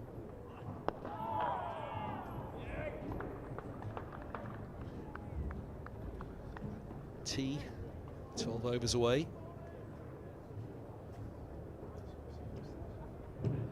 So they'd get, should it be required of course, go with the second new ball for 10 overs or so tonight before stumps. Come back with that second new ball first thing in the morning.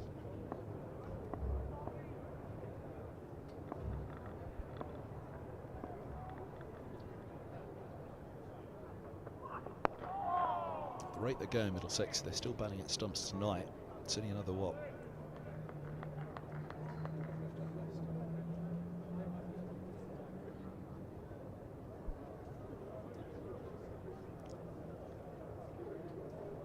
It's a lead of around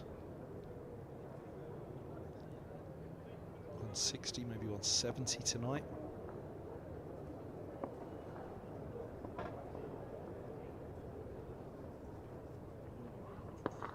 At which point, as you say, that second new ball's about 10 overs old, so whatever the wickets column is, Lancashire come back in the morning, even if they don't start rattling through with it this evening. They might have rattled through with it long before then.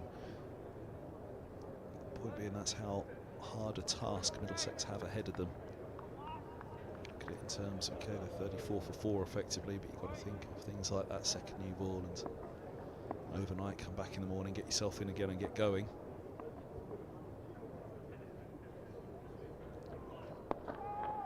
So they've basically got to bat to somewhere close to or around lunch tomorrow, and then they might have, if they're there at lunch, they might have 240, 260 as a lead. And then 2 sessions for the 2 teams to go at each other from the neutral perspective. That obviously is the optimal. Let them go toe to toe in the final couple of sessions of the game.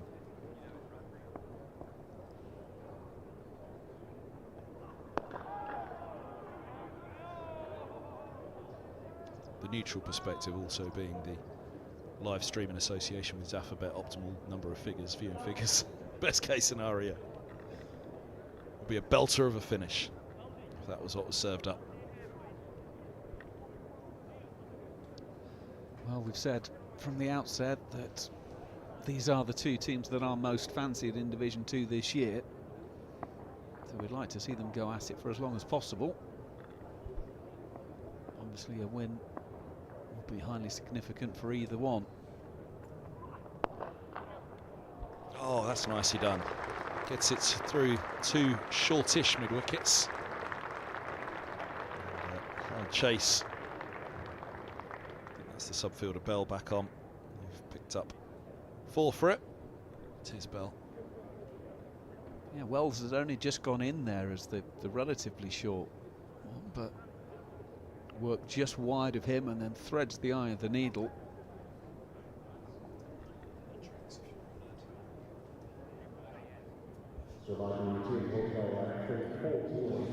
So 67 Hold'em. Geddes Dante injury is going to be taken here. 37 for 4 Middlesex. Live enhanced stream.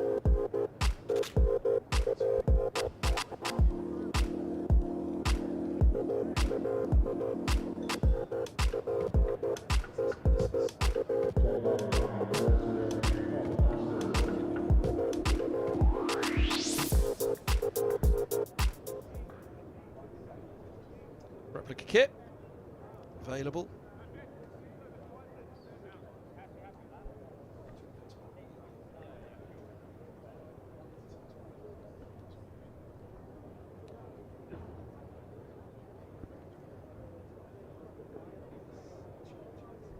Aspinwall replaces Sutton at the nursery end after the drinks break.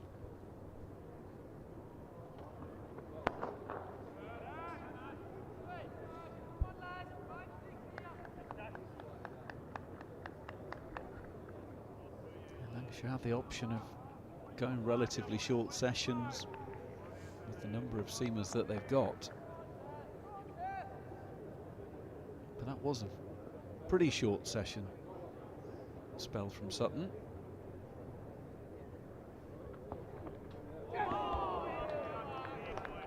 Decent start.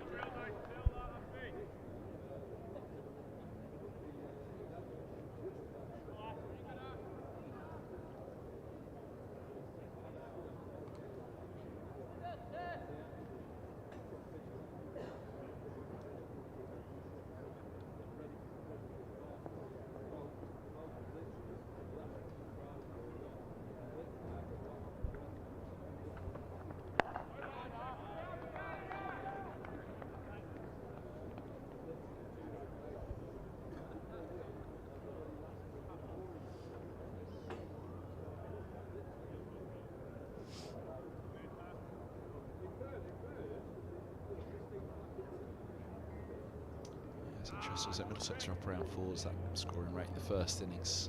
Lancashire tightened it up in the second. I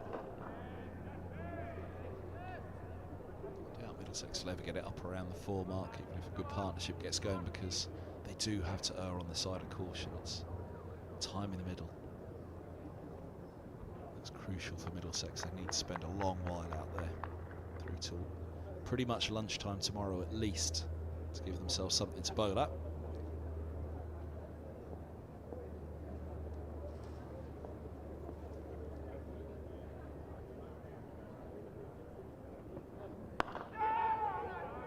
That's a long, long way away.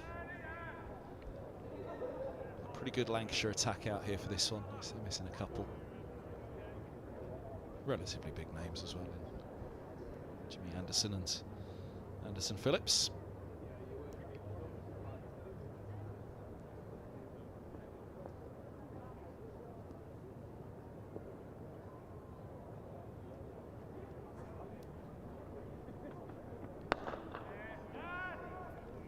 It'd be interesting to see how Lancashire rejig it when they are both available. Obviously, Anderson has his little injury at the moment. Anderson Phillip is missing because of a visa issue, so he'll be available sooner rather than later.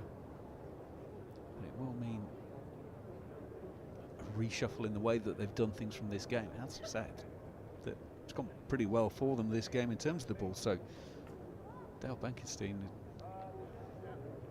sure we'll say it's the kind of headache that he wants as a head coach, trying to fit 5 into 4 or 6 into 5, wherever it is they want to work it. But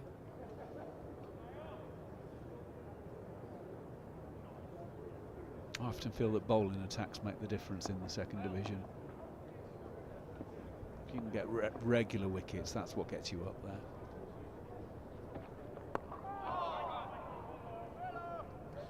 Yeah, it was with the ball that Middlesex failed to get promoted last year. Roland Jones was absolutely on fire all season long. Incredible display with the ball. Just didn't have somebody else quite rattling through wickets at the other end. Mercer and Roland Jones over the years, a real feared partnership. Stephen Finnaby in and out from England duty.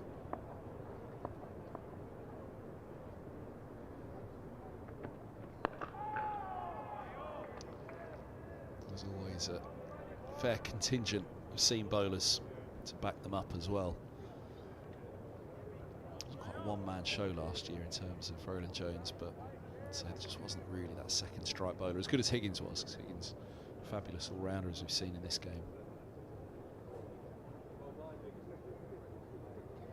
But they were one short in terms of having a wicket taker that would have, I think, made that difference, that they'd have been back in Division 1 this year. Leg side. If the bowler was from the nursery end now, you'd say you'd have a chance, maybe that ball straightening, but it's got to do a lot to straighten from that line and against that slope. You see it's jagged with the slope. Going the other way. But as Robson knows, if anyone can do it, Bailey can. Bruce of a delivery. Struck the Middlesex opener LBW for 3. Let the second wickets go and then deploy following. 7 for 3 had the host this morning.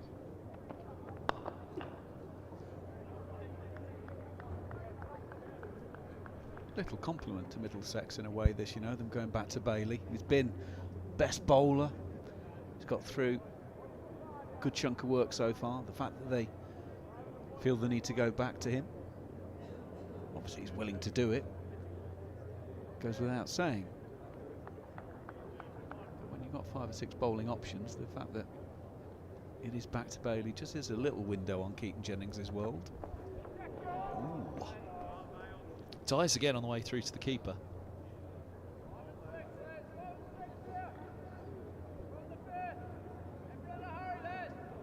See, it's barely past the bat and it's on its way down.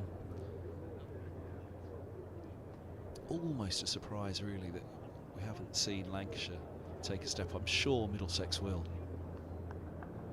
They look noticeably further forward than they usually would be. I mean, to be fair, it is Bailey at the moment, I guess, but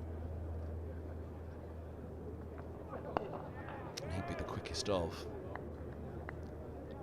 We saw Lias deploy at second, quite advanced in the Lancashire innings, but you'd fancy that that's got to be on the mind of Middlesex if they do have something to bowl at in the final innings of this match. Get up there and make sure you hold those, or make sure you make the chance, whether you hold the catch or not. Just make sure it doesn't drop short. I mean, let's fast forward it 24 hours that we are still here playing tomorrow, and you've got to imagine that the edges such as those are not going to be carrying like that. You know, just the way that it's getting a little bit slower and a bit lower, there are going to be decisions to be made. How much can you gamble? Yes, you can put a helmet on, but is it then catchable? Because you have to be so close. Inside part of the bat, we said that a lot in the Lancashire innings, didn't we? There were a lot of inside edges. Let's just manage to get a single off of that one.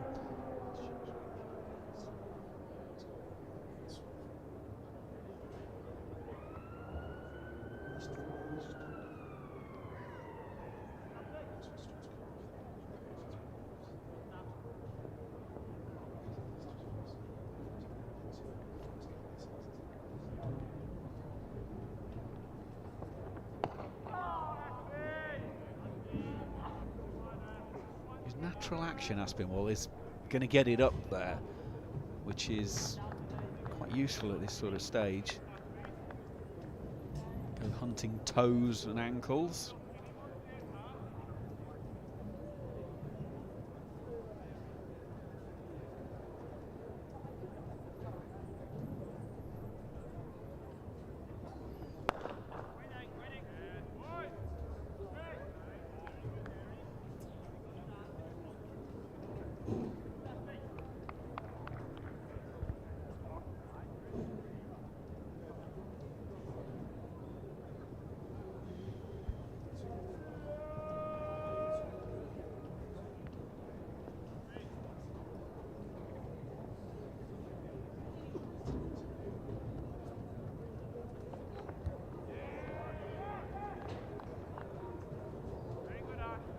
Short one. Did have to go pretty short to get it up there, but dig it in he did. Holden might have been there 138 balls before that one, but he wasn't willing to take it on.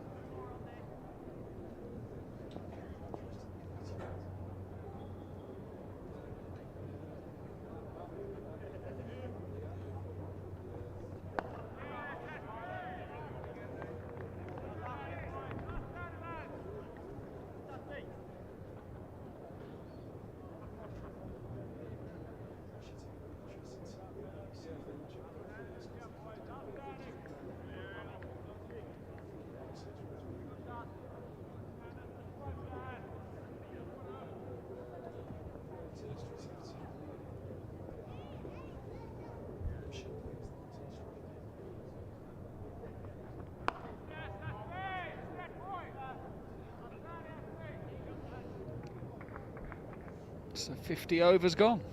139 for 4. Yeah, so 30 more to the second new ball. 3 and over, 90 runs. So that's a lead of 130. Which we reckon they're still about 100 shy of what they need to defend on this. That's the Middlesex room, lower tier of the Allen stand, which will be rebuilt at some point.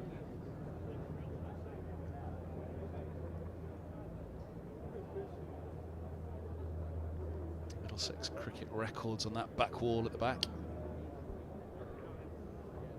Quite see through the reflection who the Grace and the Good were in there. Probably in the committee room. Do you reckon it's Sunday roast on the Sunday at committee room at Lord's? You've got to be, surely.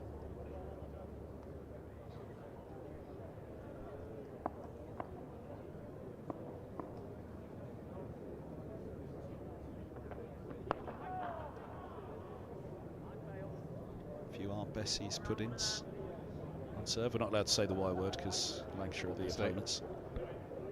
Presumably they got the pea and mint soup that we got as well in the media room, which I've got to say, I'm tempting fate here, but we've had soup 3 days, and between the two of us wearing white tops, we haven't spilt anything yet. I'm going to add the word yet.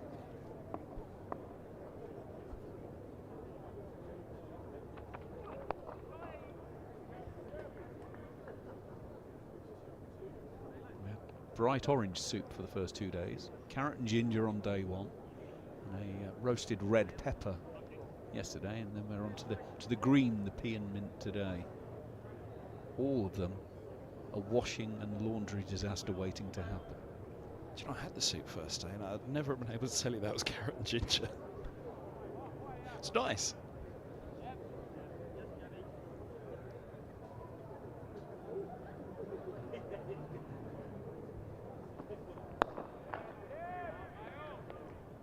That's what the smoothies usually are, isn't it? Carrot and ginger. Well, I suppose it's, yeah, they just warmed up a smoothie. Then you let it go cold and then knock it out in the refreshment bars.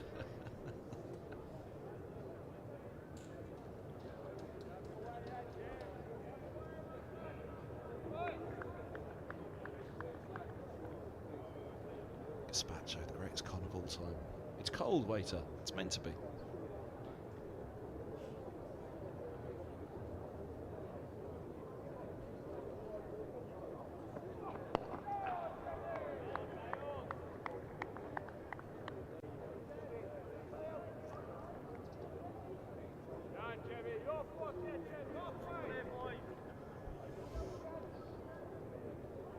Do you reckon he's a gazpacho man or a Minton P?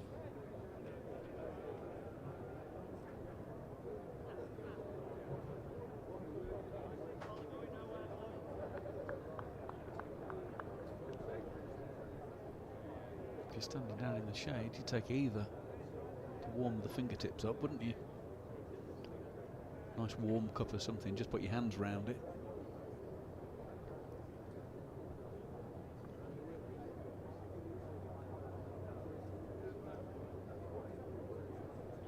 Setting the field for the clip off the toes again. Deep mid-wicket going out and then the catching mid-wicket going in. Oh, it's nice from Holden. Full face, down the grounds. He's playing slightly within himself since the fall of Higgins.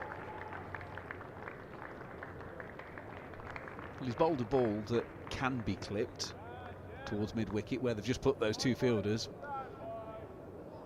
But the batter knows exactly what the game is and says, well, thank you very much, but actually I'll just push it straight back past you. Goes past his first innings score of 69, Holden. Level with what Robson achieved in the first innings, top scorer of the Middlesex first dig with 70. Still saying the same thing we were saying there, Middlesex needs somebody to go on. But he gave it a little bit, didn't he?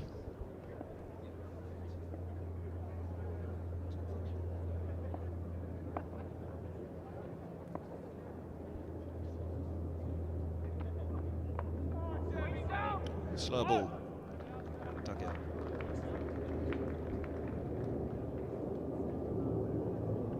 Wasn't Bailey, I'm getting confused. Sorry, it was Wells and Bohannon down the order.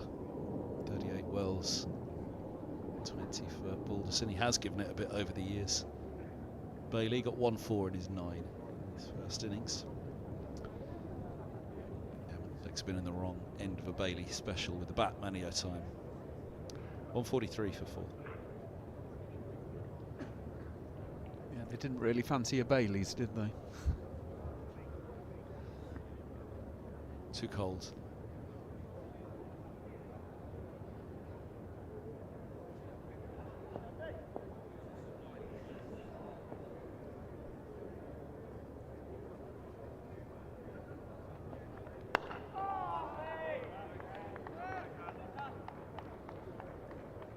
Champagne be on ice for at the end of the season, Middlesex or Lancashire, the two favourites for Division 2.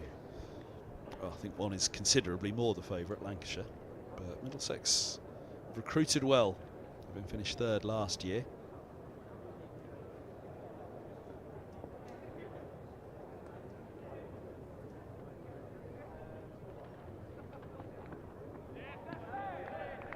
See, in many ways for me, it doesn't matter if you win the title or not, it's about promotion.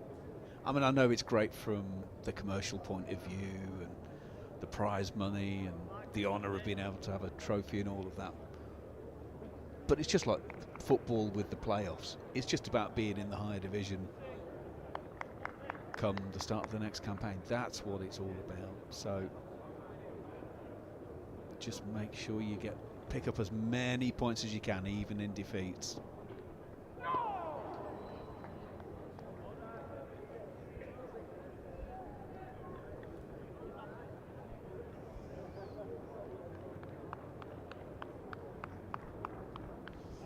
So I guess is you're better off finishing third bottom in Division 1 than you are winning Division 2 one year but straight back down the next. You take third bottom twice in Division 1. All the time. Yeah, it's been said that way, you know.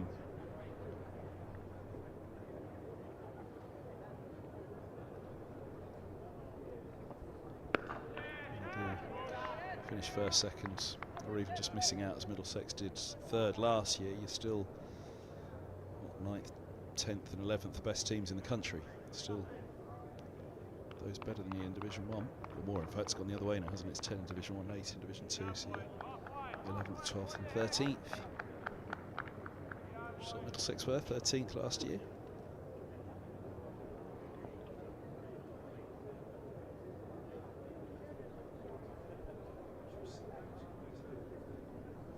Lancashire second bottom, so they were 9th. Came down as the basement club from Division 1. Yeah, 3 wins from their 14, 5 draws, so only lost 6 games.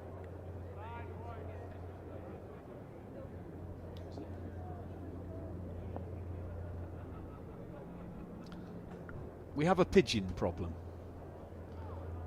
So they first of all started at mid-on, now landed at mid-off,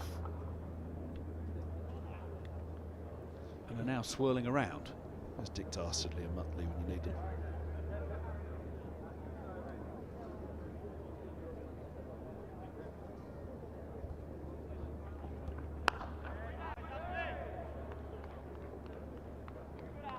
They never got a revival or a reboot, did they? Dick Dastardly and Muttley. Everybody else got revived and rebooted in some way or another. Consigned to history. I have to say, I think I'm glad, because you can't redo those, can you really? Why, too good? Yeah, iconic. If you Oh, I tried to agree. I thought you were going the other way. if you tried to redo it, it would never be as good. Wouldn't be as good as that anyway. It's glorious from Holdham. Shot of the afternoon, maybe. Certainly since the fall of Higgins. These two slowly, methodically putting it back together again for Middlesex. Leads 48 now. 147 for 4. I mean, when a side's backs against the wall as Middlesex may well be in 6 or 2, 3, 4 more wickets time, and then you're starting to talk about, okay, what's the bare minimum then? What's the absolute minimum to feel like you've got something? And obviously something around 160. You think, okay, well, you've got a chance. If you have a side 7 for 3, then 160 might be on. But it's Holden and Higgins and now Geddes as well showing it is possible to get your head down and get in on this, which is what Lancashire will know tomorrow, even if they were to have a bad start, or this evening. That's what Middlesex have to keep punching for. Just try and stay in the game, get yourself something on the board to bowl at.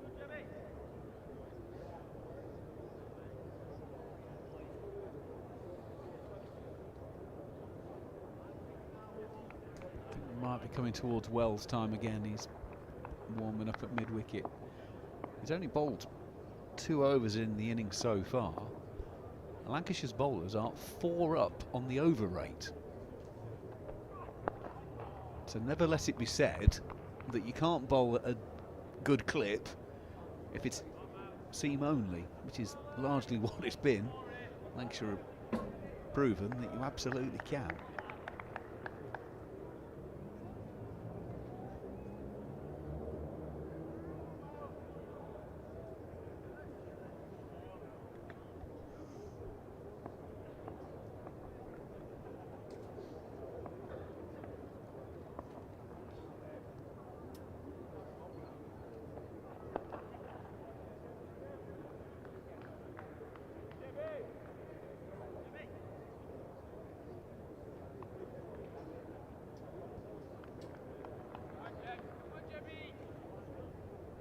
Through the first, you need to talk about putting some overs into the legs of the bowlers and getting that ball a little older. Get to the 60 over mark, and 60 to 80 you score your runs. That's what Middlesex will hope. They'll hope that they can get themselves into a good position come the second new ball. Get to the 60th over and still be 4 down, and these two try and get a decent partnership between 60 and 80. Have been openers over the years in various formats, so if they were still there when the second new ball came around, much as Wells was for Lancashire. Middlesex took the second new ball.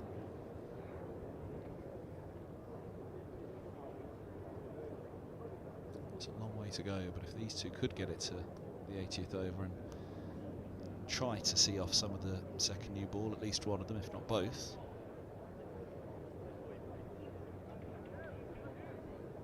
at least another 60 runs from here, and you're 110 on the board at that point. But there's something in it all the time, isn't there? Every couple of overs still. Go past the bat.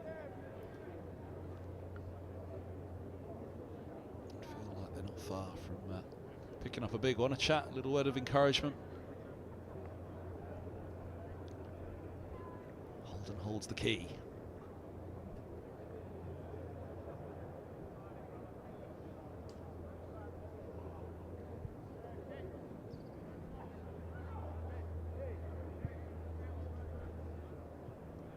Very interesting arrangement behind the stumps. It was a slip and a leg slip. Now Keaton Jennings has gone out from slip to a short catching gully.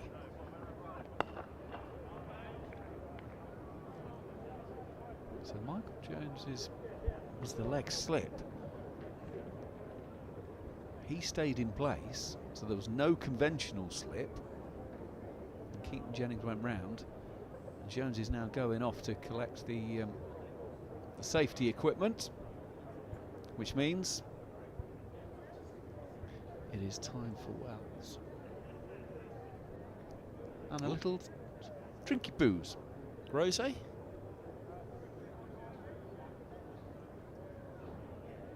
The lid's going back on. That wouldn't happen if it was up here. I'm still not quite sure what those things are in their hands that you're.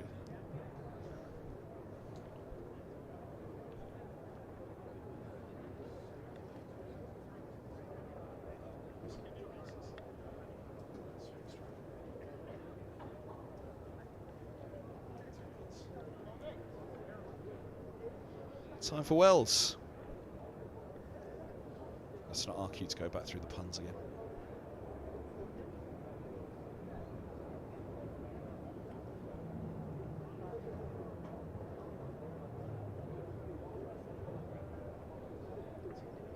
Six overs to tea. It's a short leg under the helmet and slip under the helmet as well.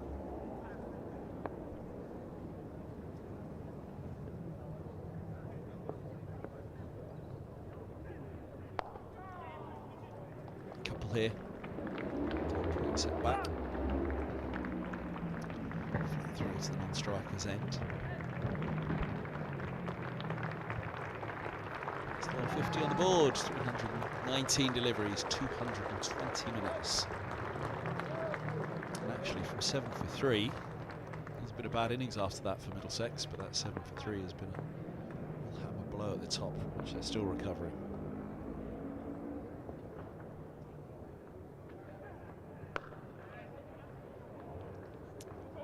Should be a couple more. No, just the single this time, a little closer. It's that deep point.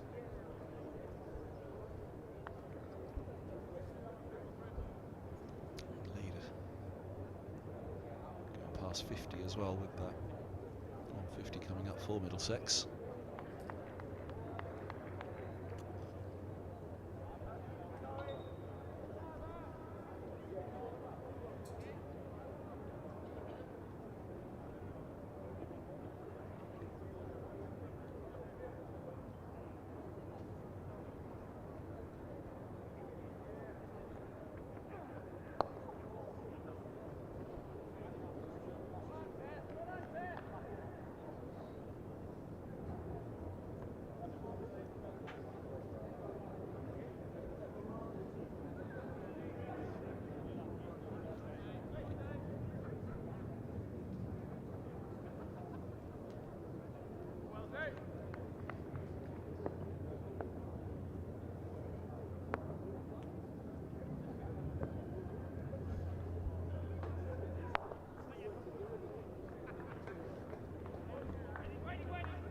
Just the single.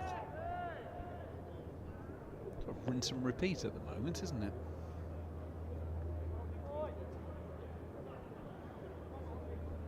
But if you can take 5 from 4 balls with relatively low risk, why wouldn't you?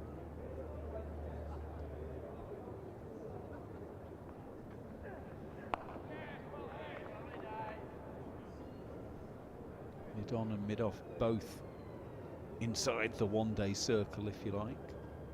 So neither station back, so the opportunity to go over the top is there. But risk and reward is probably not enough in the reward column. 53 for 4. Look, that's a reasonably interesting matchup. Wells and Holden. Best player of spin at Middlesex. That's why they've pushed him down the order to everybody's surprise at the T20. Because as good as opener as he was, and the partnership he had with Eskenazi, the feeling was they wanted him playing the spinners in the middle overs. Right now, he can't engage with Wells. If it was start of the evening session, he might think we could take Wells out of the attack here. Might still come to that, but as we approach tea, should be at 20 for 4. We're slightly late though, even though it's a +4 over 8. Still 5 overs in this session. I don't think he'll be thinking for any moment of taking on Wells here and scoring some runs.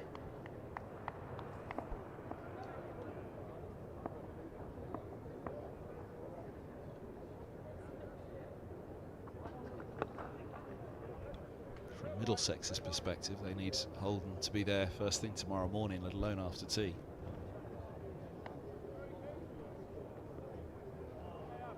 Yeah, this is about playing the long game.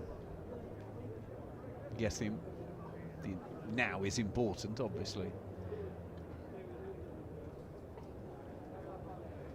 But if he's still there in the morning, then that means that number next to the lead will ever increase.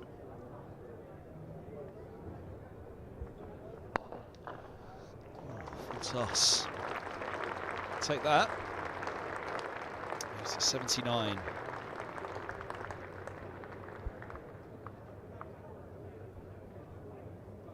Just into the arc, wasn't it? A bit too full. Help yourself.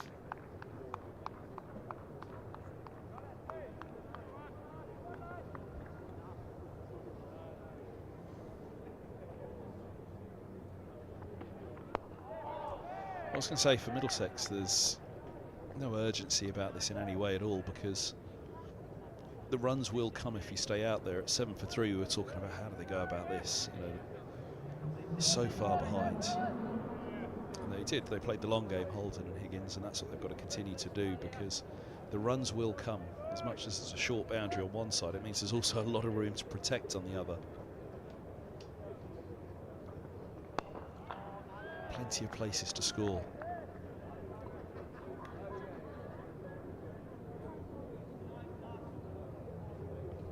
So just wait it out. You will get a ball eventually that you can score off of.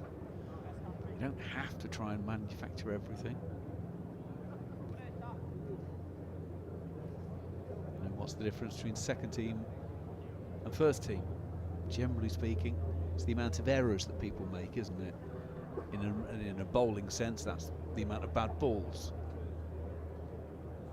It's not that anyone's particularly quicker or whatever, it's the amount of mistakes. That's the difference between the elite players and the very good players. The elite players may go a whole innings without making a mistake. Very good players will maybe make one.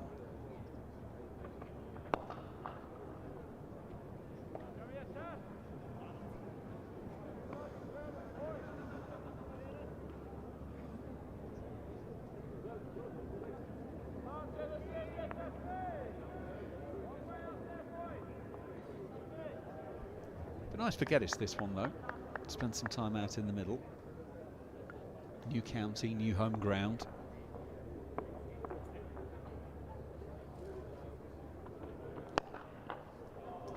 Well, even nicer with shots like that. Goes into the 20s in the 163 for 4.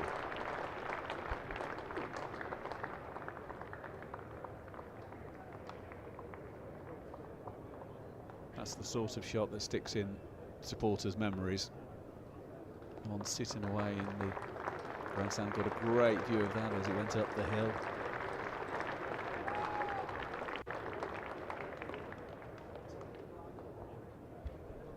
Partnership. Holden 26, Geddes 22. I suppose it makes sense as he moves to 22 that Holden would be scoring quicker than him, but just gone quietly and methodically about it, haven't they?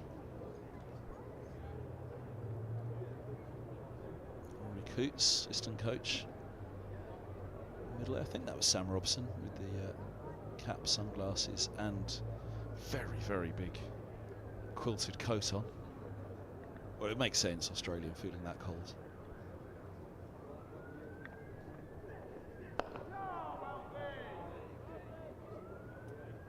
In the first innings for Robson. Holden's gone past him now with 80. Brilliant 69 from Holden as well, but somebody for Middlesex has got to match the outstanding Harris.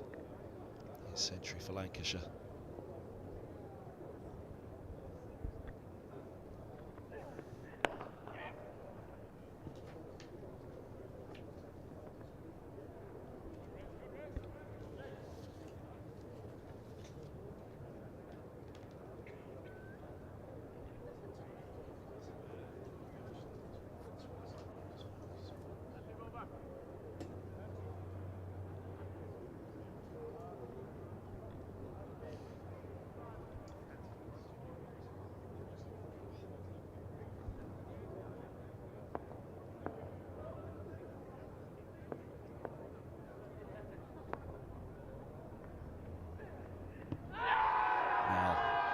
Got a feeling it's leg side. I think you could see a fair bit of middle. Certainly see a lot of off, all of off.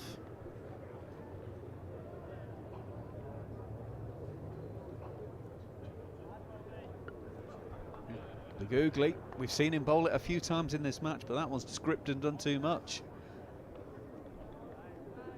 It was the ball he got Robson with in the first innings, wasn't it? But this innings, as you say, starting too straight. That one to Geddes.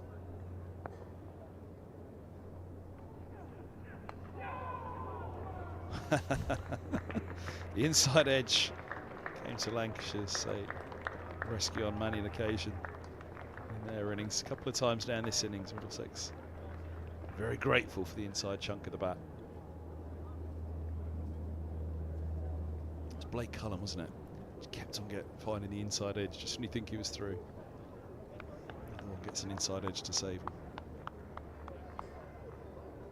Wells was convinced the one before was out, and then had a long old time on one knee in the middle of the pitch, asking how on earth that hadn't collected something. A little bit of excitement just sharpened this pair's mind. Not that they needed it, I'm sure, but to get through until tea. 3 overs away after this delivery.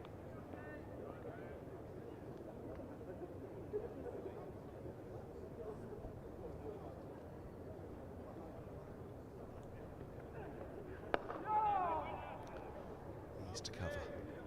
To win the over, 167 for 4. Hanging in there, Middlesex. They wouldn't have taken 113 for 4 if it was offered to them in this innings. They might have taken 113 for 3. Just approaching the point again where at the start of the innings you'd have said, look, 167 for 4. Leading by 68, and you've got batter who's eyeing a century, another who's just getting in. Would you have taken it? But just as we were getting to the point, we'd say, yeah, they'd probably have taken this. Higgins fell. Now we're just getting to the point again where Middlesex might have taken this had it been offered them at the start of the innings. But they mustn't lose a wicket now. Get through to tea, come again in the evening session, and again try and make those overs 60 to 80 count.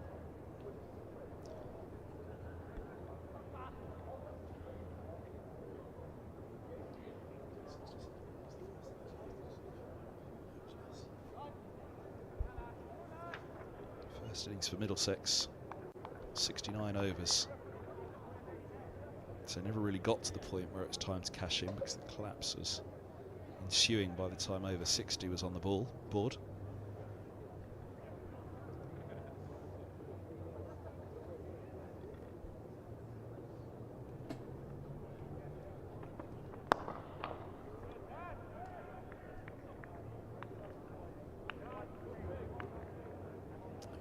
To happen again in this innings. There or thereabouts where they were in the first innings. Had reached 127 for 2 and they lost the second wicket. The third wicket didn't fall to 178.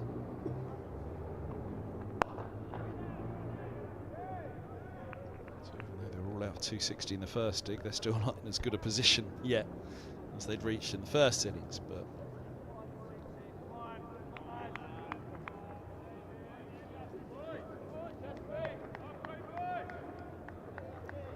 that's why you really think Middlesex surely won't let that happen again, even if one were to go now, just after tea.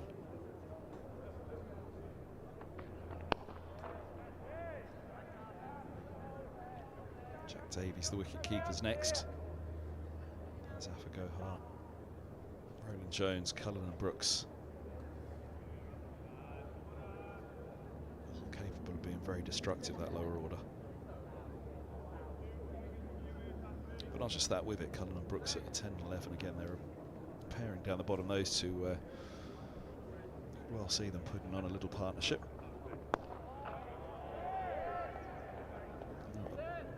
A pair of bunnies.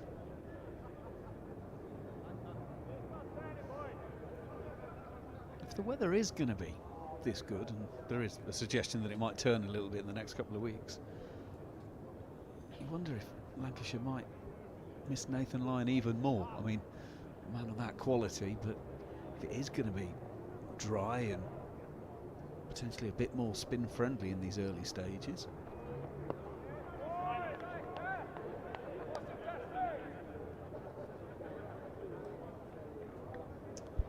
.57 done, 2 left of the afternoon session on day 3 at Lords. Live enhanced stream from Middlesex in association with Daffabet.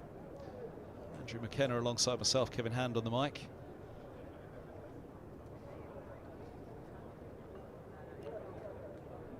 As I say, these two fancy to be there or thereabouts at the end of the season. They're both missing players, aren't they?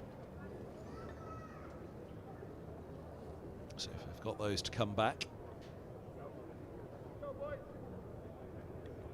Another side closing in on putting their first win of the season on the board. Derbyshire need 21 more runs to win their game against Gloucestershire. 70 for 1 they are at the moment.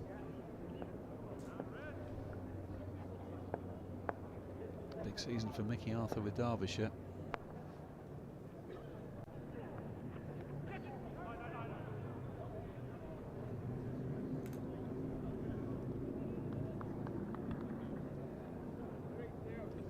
Season's Wooden Spoon County on the verge of opening up with a win. Is this year 3 of Mickey's 4-year plan?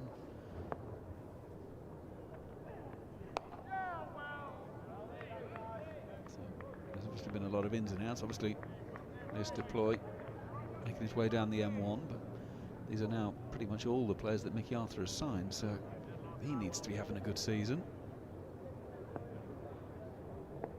Kent already victorious at Northants.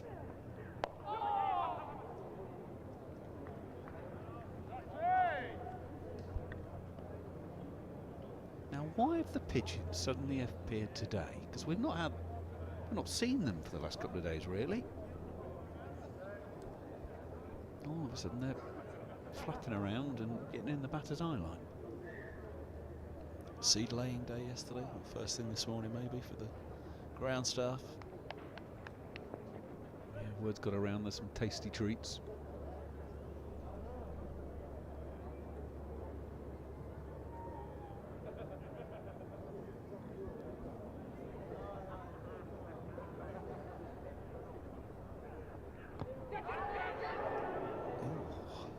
Now that looped.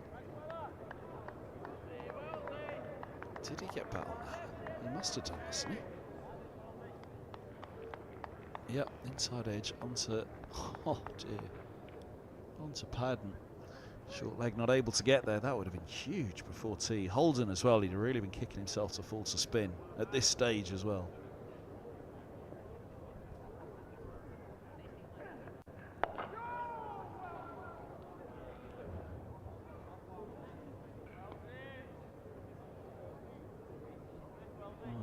Getting a wicket just before lunch, potentially getting a wicket just before tea today. Miles will be getting himself a reputation as an impact bowler before intervals.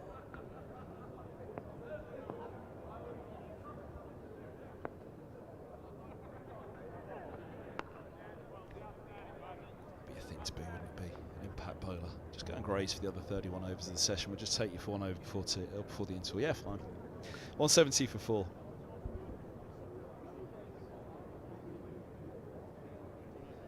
Six deliveries left of the session. Well, barring a wide or a no ball. Aspinwall from the pavilion end.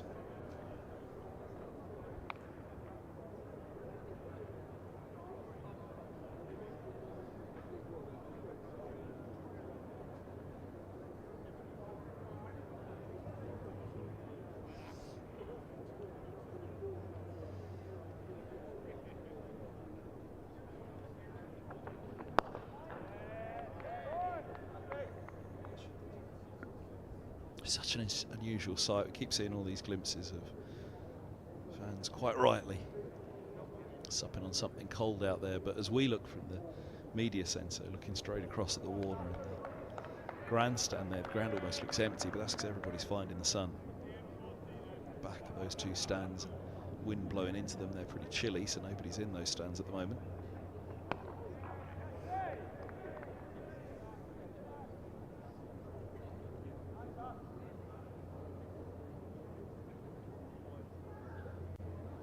Sun trap in the grandstand and the Compton.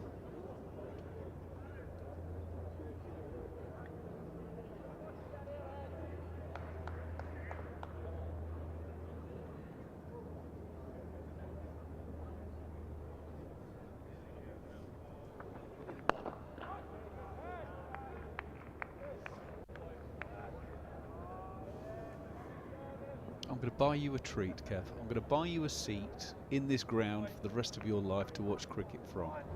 Where would you choose?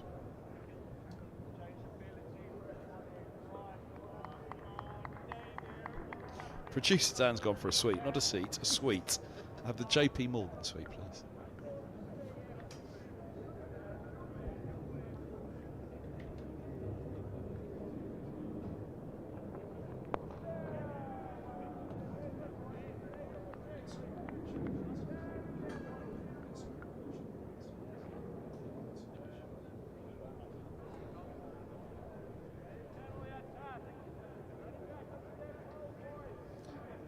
I mean, based on what we're seeing out there at the moment, if that's your seat for life and it's the only one you could ever sit in, then you'd have to go top of the Compton, which is in line with the play at the nursery ends because of the sun. As you can see, all of the Warner faithfuls and members in the pavilion, they are all dropping those seats just to go and find a bit of warmth. So purely to think of it on that, it'd have to be. But if you were to take the elements out of it, then I think the 2 spots. Well, it'd be above the pavilion door, wouldn't it? The room door. Or the president's box at the grandstand. That said, there are so many spots in this ground now. I'm thinking at the top of the mound stand at the moment, which is that tented roof stand here at Lord's, away to the left of the media centre as we look out from the nursery end. It really is like being on a balcony up there when you're on that tier, just looking down into the square. What about yourself? I've pretty much gone through every stand there, haven't I? So I'm not left you with much. Oh, picks out cover. Missed out on the last one. Before tea there. But Middlesex haven't missed out too much in that session. Wicket of Higgins going for 43. Middlesex, this is a big recovery from 7 for 3 now, but the players make their way off. Time to go and get some tea. Time for us to do the same here in the commentary box. Andrew McKinnon, myself, Kevin Hand, bringing you the live enhanced stream from Middlesex for this one, in association with Zaf Gohar.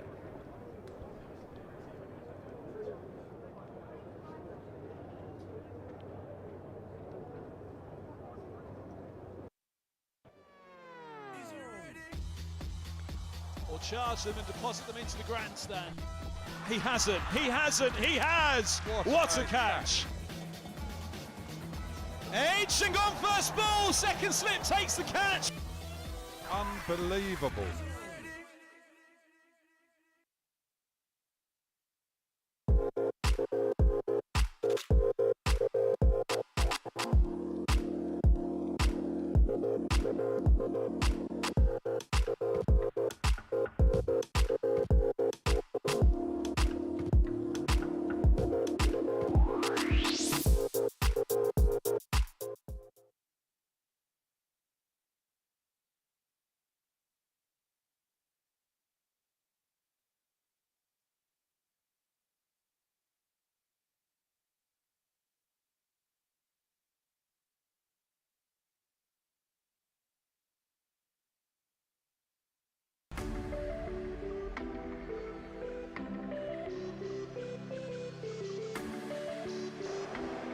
Has he got him? He has. Oh, wow. Now, that is some pickup shot.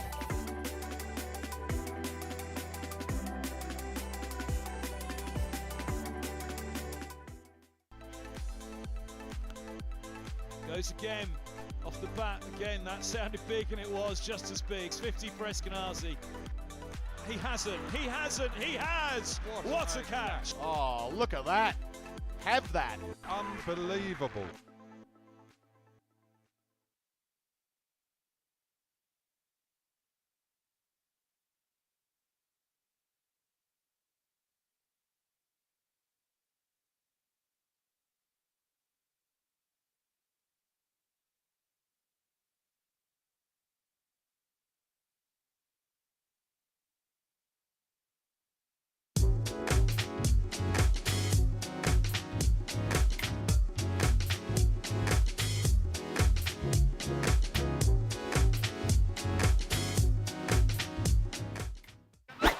Action. All the fun and all the games, they all start here with All Stars Cricket. All new experiences for everyone. All over the country. Every session is all-out action all the time. All welcome, all invited. Even mums and dads. Skills, Friendships, smiles, dreams. it all happens here. All you need is delivered right to your door. Best of all, it even has your name on it. All the activators are fully trained. And all they want is for us to have a great time. Always. Zaf Gohar. Catch, throw, try it all. It's time to go all in, all together. And it all starts with All Stars. All you need to get started is at allstarscricket.co.uk.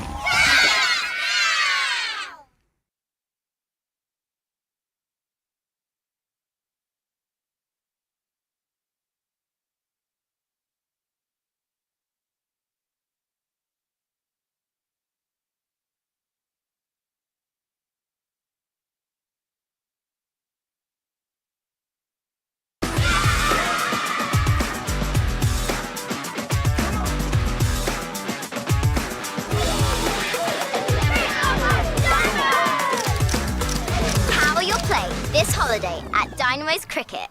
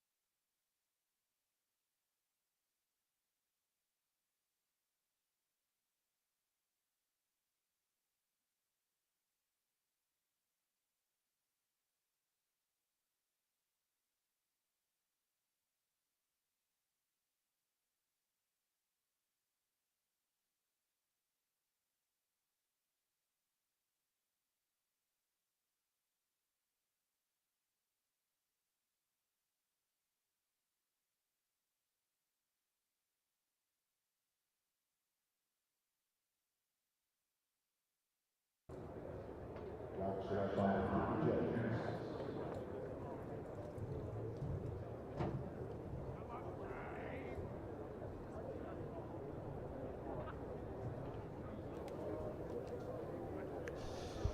good evening, everybody. Welcome back to Lord's evening session of the third day here in NW8.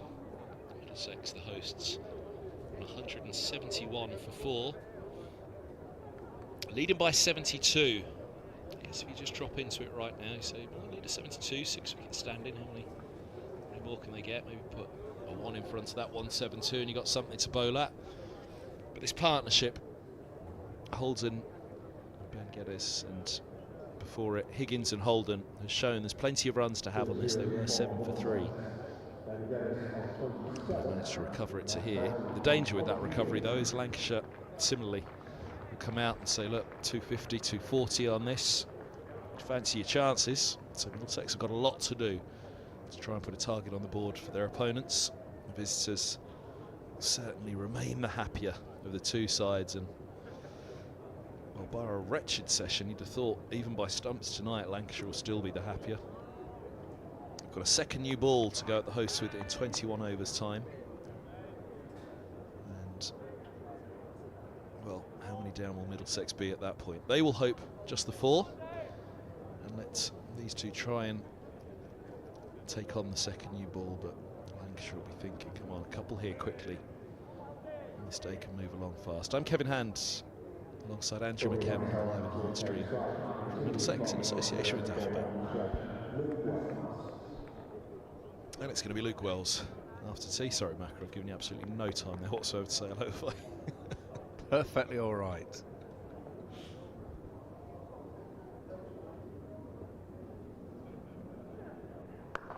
So Wells to continue. He nearly had Holden before tea, didn't he? That little inside edge onto the pad, falling in front of short leg. 4:15 Sunday afternoon. I reckon by 5 o'clock we might have a big indicator on where this game's going. Good stride in from Holden again there.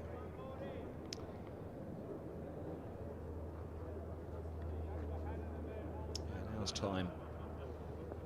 Oh, what is it? 21 overs. 20 overs after this to the second new ball.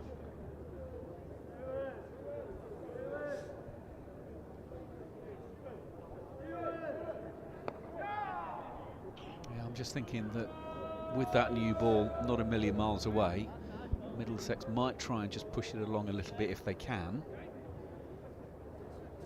If they get those runs, then obviously that'll be great. It moves it on from their point of view. But if they try and push it on and it doesn't work, well, then Lancashire are going to be in the pound seats.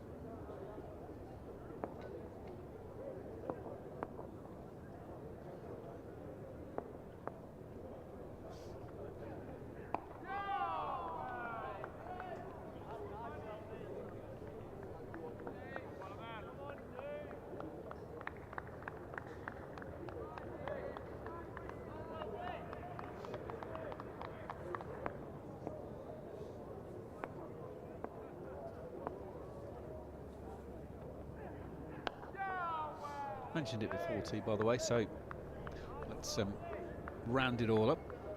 Derbyshire back in the winner's circle. 9-wicket victory for them over Gloucestershire.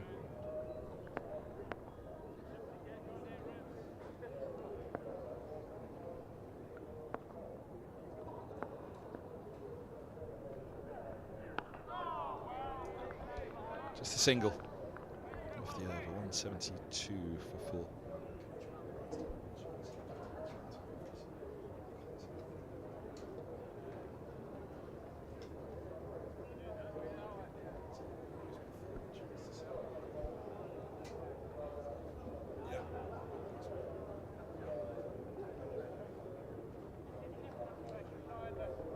Another side closing in on victory. Hampshire needs 62 more runs to beat Yorkshire down at Southampton.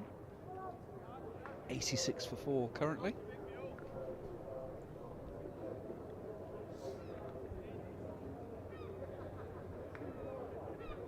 Some of these other games definitely will be going into a 4th and final day.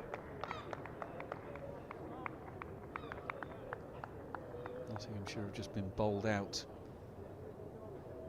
at Trent Bridge against Durham. For a first innings lead of 201, they've posted 579.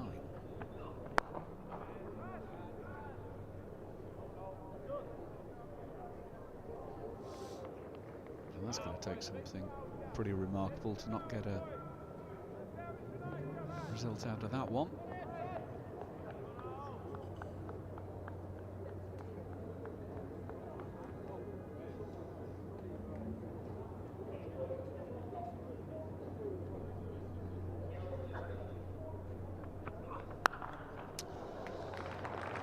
Pulled hard by Holden.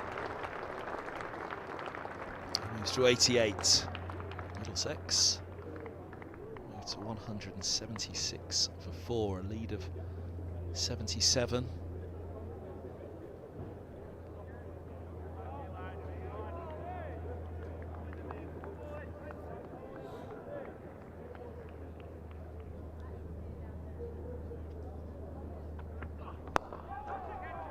Thing that probably haven't reflected on much today, but we did on the first 2 days, is you can't give enough credit to the ground staff for this surface this time of year. There's the replay of Holden's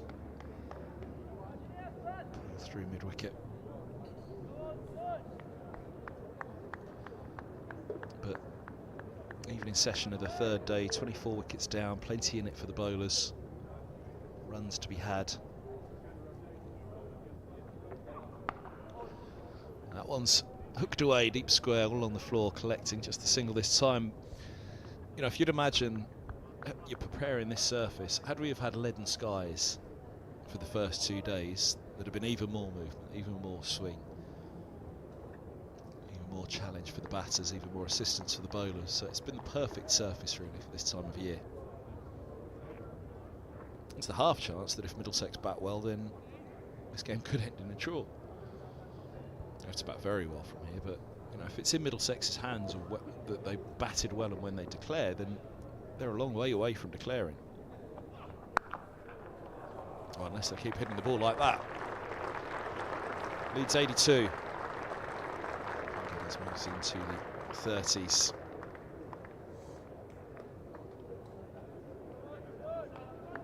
Said Sutton's been the one who's been going shorter, but that didn't really get up significantly high enough to trouble Geddes, and away she went. Is it first bowl at the pavilion end of the match for Sutton? I think it is.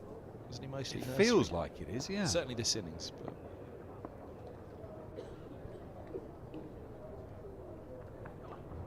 I always prefer the left armour at the nursery end, because at the moment he's bowling with the slope, so we'll be bringing it back in consistently to the right-hander.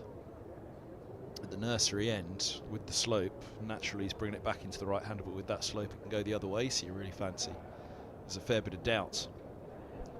Well, bearing in mind he banged a couple of in that over, it almost feels like he's taking the slope out of the equation, and actually the 2 men out on the deep leg side boundary to the right-hander, it's almost like he's bowling for catches there.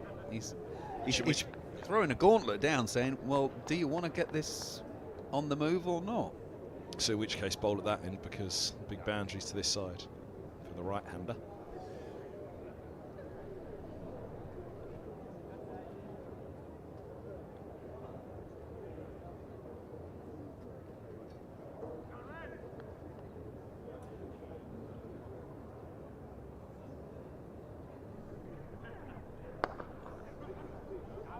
Now Wells going with the short stuff.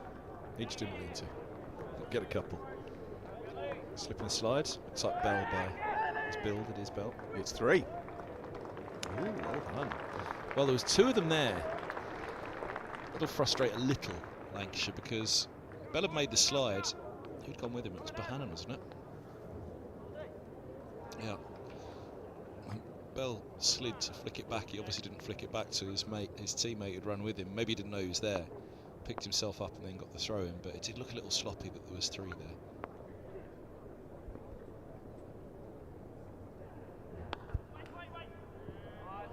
It was almost between the 2 of them. Could they not have manufactured that one slid and the other one through? I think Geddes spotted pretty quickly that it had been pulled back, but not directly to the assisting fielder, and therefore, with the length of the throw, Let's scamper.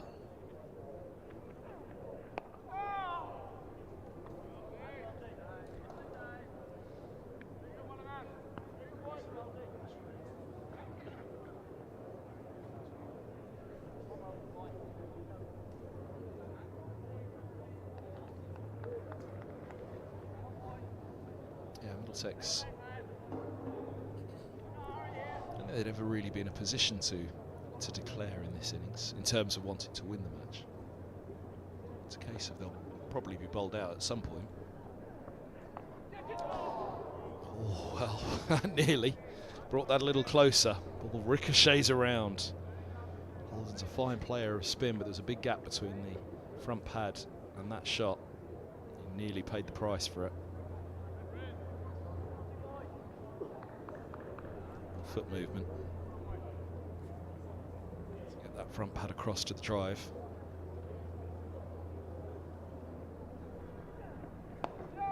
Better. Sometimes you just need that little bit of luck to go your way. That ricochet down onto the pad rather than onto the stumps. Reset the focus, reset the mind. On the verge of a century.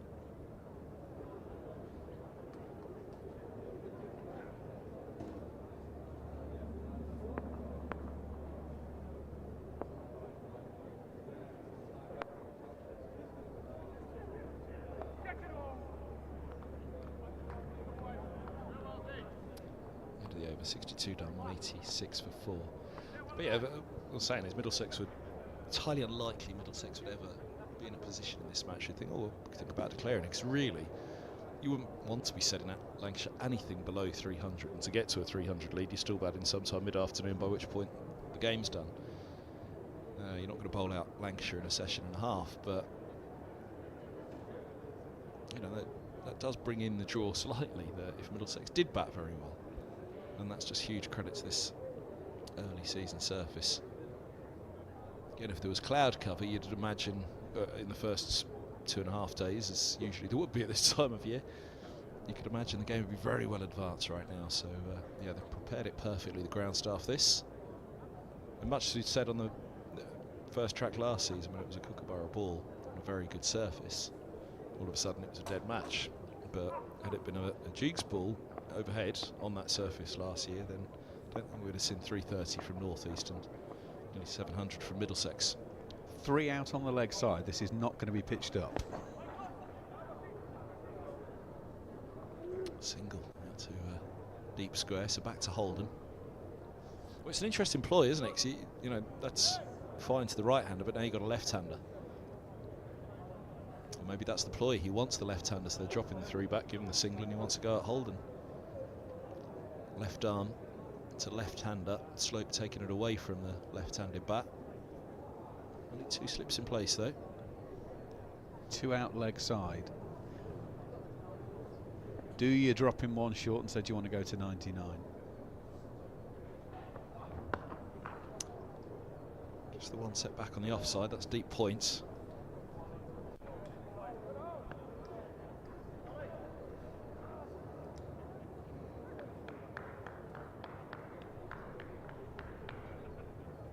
Oh, there's definite theme in this over.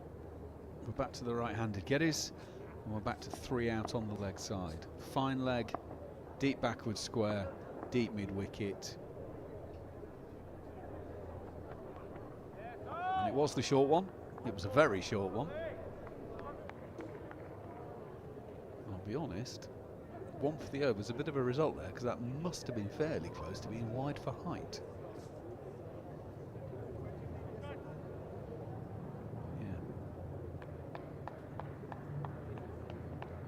5-10 metres off the rope, those 3 fielders on the leg side. There is the cover point sweeper out on the offside as well.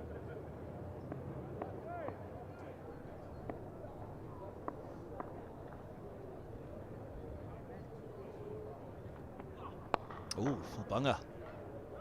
Gets away with it, just a single.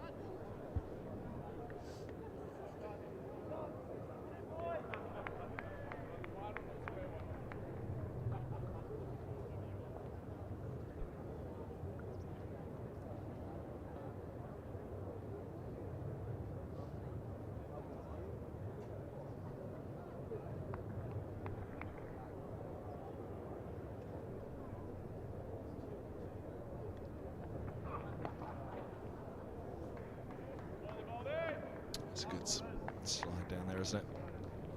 Tight angles with that short boundary.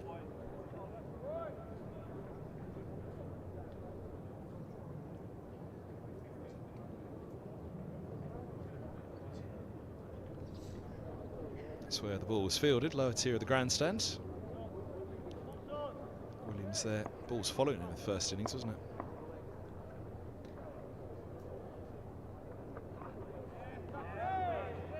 That's his finish, 191 for 4.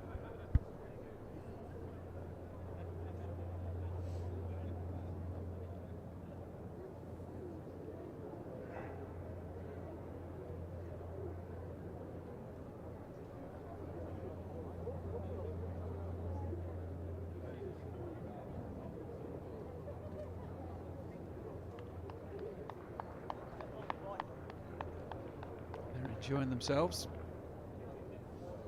Watching Holden continue on his merry way.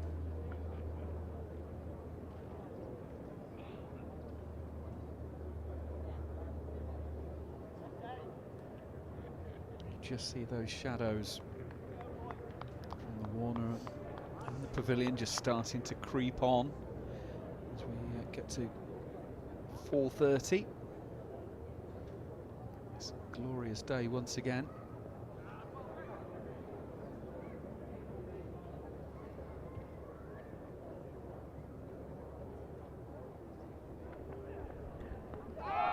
Oh. Again, Holden likes playing spin. Nudge your way to the century, but my thought process now, though.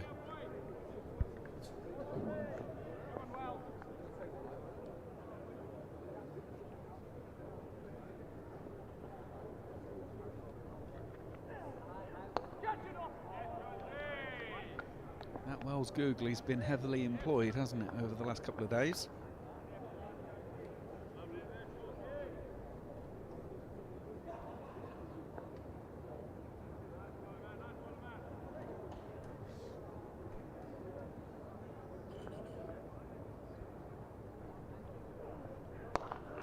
Tracks out a little short, but gets away with it. Ouch. When you're on 95, a ball like that is the sort of delivery you want from a Holden point of view. He's going to be very disappointed to have missed out on that. Oh, goodness me. Very nearly. Leading edge from Holden. Nearly closed the face too hard on that.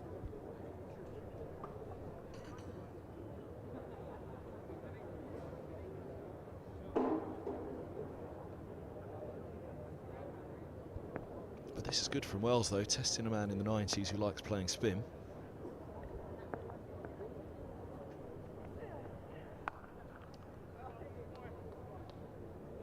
Just drag that on slightly.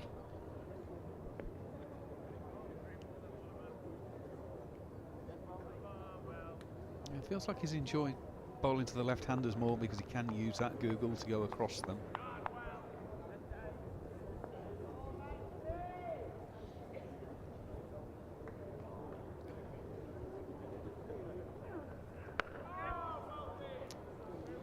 Just be the single. He'll keep the strike. 3 singles to end the over. 194 for 4.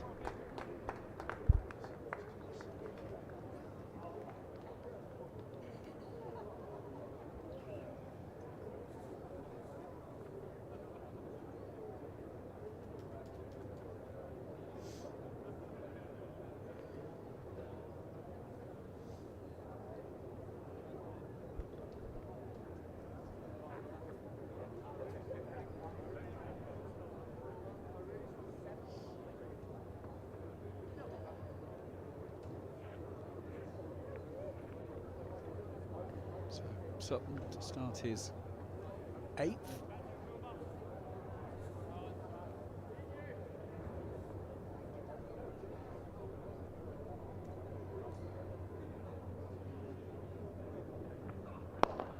It's a nice shot, and what a way to go to a century. Gets it past the mid-on. A beaut of an on-drive from Holden. A beaut of an innings. 69 in the first innings. He's 101 from 193 deliveries in the second. It's his 13th 4. And it's the first century of the season for Middlesex, and boy oh boy do they need it. Home dressing room delighted with that one. Lead is 99. Middlesex still fighting in this one. So a large part to Max Holden. Cracking innings. Cracking shot to get there as well. Punch drive.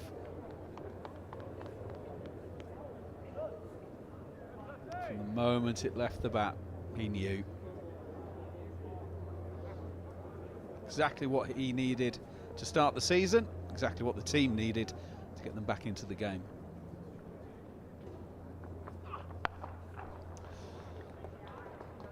Cut away a single.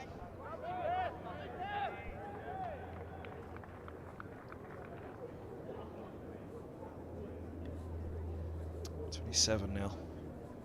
Max Holden, birthday in December. Cambridge born.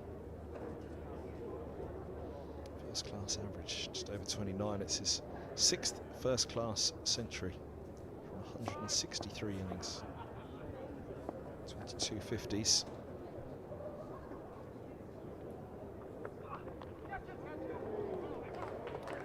It's away.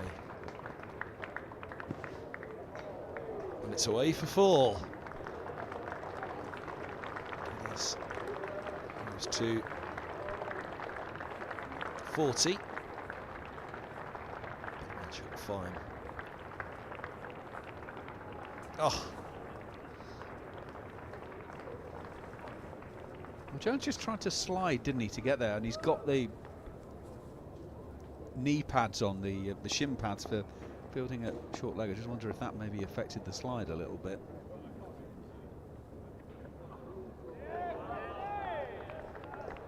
Quick. I won't like him when he's angry. There are quite a lot of bowlers throughout history who've bowled a heck of a lot better when they are angry, for whatever reason. He certainly bent his back in this game.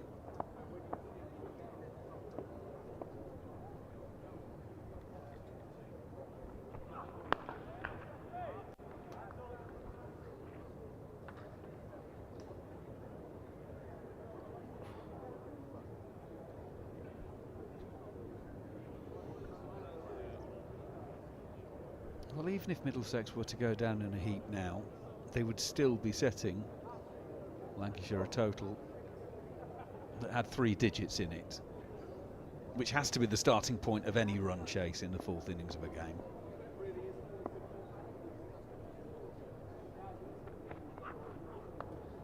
Well, it was 6 for 45 in the first innings, wasn't it? Ouch. Is that a bad one, or is it just a tumble? I think he's just rolled it, but it's one of those that didn't look good. You see, that happened to Mark Wood so often.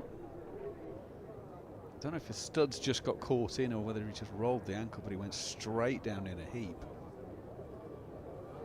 The fact he's straight back up and taking his fielding position rather than wandering off would seem to indicate he's okay for the time being.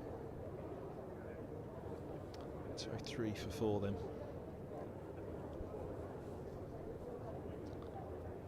We're at 2:15. And they lost their 4th wicket in the first innings, and then it was a collapse of 6 for 45. So even if they went 6 for 45 from here, you're still setting 150, which is something to bowl at. As we said, minimum, really, absolute minimums 180, but 220 they're probably starting to feel as though they're in the game.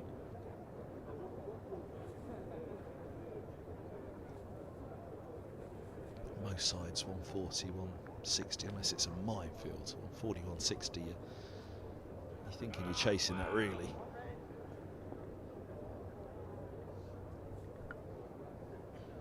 The way this pitch has played over the days.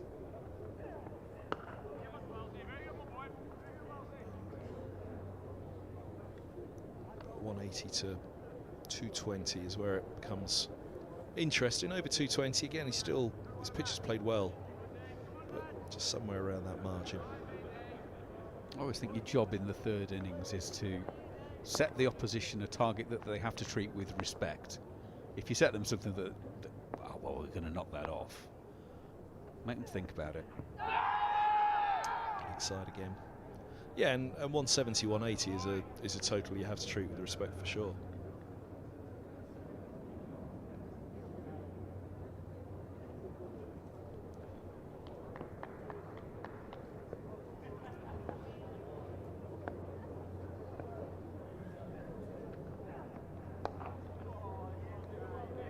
So by that, you'd think Middlesex would at least be setting a total from here that Lancashire would have to treat respectfully, which at 7 for 3, well, they may not have been setting a total. No, quite exactly. Just doesn't appear to be coming out for Wells quite as well as it did yesterday.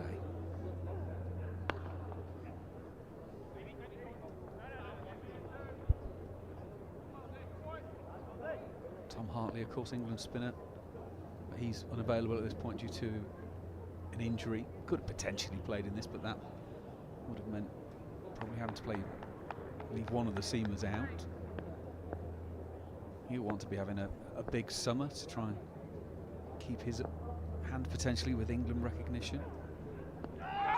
That's gone through his legs, hasn't it? Looking to punch away into the onside. I think that's gone straight through his legs to the gloves of the keeper.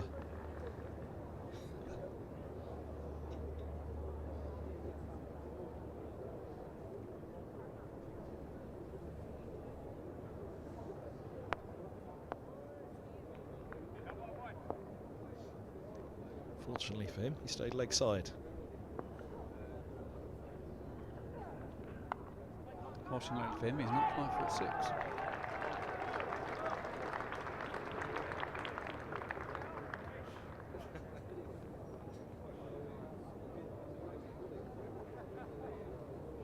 End of the over, 206 for 4.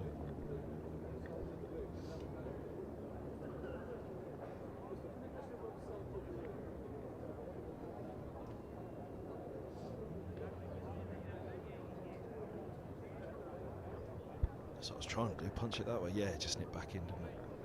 Fortunately, you're not 5'6".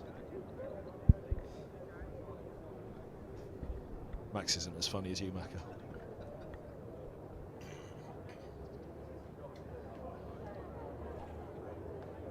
Right, Balderson back with us from the pavilion end.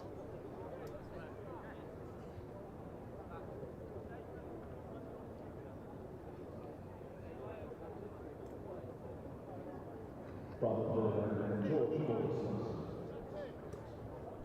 man to get Higgins.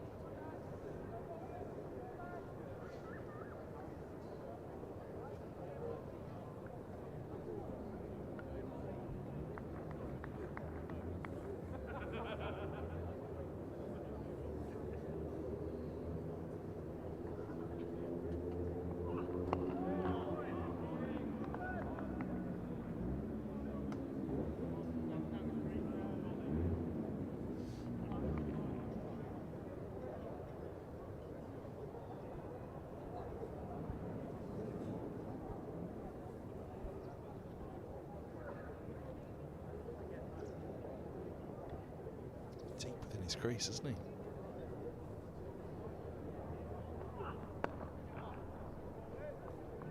Keeper stood up, of course, but nonetheless, trigger movement takes him, well, 2 steps forward because it's front foot and back foot go forward as his trigger. Very deep starting position in the crease.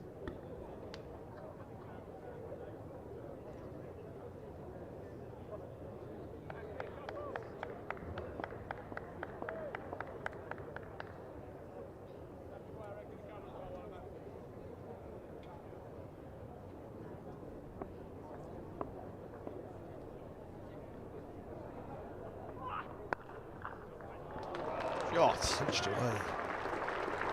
view, doesn't it? He's building his way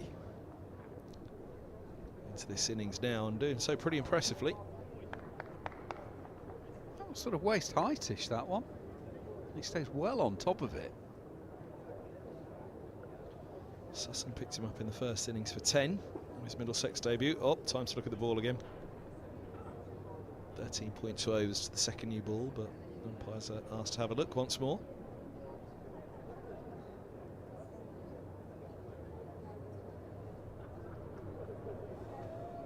Yeah, just on that trigger movement, you wonder if that surely has to be something that he started himself as a batter, because I'm not sure would you coach that in?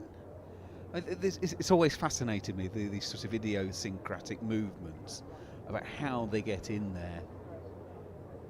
And some of them you try and coach out of, and then some you just say, well, actually, look, if it works for you, go with it. You know, if you wind back the clock 30 odd years, Kim Barnett, for instance, taking guard almost outside of the stumps and then walking in. That last couple, now you'd say normally you want a nice fixed solid base, but it worked for Kim Barnett. He made a really good career out of it. So is the Holden one, is that just something that has come about, or was it actually coached in? I'm just trying to think back, and again, well, the answer is I need to go back and see what Alistair Cook's trigger movement was now, because that is how he set himself up as a kid. Everything that Cook did, he copied as a left-hander.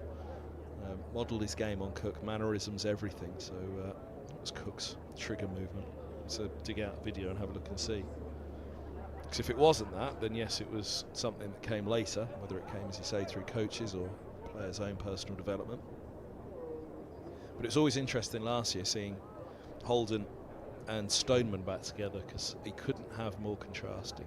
Holden wanting to get both feet, you know, as you say, Kim Barnett was the other extreme, wasn't it? He'd be side on and he'd walk forward in his crease, forward across his crease, I should say.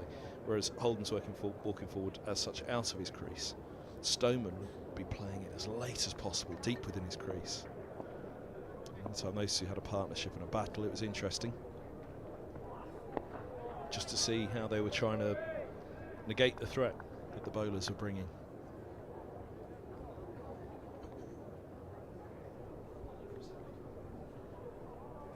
Just proves there's no one way to do it. It's what works for you. See, get it set up there. Pretty orthodox.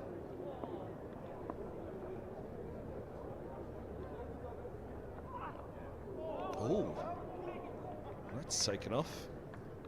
Again, it looks more so because the keeper's standing up, doesn't it? But nonetheless, certainly a bit of bounce. And I've cast mine back first thing this morning, Mac. There's that one. Quite a grubber, well, it was nowhere near a grubber, but there was one that really did shoot along outside off. Maybe it's Fernandez just before he was out, but 211 for 4 after 67.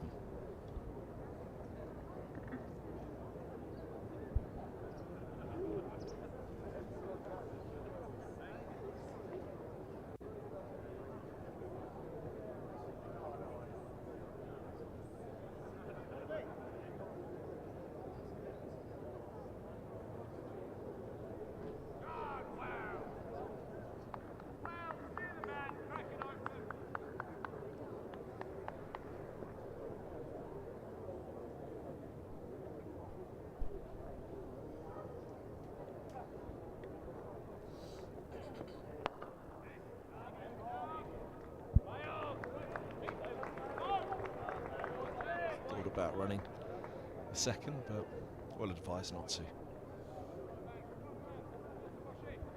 We're nowhere near a stage where the pressure's starting to turn towards Lancashire. However, from having got this far from 7 for 3, it's been quite the stunning fight back in this innings alone, although the match situation, trailing by 97 at the start of the innings, means it's still a bit to do. You just don't want to give it away now, do you? Especially with the second new ball around the corner. Their job for the team really is for the pair of them to be there now to face that second new ball. Which is probably 45, 50 minutes or so away, potentially.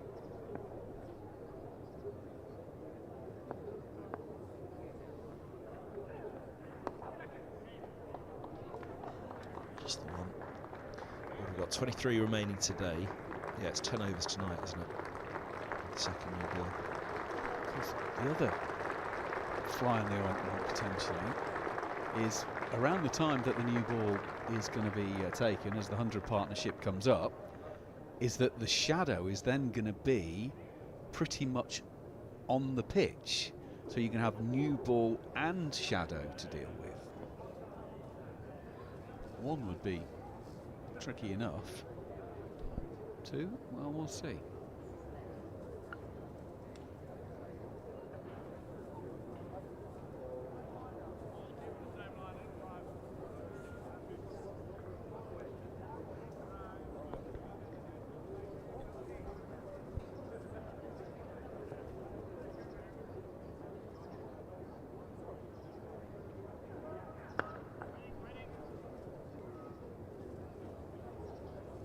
From Wells, overstepping around the wicket.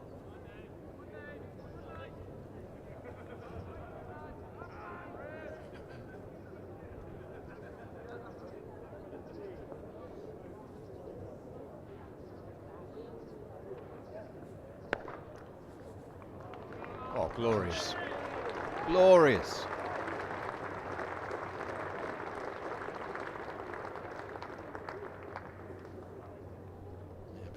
Punch, wasn't it? From Holden.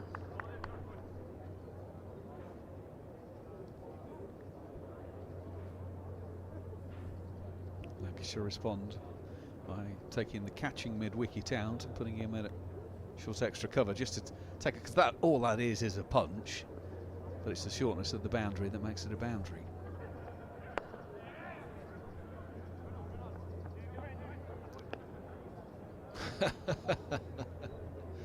Synchronised backing up. Coming to the LA 26 Olympics. It was a little bit breakdancing for a minute there, wasn't it? Both with the helmets on. What's the new Olympic sport? Breaking. Breaking.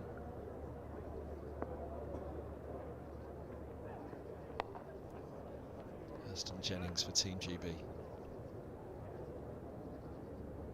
Single turn the over, 2-1 for 4.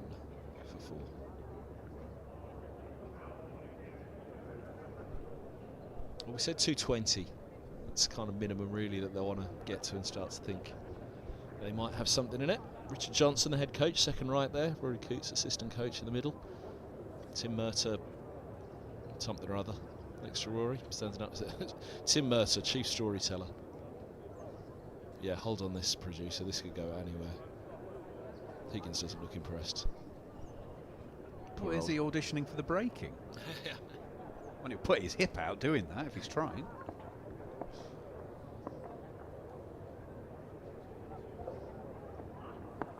Zaf Gohar's in the end thinking, what have I signed up to here? Season of listening to Murtagh.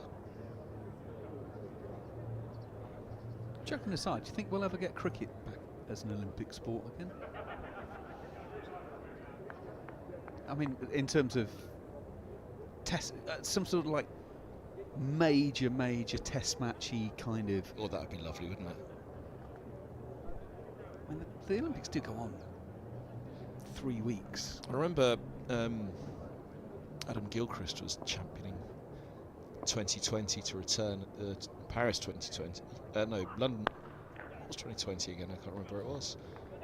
Cut away for a single. Paris is 2024. So is it Tokyo 2020? Yeah. Oh, because it was. I'm now doubting myself. That's right, because it was delayed because of COVID. That's what I was thinking. I was going to get myself confused. So it was Tokyo 2020 in 21. Yeah. Well, it's LA 28, isn't it?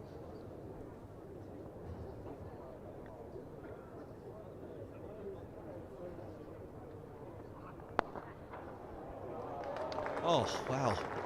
Got it through again. Lovely shot. Chase on. Into the shadows. Well done, Bailey. They've turned for 3. I just hope they can get it in, though, with enough nations taking part. Do you know what I mean? Rather than just it being almost like more than a glorified Commonwealth Games. Because let's be honest, cricket is historically, because of its nature, a Commonwealth-dominated sport. It is a game that could work for so many nations when you think about it.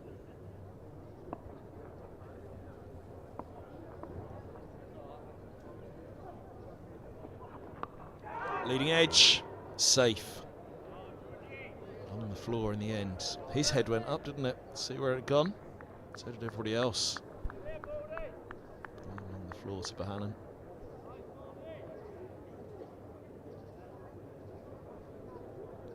Still plenty in this pitch for the bowlers.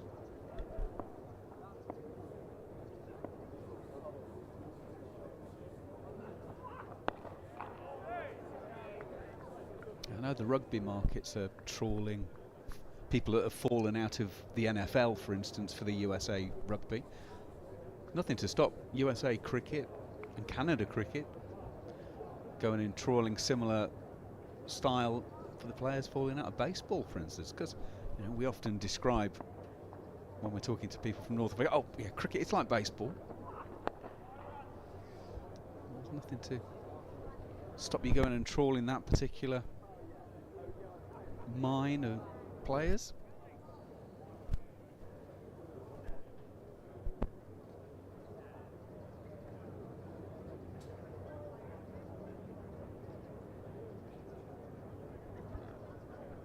.225 for 4, 11 to the second new ball, 22 remain today, so 11 tonight, I said 10. Just testing my maths mid over there, wasn't I?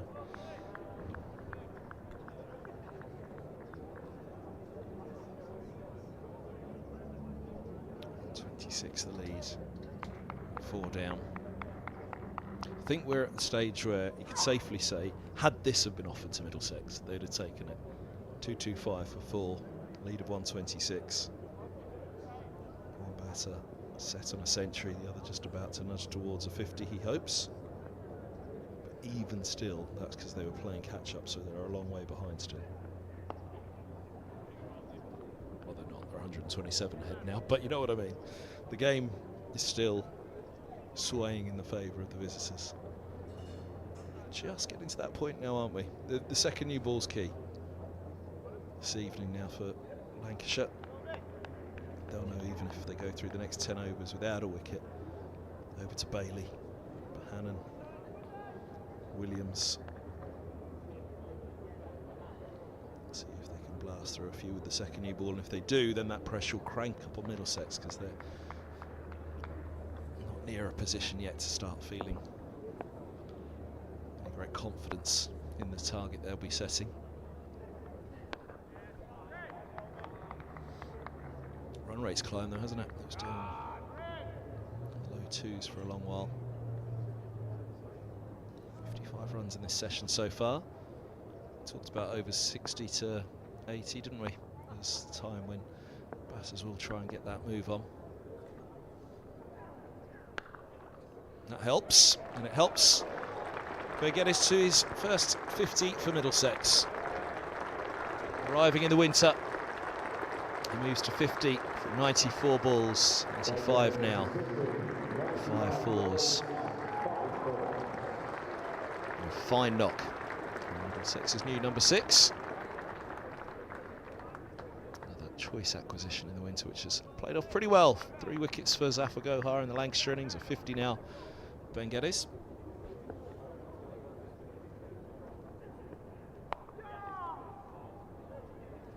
And on to 51. Yeah, he got 2 games for Surrey last season, got a half century in one of them. Now got his first Middlesex half century in his first game. As you say, ticks for the recruitment department.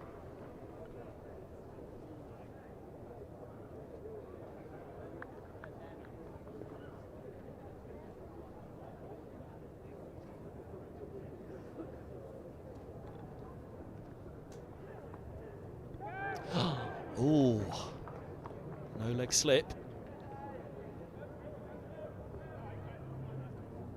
Eyes on the umpire, he's not signalling anything. It was all bat or glove. Not sure if it was arm or Whatever, it ran a fair enough way to suggest that it was Wooden, though, that let it run that far. Middlesex breathed a sigh of relief. Not so much of the reverse sweep from Max Holden. It's one of his favoured shots to the spinners. Interesting that he's put it away in this innings.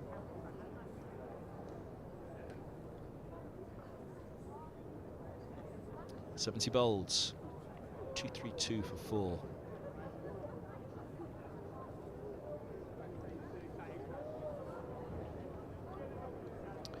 After Bailey's opening burst in the first innings, it only got 1 wicket, but it was a very pressured spell of bowling for Middlesex.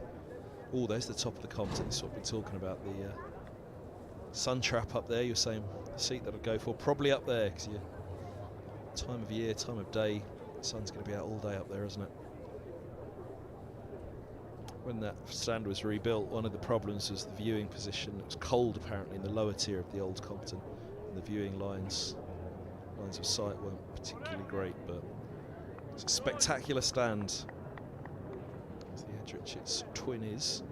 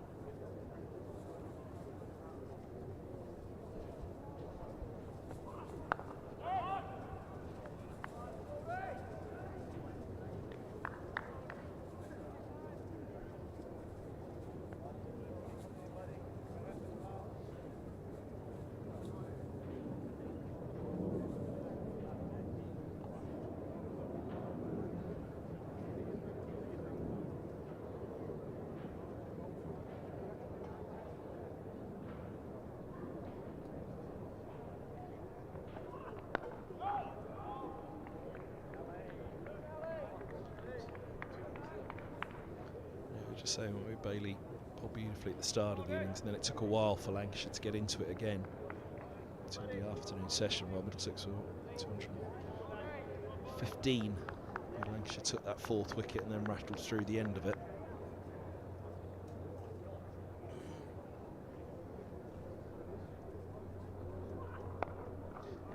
You could almost look at this innings and say, well, same again. He's got 7. He's picked up the 3 wickets, had Middlesex 7 for 3, and now look at them, they've got away again. But that's not through the effort of Lancashire falling away, not that it was effort in the first innings, but the consistency and form of them. They've bowled well in this innings. Lancashire, they've kept the pressure on the whole way, but they've come up against very determined Max Holden and Ryan Higgins, and now Ben Geddes as well.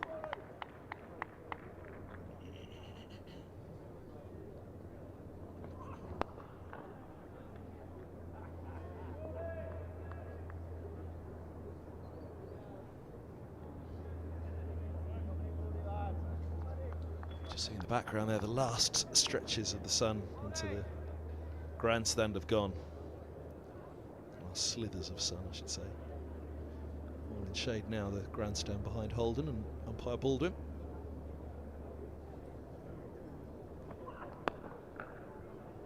It'll be moving down to the Compton stand as well. Extra stewards to the Compton, please.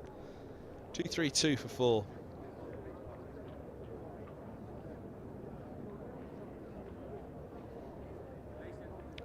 9 overs to that new shiny hard cherry.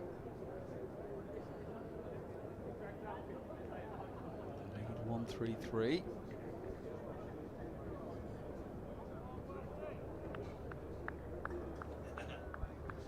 Off to the Compton.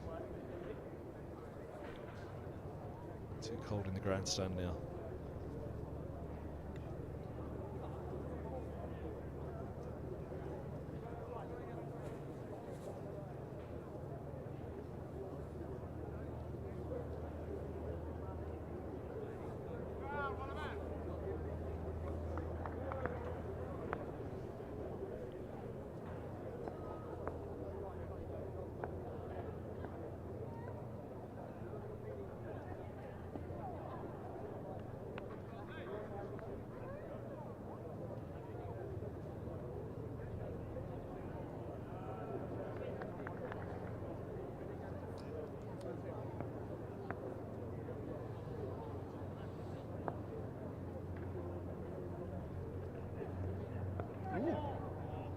right bounce on that one.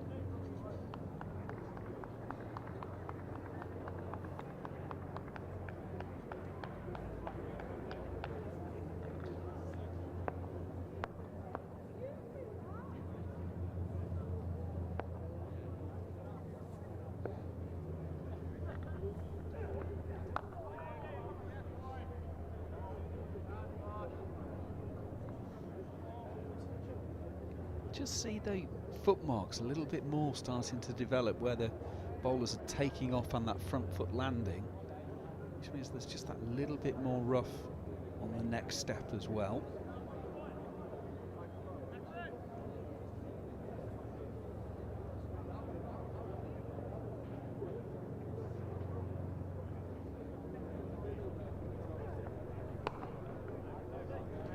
Zaf Gohar got in trouble, didn't he, a couple of times with the umpire from this end. I think, just to say, it's just starting. You can see the crease there is heavily marked, isn't it? But just starting to see a little bit of a formation, foothold there on the follow-through steps.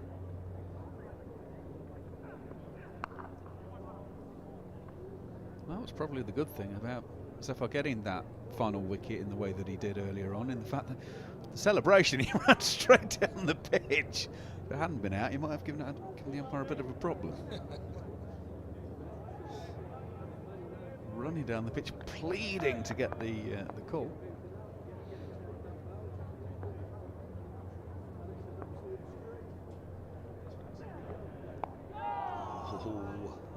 Didn't get that front pad across the inside edge onto the pad.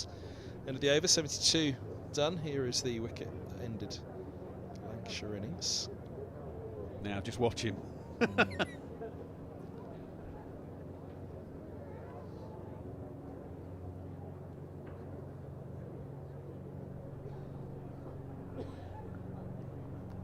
It's a good appeal / celebration, that, isn't it?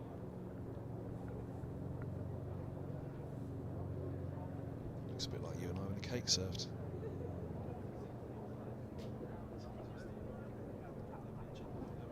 Producer's just saying he didn't see any cake at the tea until. Yes, that's because you were down following Kevin. Zaf Gohar like danced down the corridor to the tea room, celebrating that it was the spicy ginger cake again.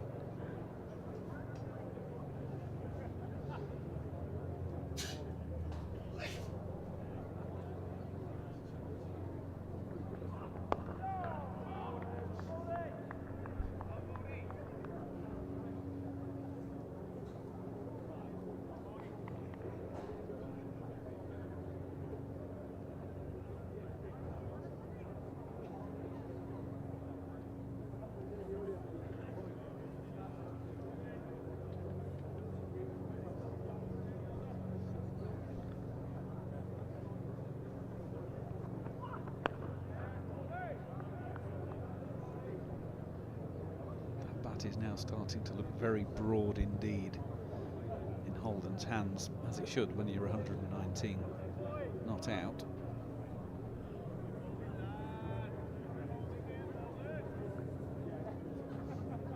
Two centurions in the match.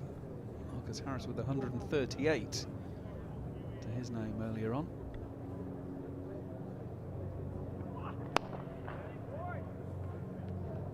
Saying that's been the difference between the sides, the Harris innings. Well, the Holden innings is fighting Middlesex back.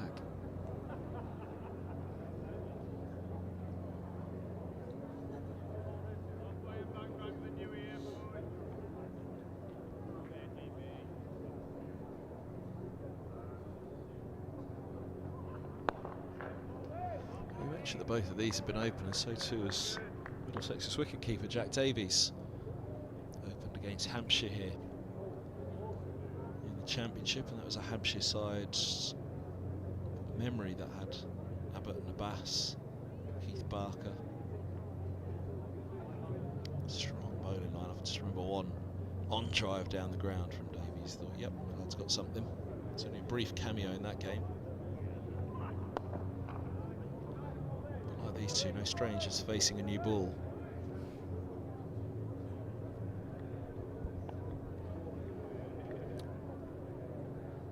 Davies and Max Holden will hope that they are both still there to do it themselves rather than leaving it to Davies.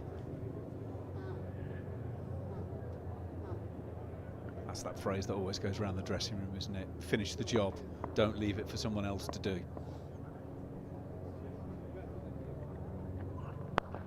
It's a nice shot. Oh, now he could be in trouble though. Bailey got around it quickly. Managed to pick up with his right hand and throw. Oh, he knew he was in trouble. Oh, he just made it, I reckon. It was close. Were the TV replays, would have definitely been going upstairs, but I can smile now. I don't think he'd spotted that mid-on was quite as straight. It was very, very straight mid-on.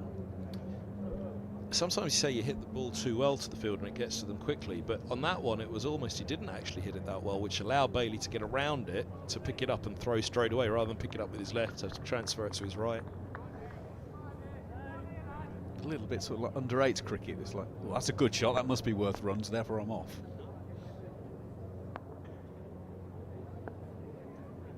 Just saw that flag, the breeze definitely getting up again. Not that it's not been there all day, but it's a nice shot. The wind's at his back, Wells, so he's bowling from the nursery end. Saw Zaf Gohar begin from the pavilion end, bowling into the wind. For a spinner that can be pretty advantageous.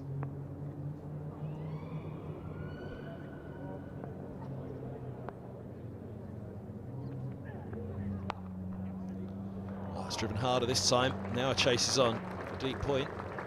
We'll get there now from 2. 4 earlier from Higgins. Just a couple there though. But yeah, as a spinner, you almost want that ball to stop, don't you, in the air? Toss it up there and think that it's going a little bit further as a batter, but it holds on the wind and dips. It's from behind you, it can just float on to a juicy half volley length. Bit like that. Short's extra cover, the last 3 balls, each one the shots played, head's gone down. I'm just slightly in the wrong place here because they've all gone about the same spot away to him, to the left-hand side. As that whistled through the shot there. Yeah. This is the difference between a wrist spinner and, let's say, slow left arm spinner, in the fact that they're both turning it the same way, but a left armer from this end would like the breeze the way it's blowing, because an arm ball will therefore drift on in. Wells can obviously get the one that goes in with the googly, but the natural left armer with that arm ball that's bowled off of the finger, carry on in and hurry on through.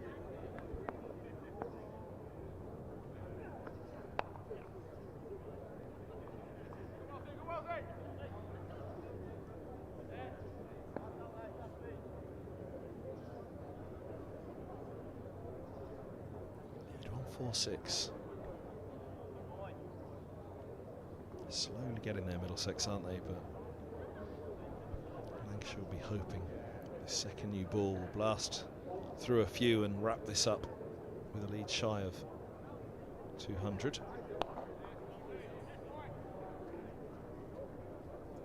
But again, we're just reaching that stage where you're thinking almost worst case scenario now for Middlesex is something around 200, isn't it? We're saying really they want minimum 220 as a lead. Giving themselves a chance now, they're getting towards that margin.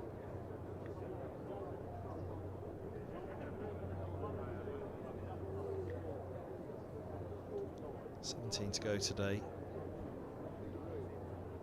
Go through to stumps 5, 6 down. I'd love to get stumps 4 down, wouldn't they? But if they got through to stumps 5, 6 down, then you're thinking sometime around lunch tomorrow. Middlesex is ideal that they get that far. Certainly for the spectators that are booked to come and see tomorrow, they want another good day of it. Now.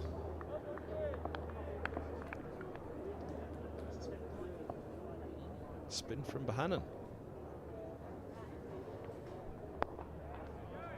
Well, this is clearly to hurry on through to the new ball.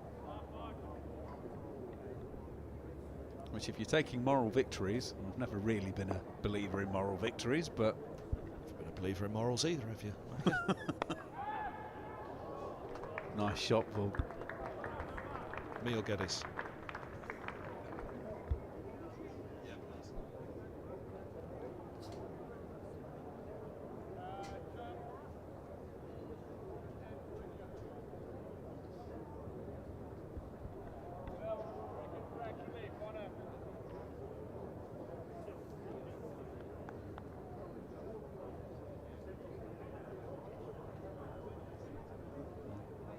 He bowled a grand total of 6 overs last season, did Josh Bohannon. Found a way past Holden there.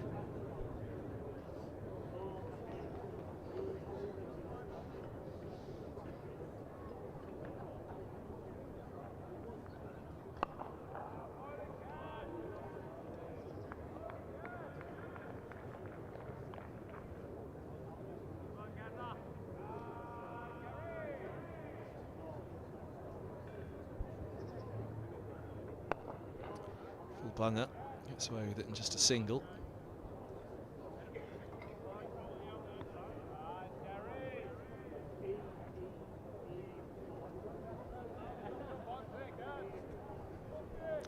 This has to be up there as one of Holden's finest innings for Middlesex.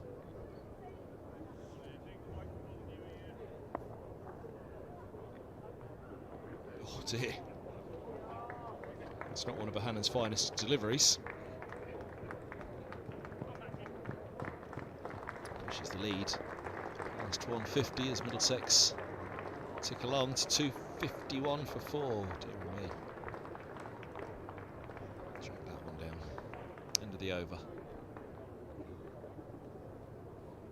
But yeah, for Max Holden, I mean, 69 in the first innings, 7 for 3.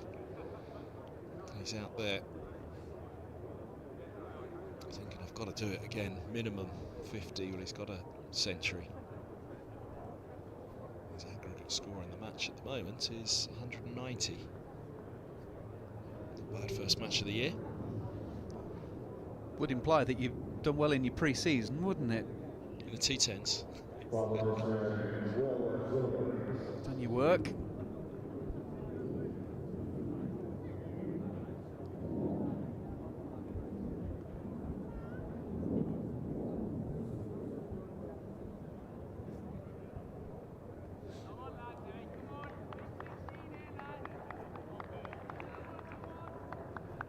Williams back for a burst before the second new ball. It's interesting.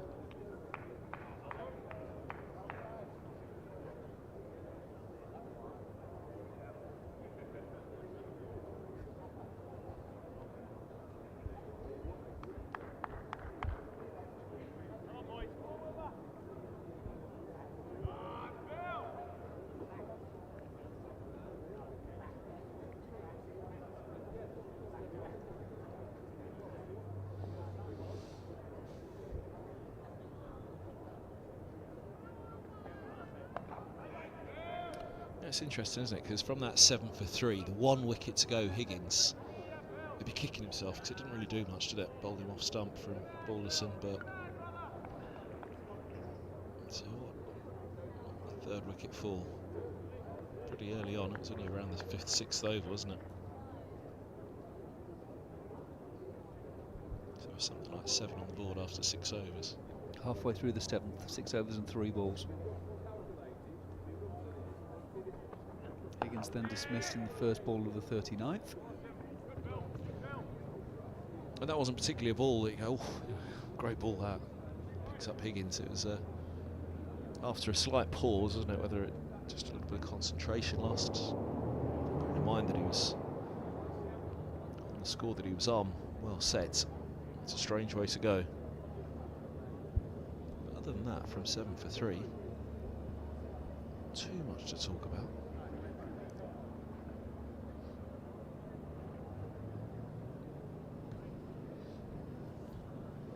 Hampshire are victorious down at Southampton.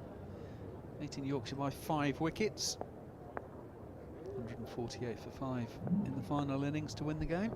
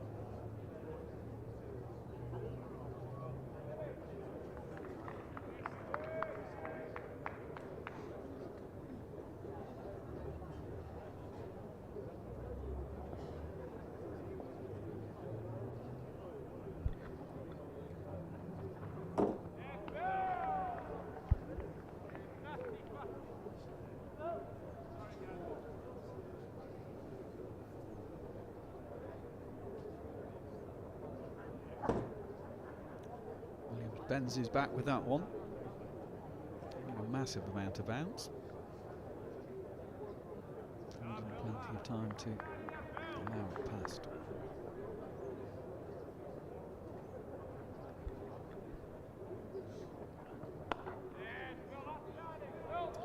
With the 76, 253 for 4. Again, 7 for 3. There was a real fear Middlesex wouldn't get anywhere near their first innings score. 260 they managed first time around, having been on 78 for 2 and 215 for 3. Going to be late home, Mum. Middlesex are making a fist of it.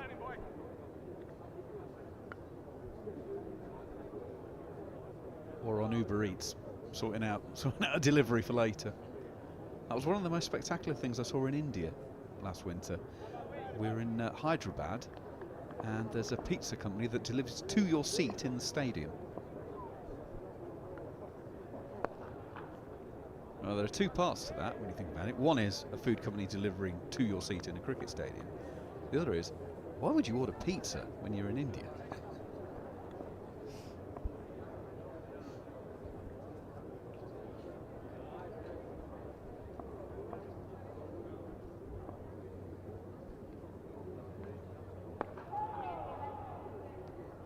Just the single. Third part to that, do they deliver to the media centre? As you say, why would you have pizza anyway? And also media centre, you get well served, well catered for. Very much so. Was it India you said you went for best food around? Yes, absolutely.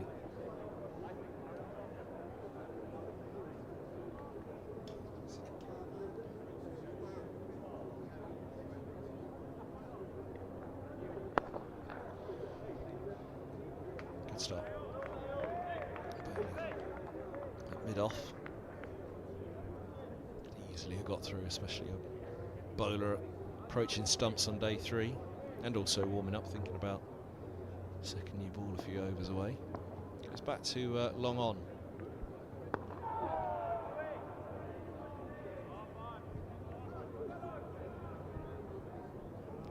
This field does rather give the impression they're expecting Geddes to try and tuck in and launch Bohannon.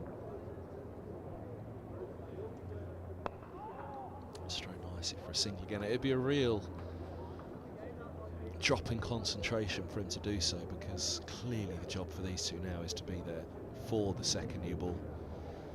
And if Lancashire get them out with the new ball, so be it.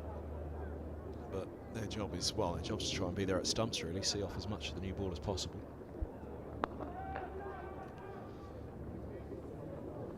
It's going to sound a bit daft, this, for blokes who face 230 balls and 114 balls respectively, but actually their job is about to start in 3 overs time when the new ball is presumably taken straight away, because if both of them go quickly and the tail goes in a heap like it did before, then that lead of 158 at the moment isn't going to be the kind of number that they would want. So the work is actually about to begin.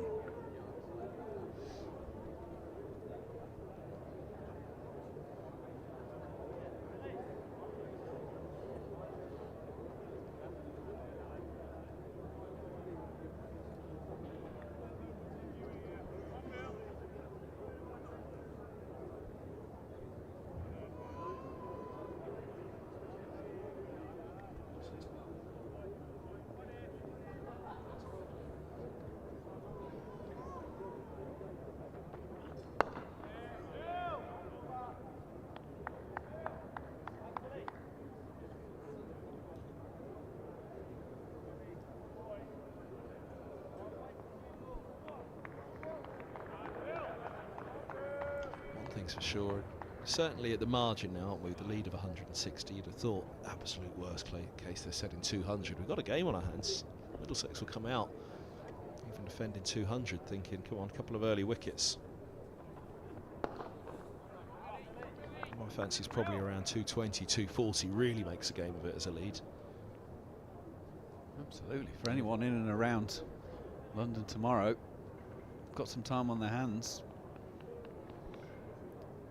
£5 entry if you want to get your hard earned out. If you don't, you can just join us on the stream. But if you want to come down and sit in the sunshine, looks like you're going to get a decent chunk of cricket as well, not just a 10 minutes and done job. Knocked away, just a single. But at the rate things are going, barring an absolutely horrific collapse here for Middlesex, then they're going to be there at least an hour into the morning tomorrow, aren't they? Which then is setting up a 2.5 session to be chasing somewhere around 200, even worst case scenario for Middlesex.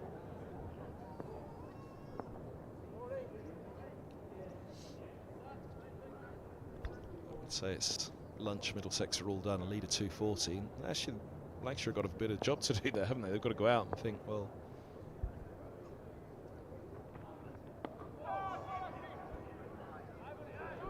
just by a single.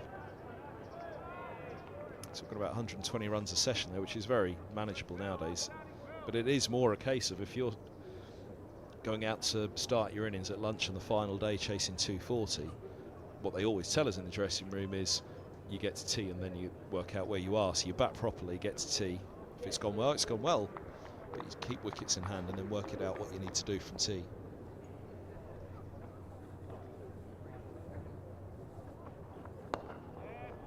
Because I'd always used to say, yeah, but don't forget, in red ball cricket, there's no fielding restrictions. You can drop everyone back out, which is true.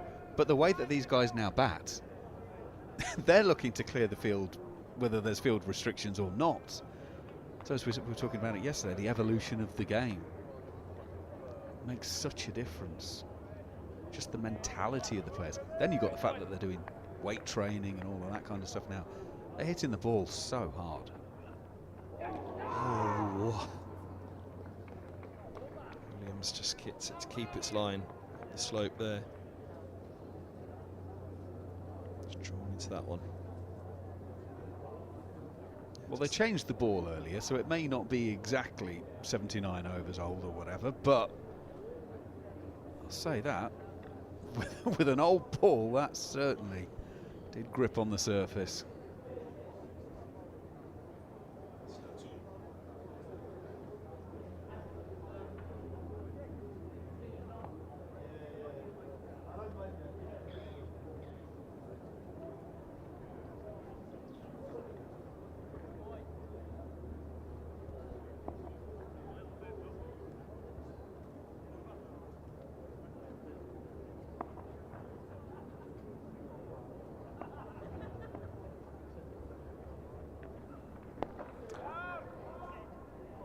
Through for a single.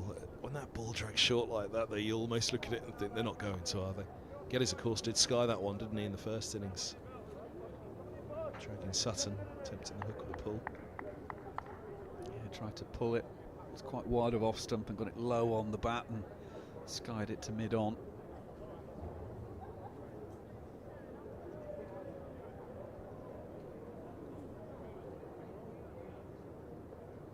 Well, there aren't many left in the pavilion that you would have thought would be behind the bowler's arm at the moment, but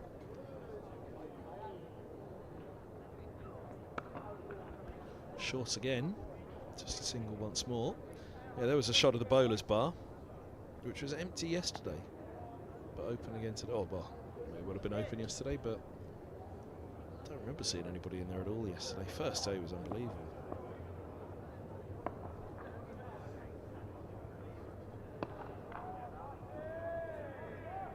Going quicker and quicker, isn't he, Bohannon here?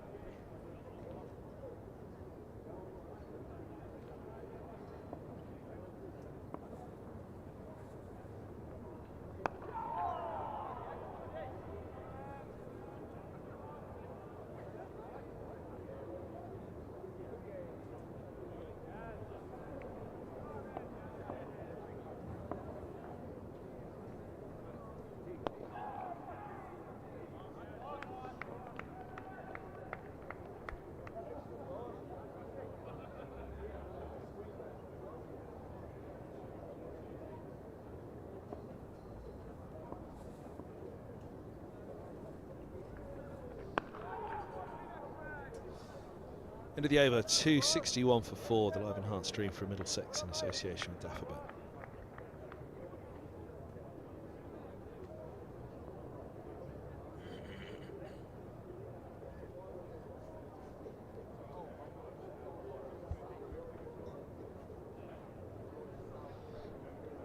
Andrew McKennan's alongside myself, keeping hand on the mic for this one, and it's 12 overs to go on the third day, which at the moment is teeing up for a belting final day. They'll be flying in from all directions to come and see this. Very arty, that, isn't it? That'll be Greg downstairs on the camera, I reckon.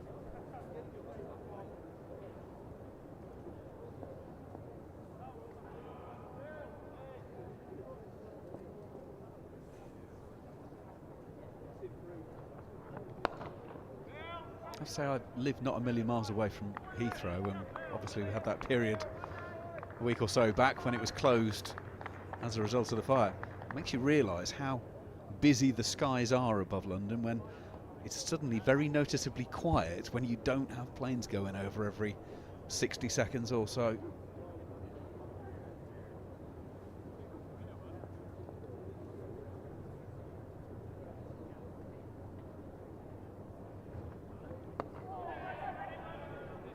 Over before the second new ball becomes available.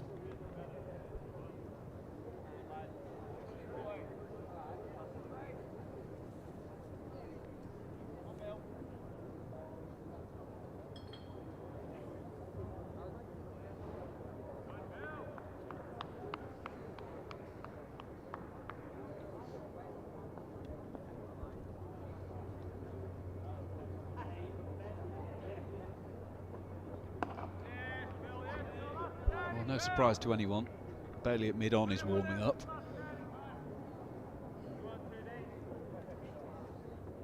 Williams, this is his third over of this particular spell.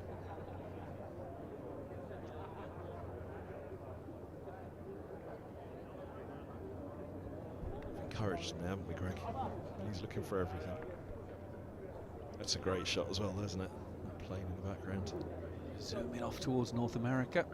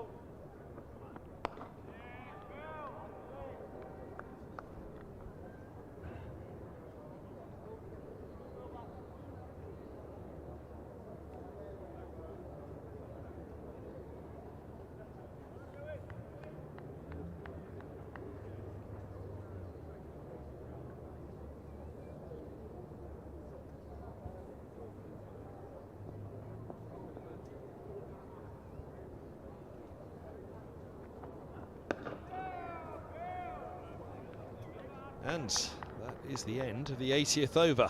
Is it the end of that ball? You'd imagine so. 11 overs to go on a sunny Sunday evening at Lord's. Time for the second new ball. Will they take it? Can't imagine they would not. There we go. Thanks for umps. Get rid of that one for us. Scorers.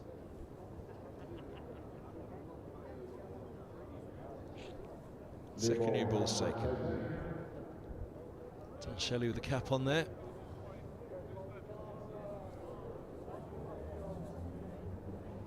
Shelley and Morgan overseeing from the scorer's box down below Old Father Time between the Mound and Tavern. 126 for Holden, 68 Bangladesh. Job just about to begin though for them. Face Bailey and the new ball. Did like the way that Josh Bohannon ran up to the umpire then as if to say, well, come on, please give me the new one. Let me have a crack with the new one. And then was disappointed when the skipper said, no, not today, Josh. It's the great Jason Gillespie story after he hit the 200, and it would have been Ricky Ponting, I'm sure it would have been, that called the batters meeting the next morning at the airport before they were flying off to wherever next they were going, and first one in the meeting room sat there as the skipper walks in. Jason Gillespie, Dizzy, get out. No.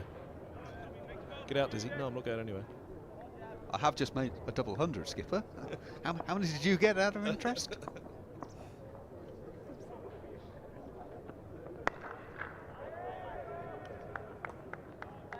So now the game within the game begins.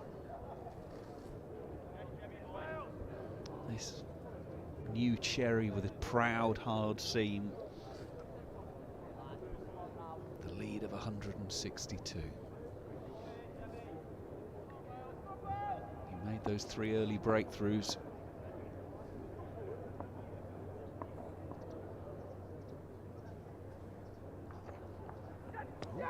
Side.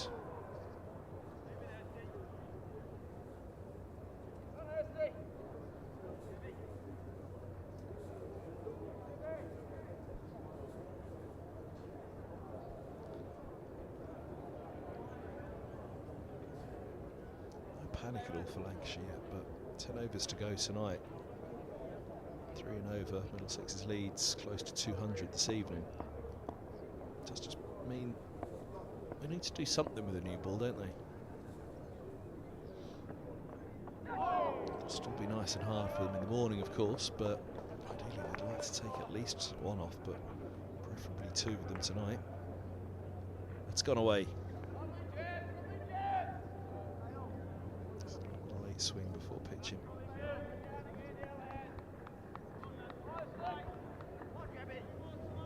When you bear in mind the Middlesex only bowled 2.5 overs this morning to take that final wicket, I think he should have been out there basically the whole day.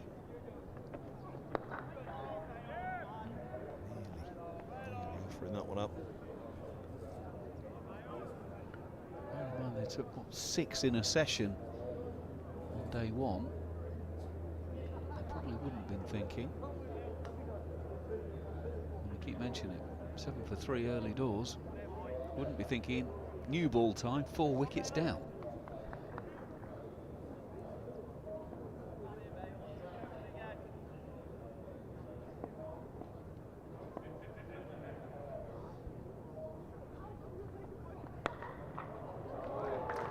Punched away.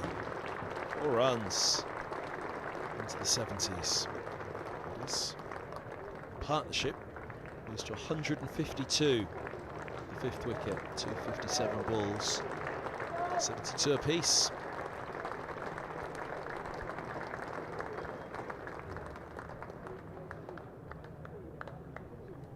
That looks a whole lot more healthy than it did a few hours ago.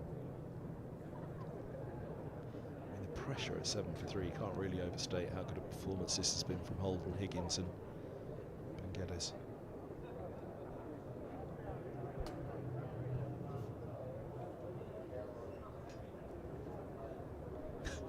Well, that brand new Cherry is... Is it in the pipe? That's happened before. It's got caught up somewhere. Drain down there, oh dear. Well, at least there'll be no weather in it. It's a bit, was it record temperatures for the time of year and record lows of rainfall? Usually imagine retrieving that back first week of April. It's absolutely drenched in that train. It's clearly not even marked because they haven't even shown it the umpire.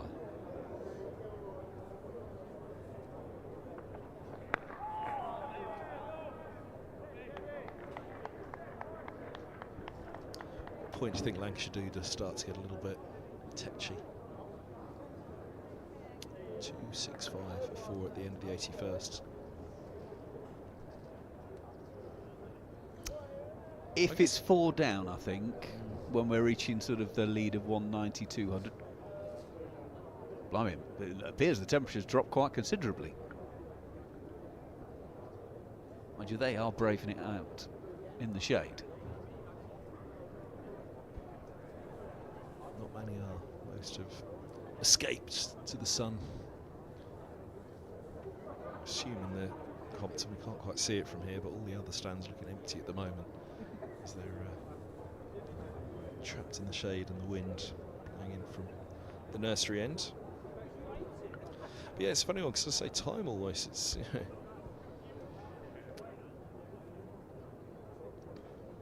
Middlesex about another 42 overs of this innings, which takes them to lunch tomorrow.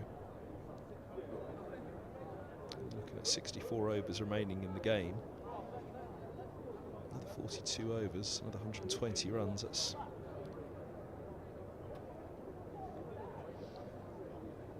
pretty decent lead of 280. You're chasing 280 and 64 from lunch on the final day.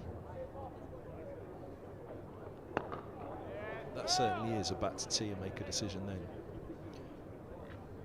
Well, as we keep saying, these are the 2 most fancied sides in the second division. You then wonder if that starts to come into your thinking. Do you say, well, it would be brilliant to chase this down to get us a win? Or do you say, look, we make sure we do not lose this game because we don't want to give them a boost at this point of the season?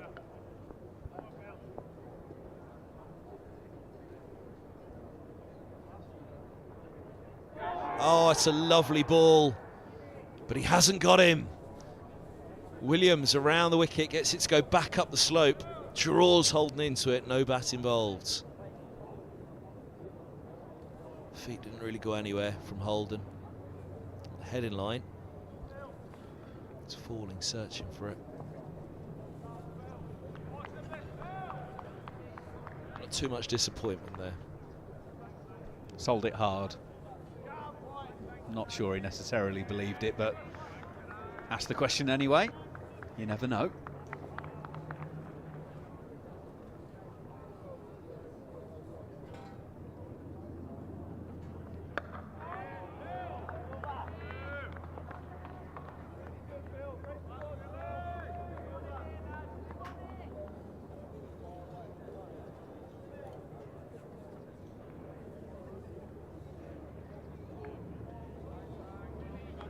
Yeah, I think, you know, it's 2 of, if not the 2 favourites to go up this year. I think we've seen why in this match, haven't we? Middlesex, very good first morning, and Lancashire came back hard at them. Lancashire, brilliant start, and most of their first innings, brilliant. Middlesex came back hard, managed to wrap it up. And pretty good time last night. And then in deep trouble. I mean, they really were up against it at 7 for 3 this morning. You can't overstate just how much pressure that was. Coming back to 265 for 4. It's been a real tussle here. Quite the back and forth.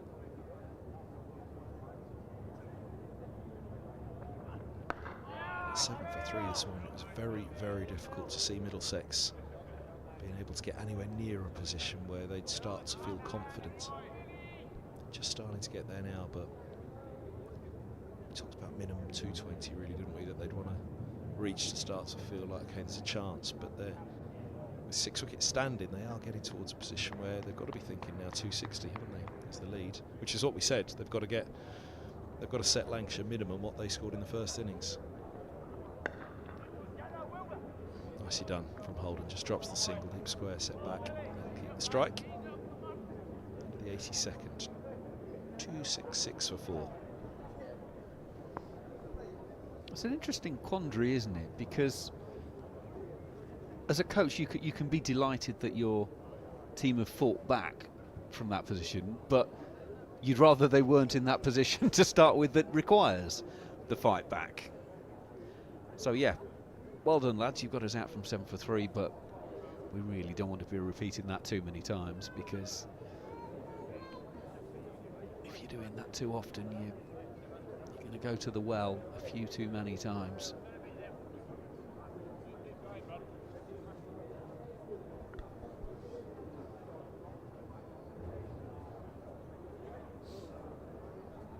To go on the third day.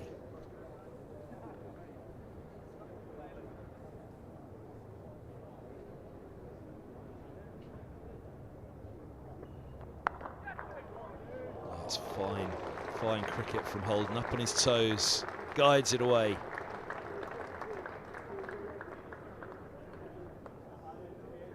Just look around the field, and you mentioned they've been out there all day. Just starting to look a little tired, aren't they, in the field? Look a little quiet in the field for the first time. He talks about, you can see the smiles on the faces all day, the energy in the field, strong position, well ahead in the match. Lancashire, but the balance is just starting to even out now. As long as that wicket column stays at 4, it's starting to actually tilt as much as balance out.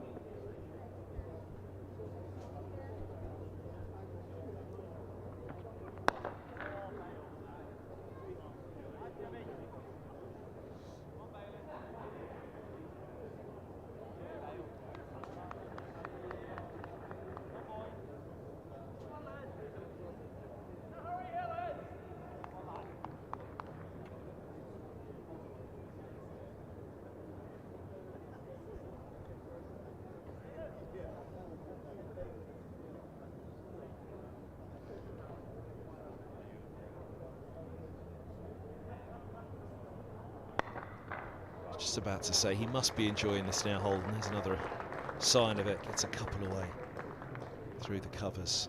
On to 133. First game of the season, 69 first dig. Let's have a battle to get his place back in the first class side. Max Holden will become key white ball player for the county.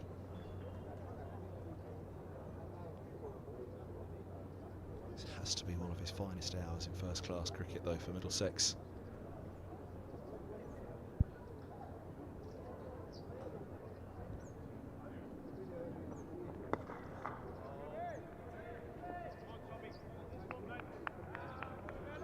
He's offered a chance in this innings. He offered the one in his 69 in the first innings, a long leg, didn't he? But other than that, aggregate score of over 200 in the match, and he's only offered one chance.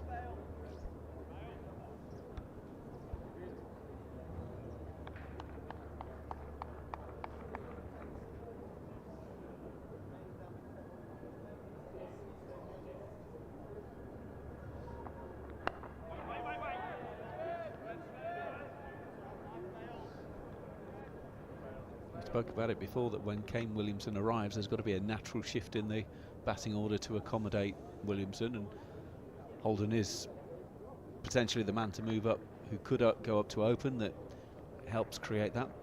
But if he carries on this run of form, there'll be something in the back of your mind that says, well, do we really want to upset him, keep him where he is? Kane, you're opening.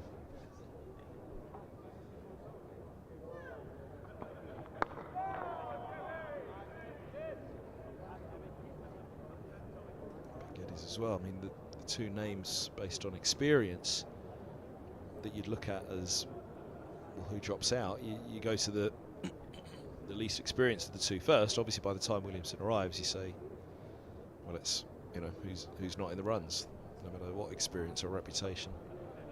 But yeah, Fernandez and Geddes has done a good job here, hasn't he? So it does look as though it's got to be somebody to go up with Robson. But of course, Fernandez by then could have racked up the runs. 83 done, 8 to go today, 272 4. Another shot of everybody wrapped up in the cold, in the shade. For the first woolly hat of the match. I mean, normally it's the players at this time of the year. Did see one bobble hat yesterday. And the funny thing was, everybody else was sat with them with sun hats around. It must be hot under that. It was in the sun. Just making a point. I brought it with me. I'm going to darn well use it.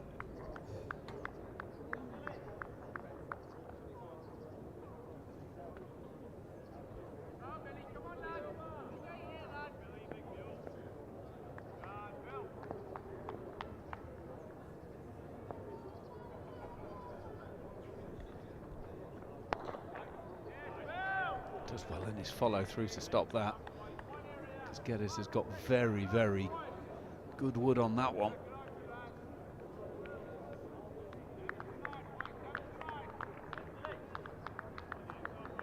Yep, I thought so.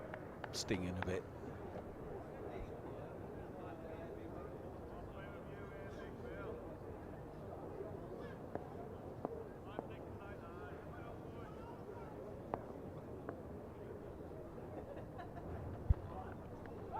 Oh no, is the bat involved in that? I think he's got an outside edge onto the pad, the back pad there, hasn't he? Otherwise, that's got to be very close.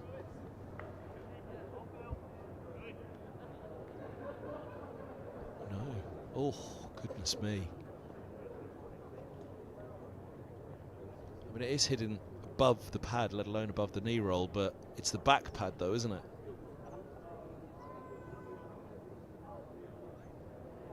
Fully squared up. I just wondered whether it was an outside edge that saved him, but maybe. Maybe height. It looks better each time you see it, doesn't it?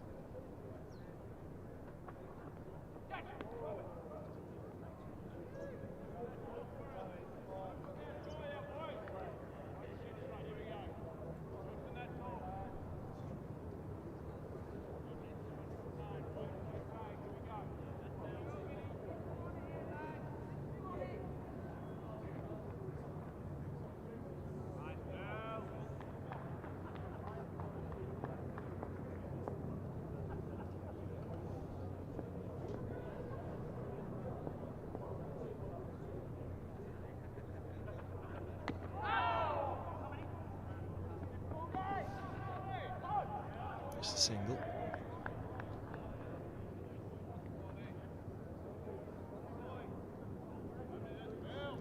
A few exasperated cries, feeling that he's taken that from a straight line down to long leg.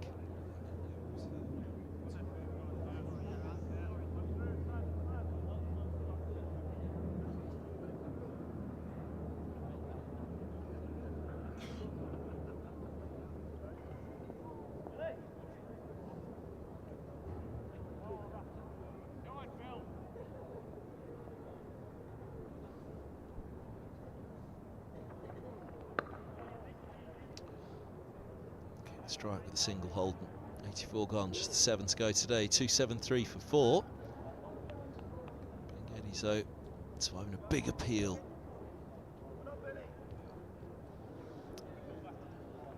Obviously hard to judge height from front on, but just watch the back pad. It goes over the knee roll there and hits on the back thigh. And there you go, it rubs that area. If you're giving out LBW to that, I think it was tight. I do think, you know, it could have been umpire's call if you've ended up going upstairs, but if you're giving out and it's hit your thigh up there, you're walking off rubbing that thigh and shaking your head, aren't you? But the thigh was slightly, the leg was slightly bent, wasn't it, as he squared up. That knee comes around and bends. Which just means it's not as high as it used to be. There was the replay at the Cricket World Cup, wasn't there, when Smith was hit above the pads and the ball was still hitting. It's just how DRS has changed the game. Yeah, the assumption is if it's getting you up near the thigh pad, well, it's got to be going over the top, hasn't it? Well, it used to be the knee roll, didn't it? Yeah. If it hits you on the knee roll, you'd probably get the benefit of the doubt. If it hits below knee roll, you're definitely done for, but certainly above the knee roll, no chance. Now it's almost above the pad. Still a chance. And all of a sudden it's made life a whole lot more difficult for the umpires. Because what previously, well, straight away that's not out. No, not having any interest in that. Now it's like, well, actually. Just a little one to put some smiles on Middlesex faces. Surrey are following on.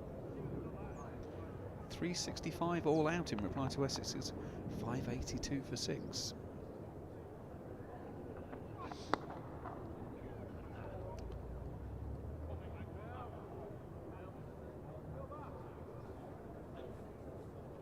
They're 8 without loss in the second innings, still 209 behind.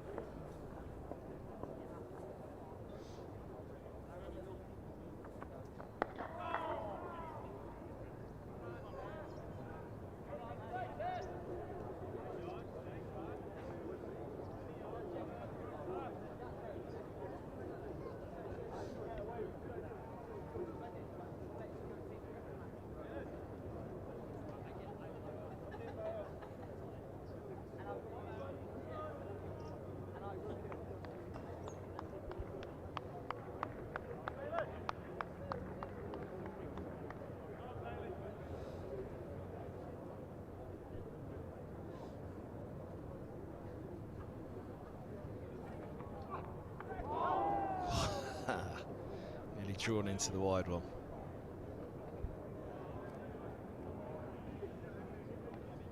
Really won't want to give it away right now. Max Holden come back in the morning. A pair of them come back in the morning.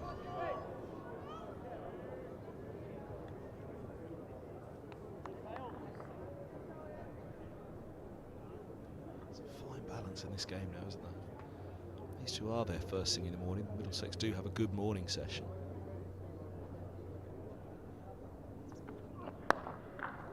And are they then left with a decision to make? Do they want to win the game? Do they pull out at lunch? Leave themselves a couple of sessions to take 10 wickets. I'll tell you what, Toby Rowland-Jones will be beside himself with glee if Middlesex gets to the stage where he has to start thinking about a declaration, because that looked a million miles away 2 or 3 hours ago.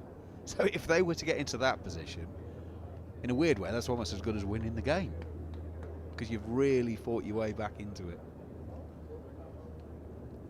It's almost a little bit like losing the toss. Oh, I'm glad I didn't have to make a call on that. Can you just bowl us out so we don't have to think about declaring? Damned if you do, damned if you don't, aren't you? Absolutely. Heading towards another result, by the way, in Division 2. Leicestershire on top in their game against Glamorgan.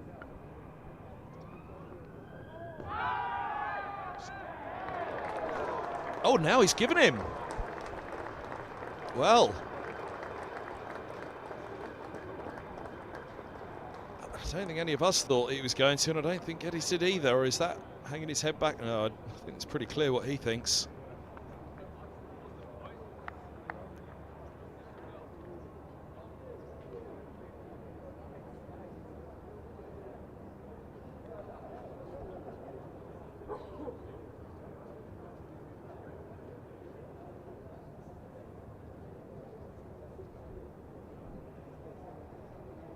Well, I'd like to see that one with Snicko if we ever have the technology.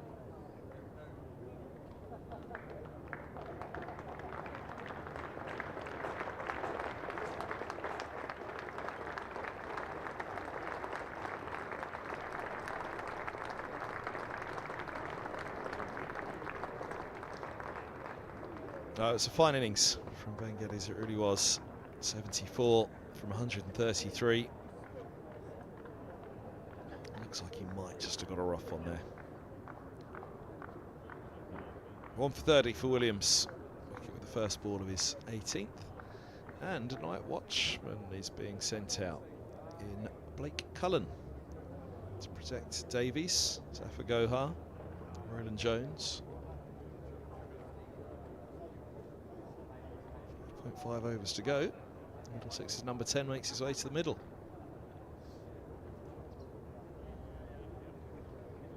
Well, that's going to be the talk of the dressing room. Ben is new to that dressing room at Lord's, but I think everyone will know to give him a bit of space for the next 20 minutes or so.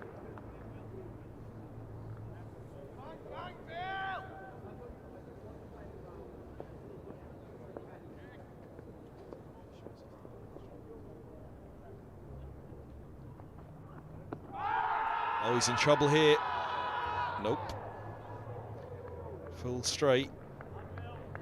Is it just too straight and going to angle on down?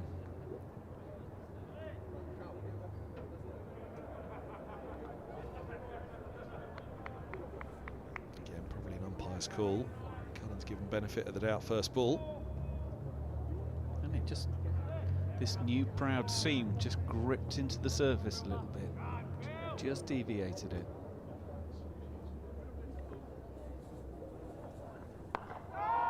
In behind again. This time he does get back on it.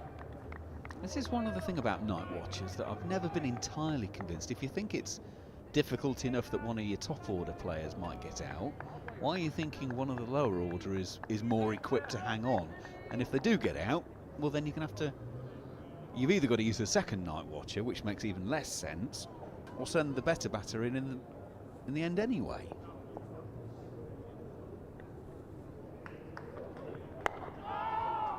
And if you turn it from a Blake Cullen or a bowler's point of view, you're looking around the dressing room going, how many overs have I bowled? How many overs did you bowl, lads? And you want me to go and do your job for you?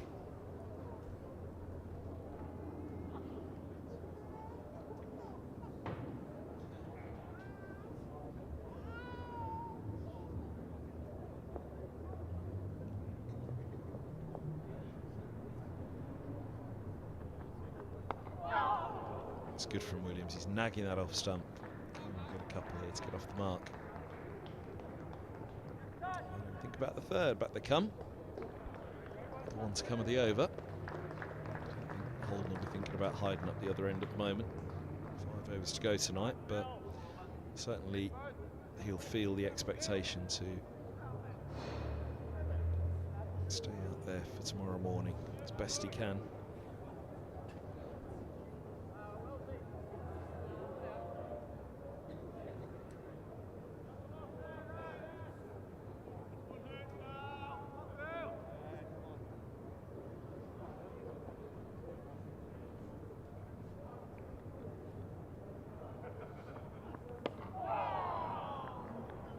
Again, just gripped in the surface and bounced a little bit more.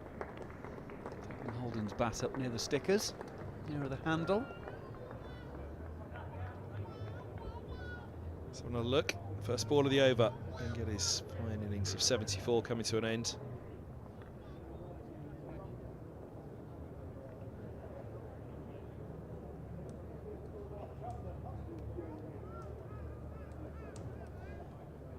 Watch Holden at the non-striker's end.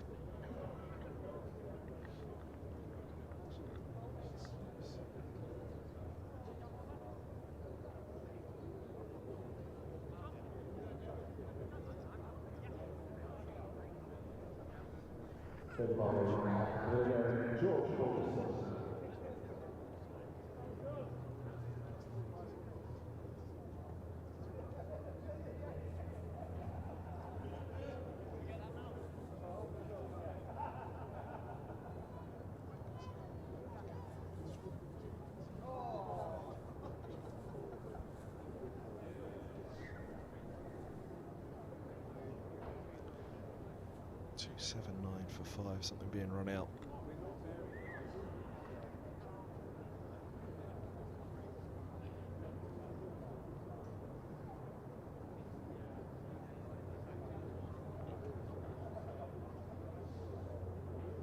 Helmet coming out for the short leg.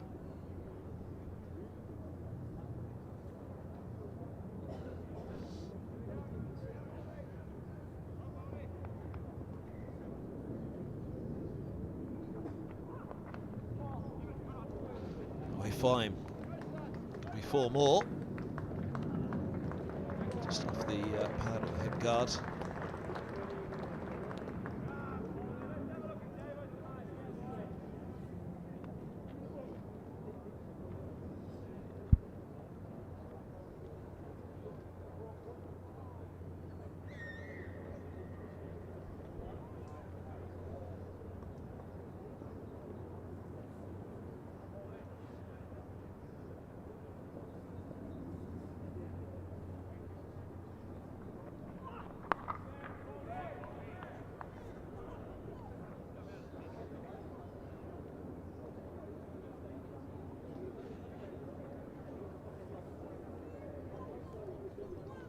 balls left in the day.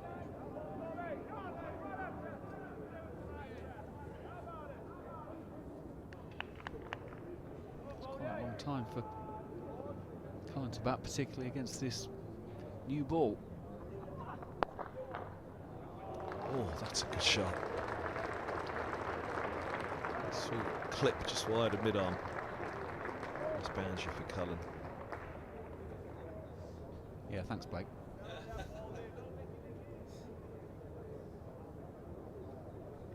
As I say, Ian Brooks 10-11, you will struggle to find much better 10 and 11 than those.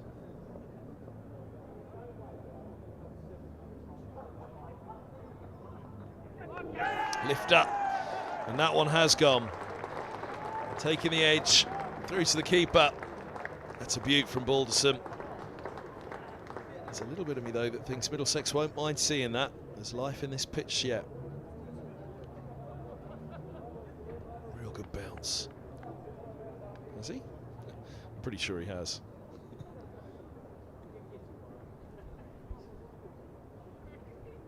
I just thought there, is there a little puff of dust when that ball pitches, or is that just an optical illusion?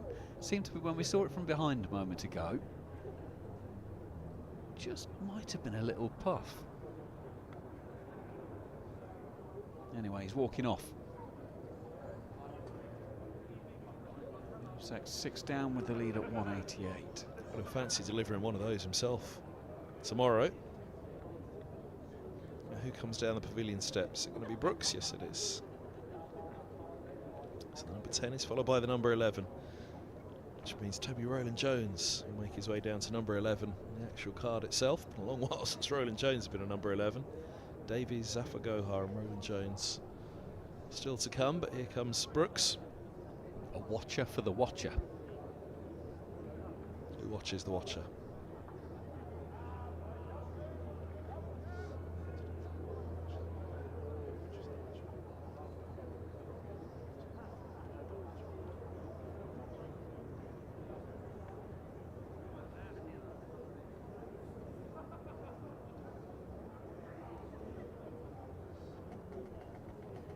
So Holland's still there on 135. And some good batting still to come. Can Brooks get through to stumps? They'd have been just on the margin, I reckon, of the night watch when the wicket of Geddes fell. I think an over or two prior to that, they'd have sent in night watch. It was just there, probably at that point. Mazar's pad up.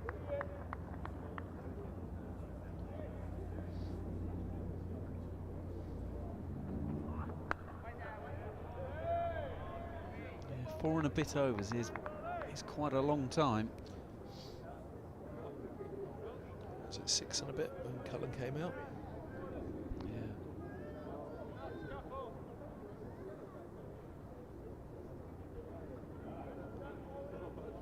This would usually be about the time, wouldn't it, 4 and a bit, but it's when you've lost one night watch and there's still 4 and a bit overs to go. End of the over from Balderson.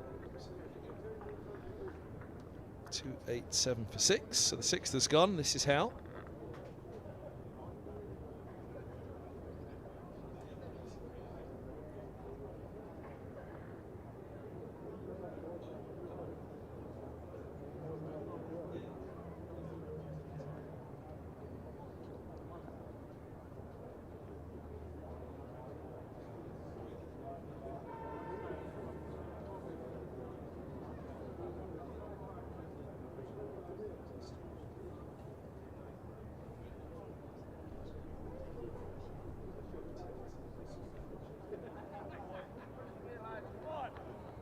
Fine little tickle from Cullen through to the keeper.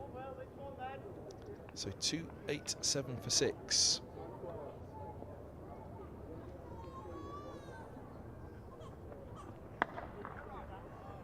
Seven down tonight, feel an awful lot better, and especially if Max Holden is that 7th.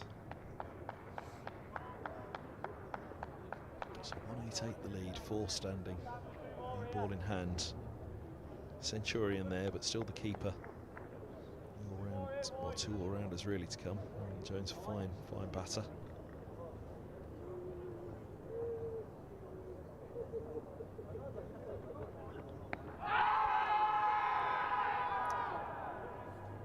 Certainly worth a question.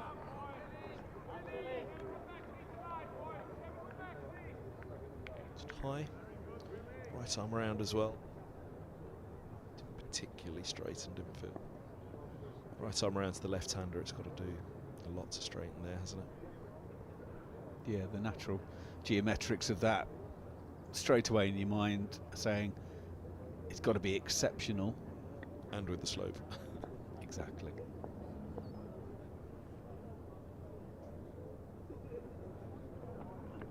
Holden having a little dabble now.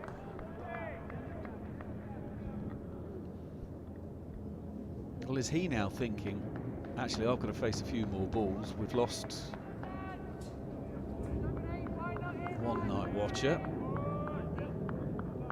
I mean, if you're sending them out, then Holden needs to be getting a single and getting up the other end, because that's the whole point.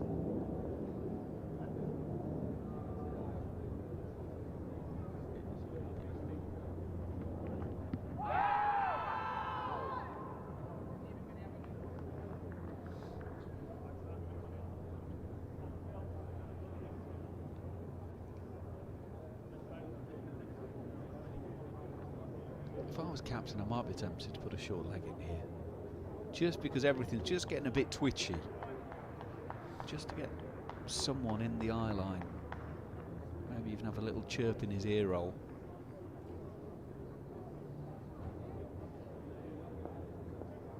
Holden's got to battle his way through this.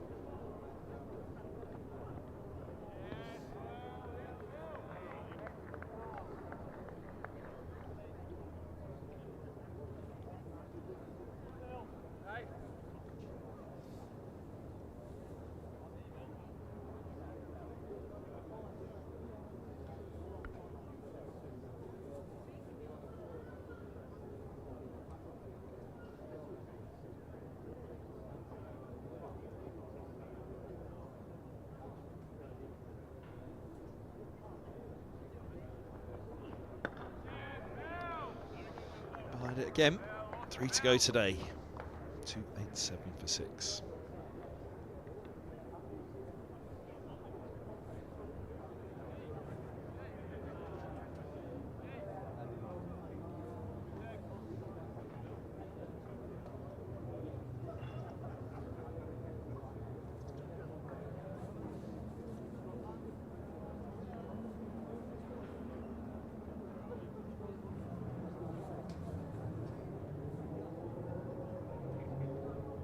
So the short leg in place for Brooks.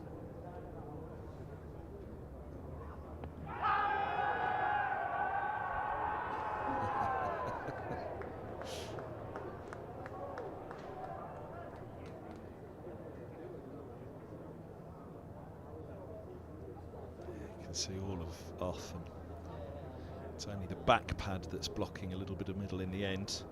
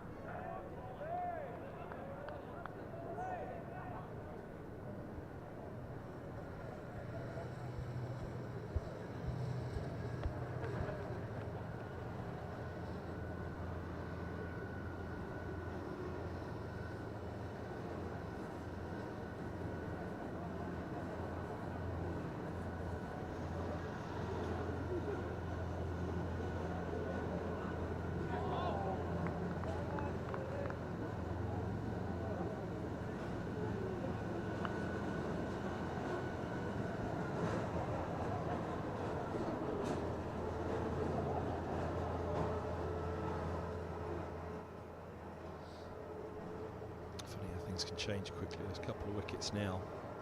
Right, one's a night watch, and there's another night watch out there. But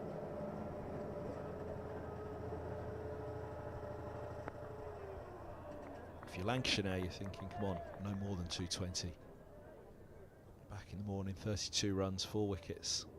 Get one more tonight, 7 would be great for them. Especially if it Holden, but even if it's not Holden, you come back in the morning, it's a new ball. There's 4 or 3 wickets to take. Those couple of wickets have just changed things. Middlesex will still be thinking, come on, 240, 260. Or more. What it does do, though, is it certainly moves things along for the morning. Because if you've got Davies and Gohar in particular, they're certainly rolling Jones. I mean, the fact he's coming in at 11 is almost a little bit of a shame for Middlesex now, because he is capable of those long handle shots. And we talked about Harris this morning going after the short boundary if you had the chance. Well, if wickets do start to go in the morning and Middlesex have to counter. Squares away. Just about got the bat down on it. Take a single. Last ball of the over as well, so Brooks will keep the strike. 288 for 6. So a lead of 189.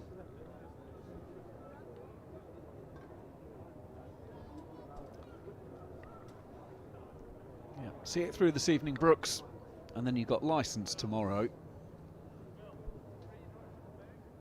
Play a few shots, if you can get 20 or 30, then brilliant. Holden can come back refreshed, and we'll see which way this game's going to go. It's twisted and turned like a twisty-turny thing.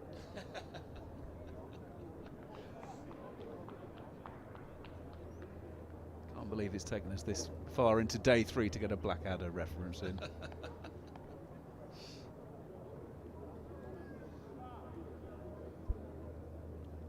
Did say that when Bohannon, Balderson and Blatherwick are playing together, it does sound like a Blackadder cast.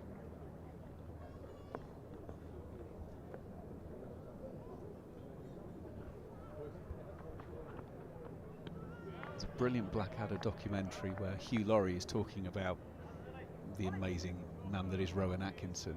And Hugh Laurie says one of the reasons that Blackadder is so successful is that Rowan Atkinson does plosive sounds better than any other actor.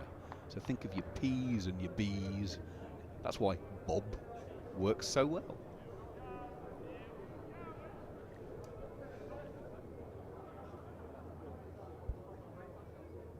Well, we're not going to need those for long. There's only 11 balls left of the day.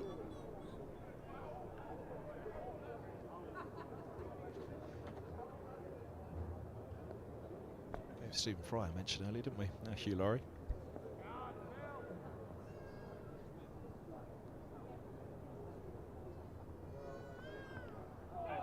It's a lovely ball. Really lovely ball, that.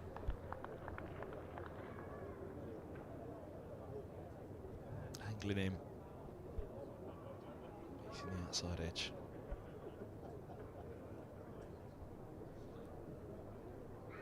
They thought that was the one, didn't they? They thought that was the one.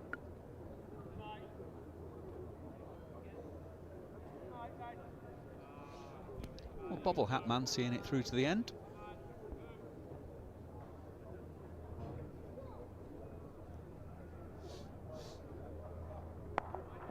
Is that Stetson next to him?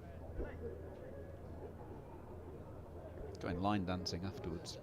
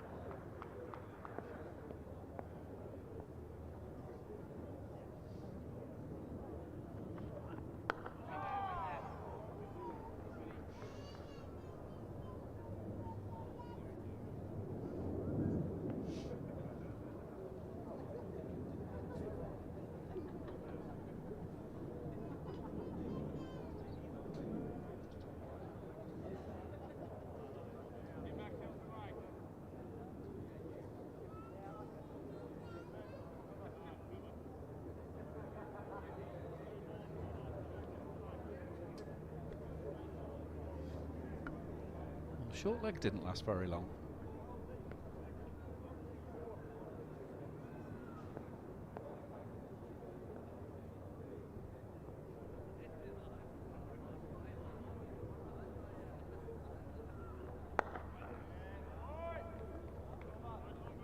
very full with the inducker.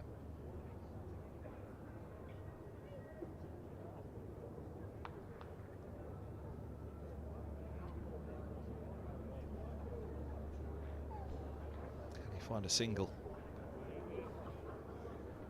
If he can, then that pretty much means Holden is guaranteed to be there tomorrow.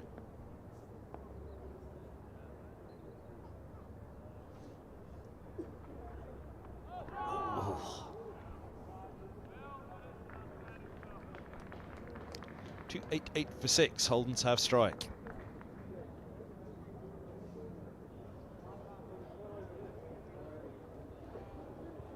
Holden needs to get a single, get up the other end, and then take the helmet and the gloves off and declare, I'm not moving.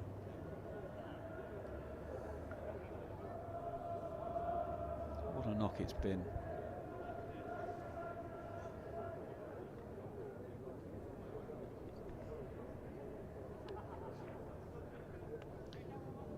Coming up 6 hours, Holden's been there. 355 minutes at the moment.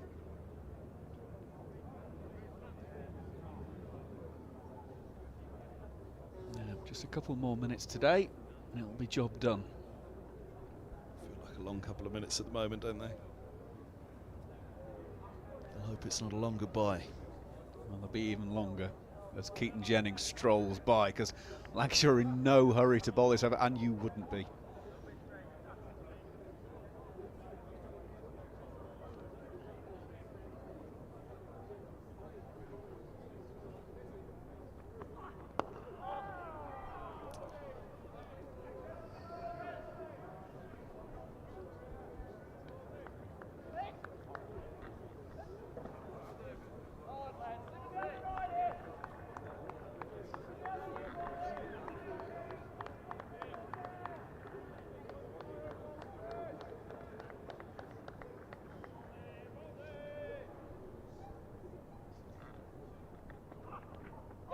That's a lovely ball.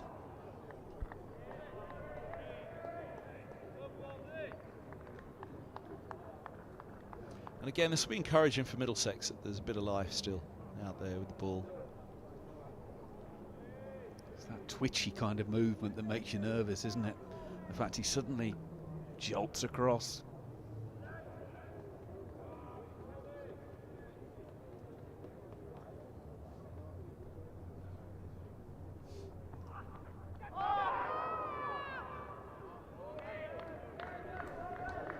That 260 in the first innings, we probably felt just a little light.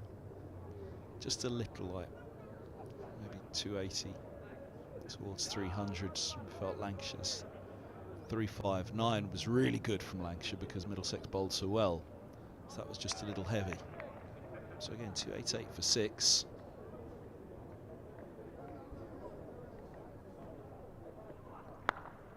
The margins of it are there for something like a 220 or 240 chase. Like, well, actually, that should be a pretty good game. You know, if 260 is just a fraction light in the first innings and 359 is a little over par. 288 for 6. It's a roundabout. It's chasing 240 in the final innings. Shouldn't be easy. The ball's still clearly doing a bit. New ball. So it's 11th over now.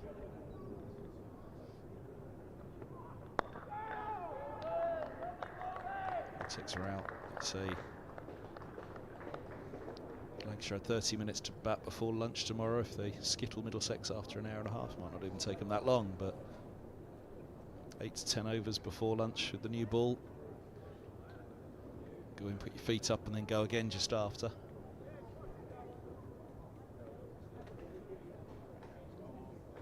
Ground staff ready to go. They'll be pretty pleased with their work for what they've served up, I'd imagine. And Holden's done it. Maiden's finish today from Balderson, 253, excellent from him, but outstanding from that Max Holden. 135, 274 deliveries.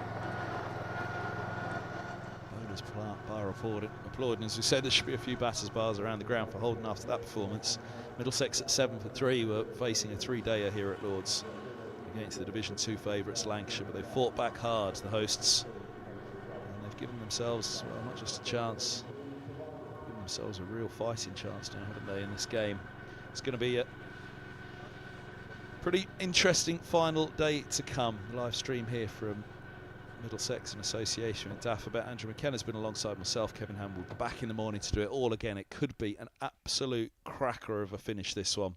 Lancashire will hope for a strong first hour in the morning and get this wrapped up quickly and set about something just over 200 there or thereabouts. But Middlesex will still have a mind somewhere around 260. Either way, it promises to be a belter. Do join us if you can in the morning just before 11. But for tonight, from Andrew McKenna, myself, Kevin Hand, and the stream team here at Lords, good night to you all.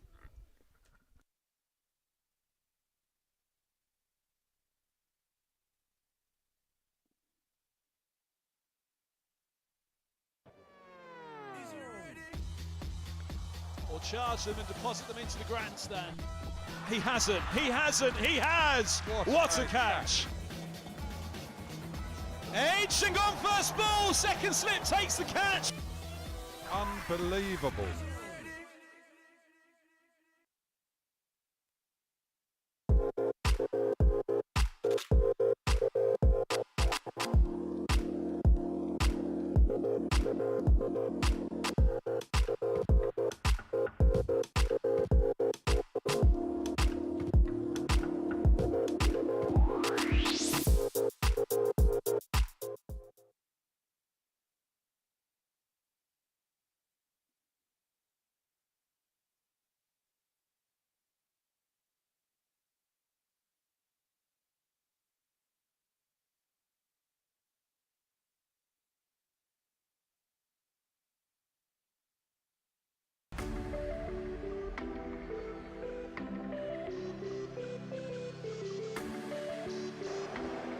Has he got him? He has. Oh, wow. Now, that is some pickup shot.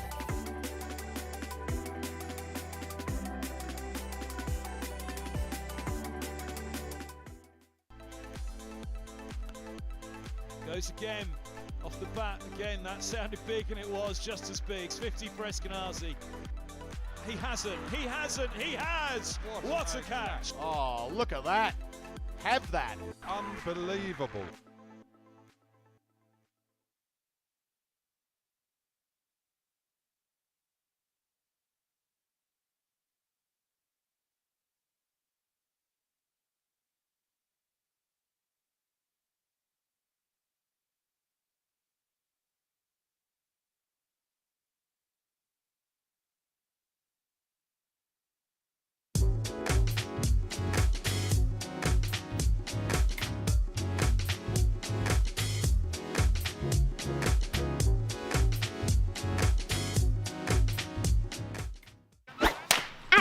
All the fun and all the games, they all start here with All Stars Cricket. All new experiences for everyone. All over the country. Every session is all-out action all the time.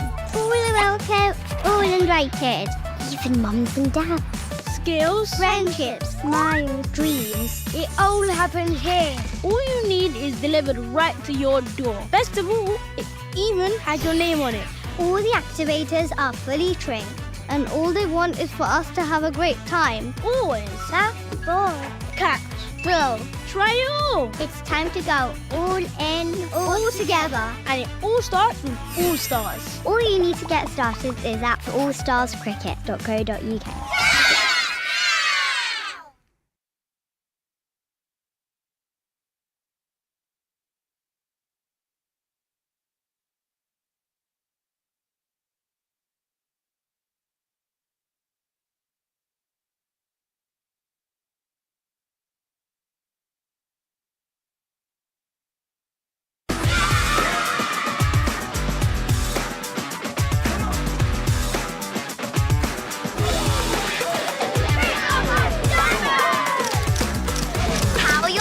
This holiday at Dynamo's Cricket.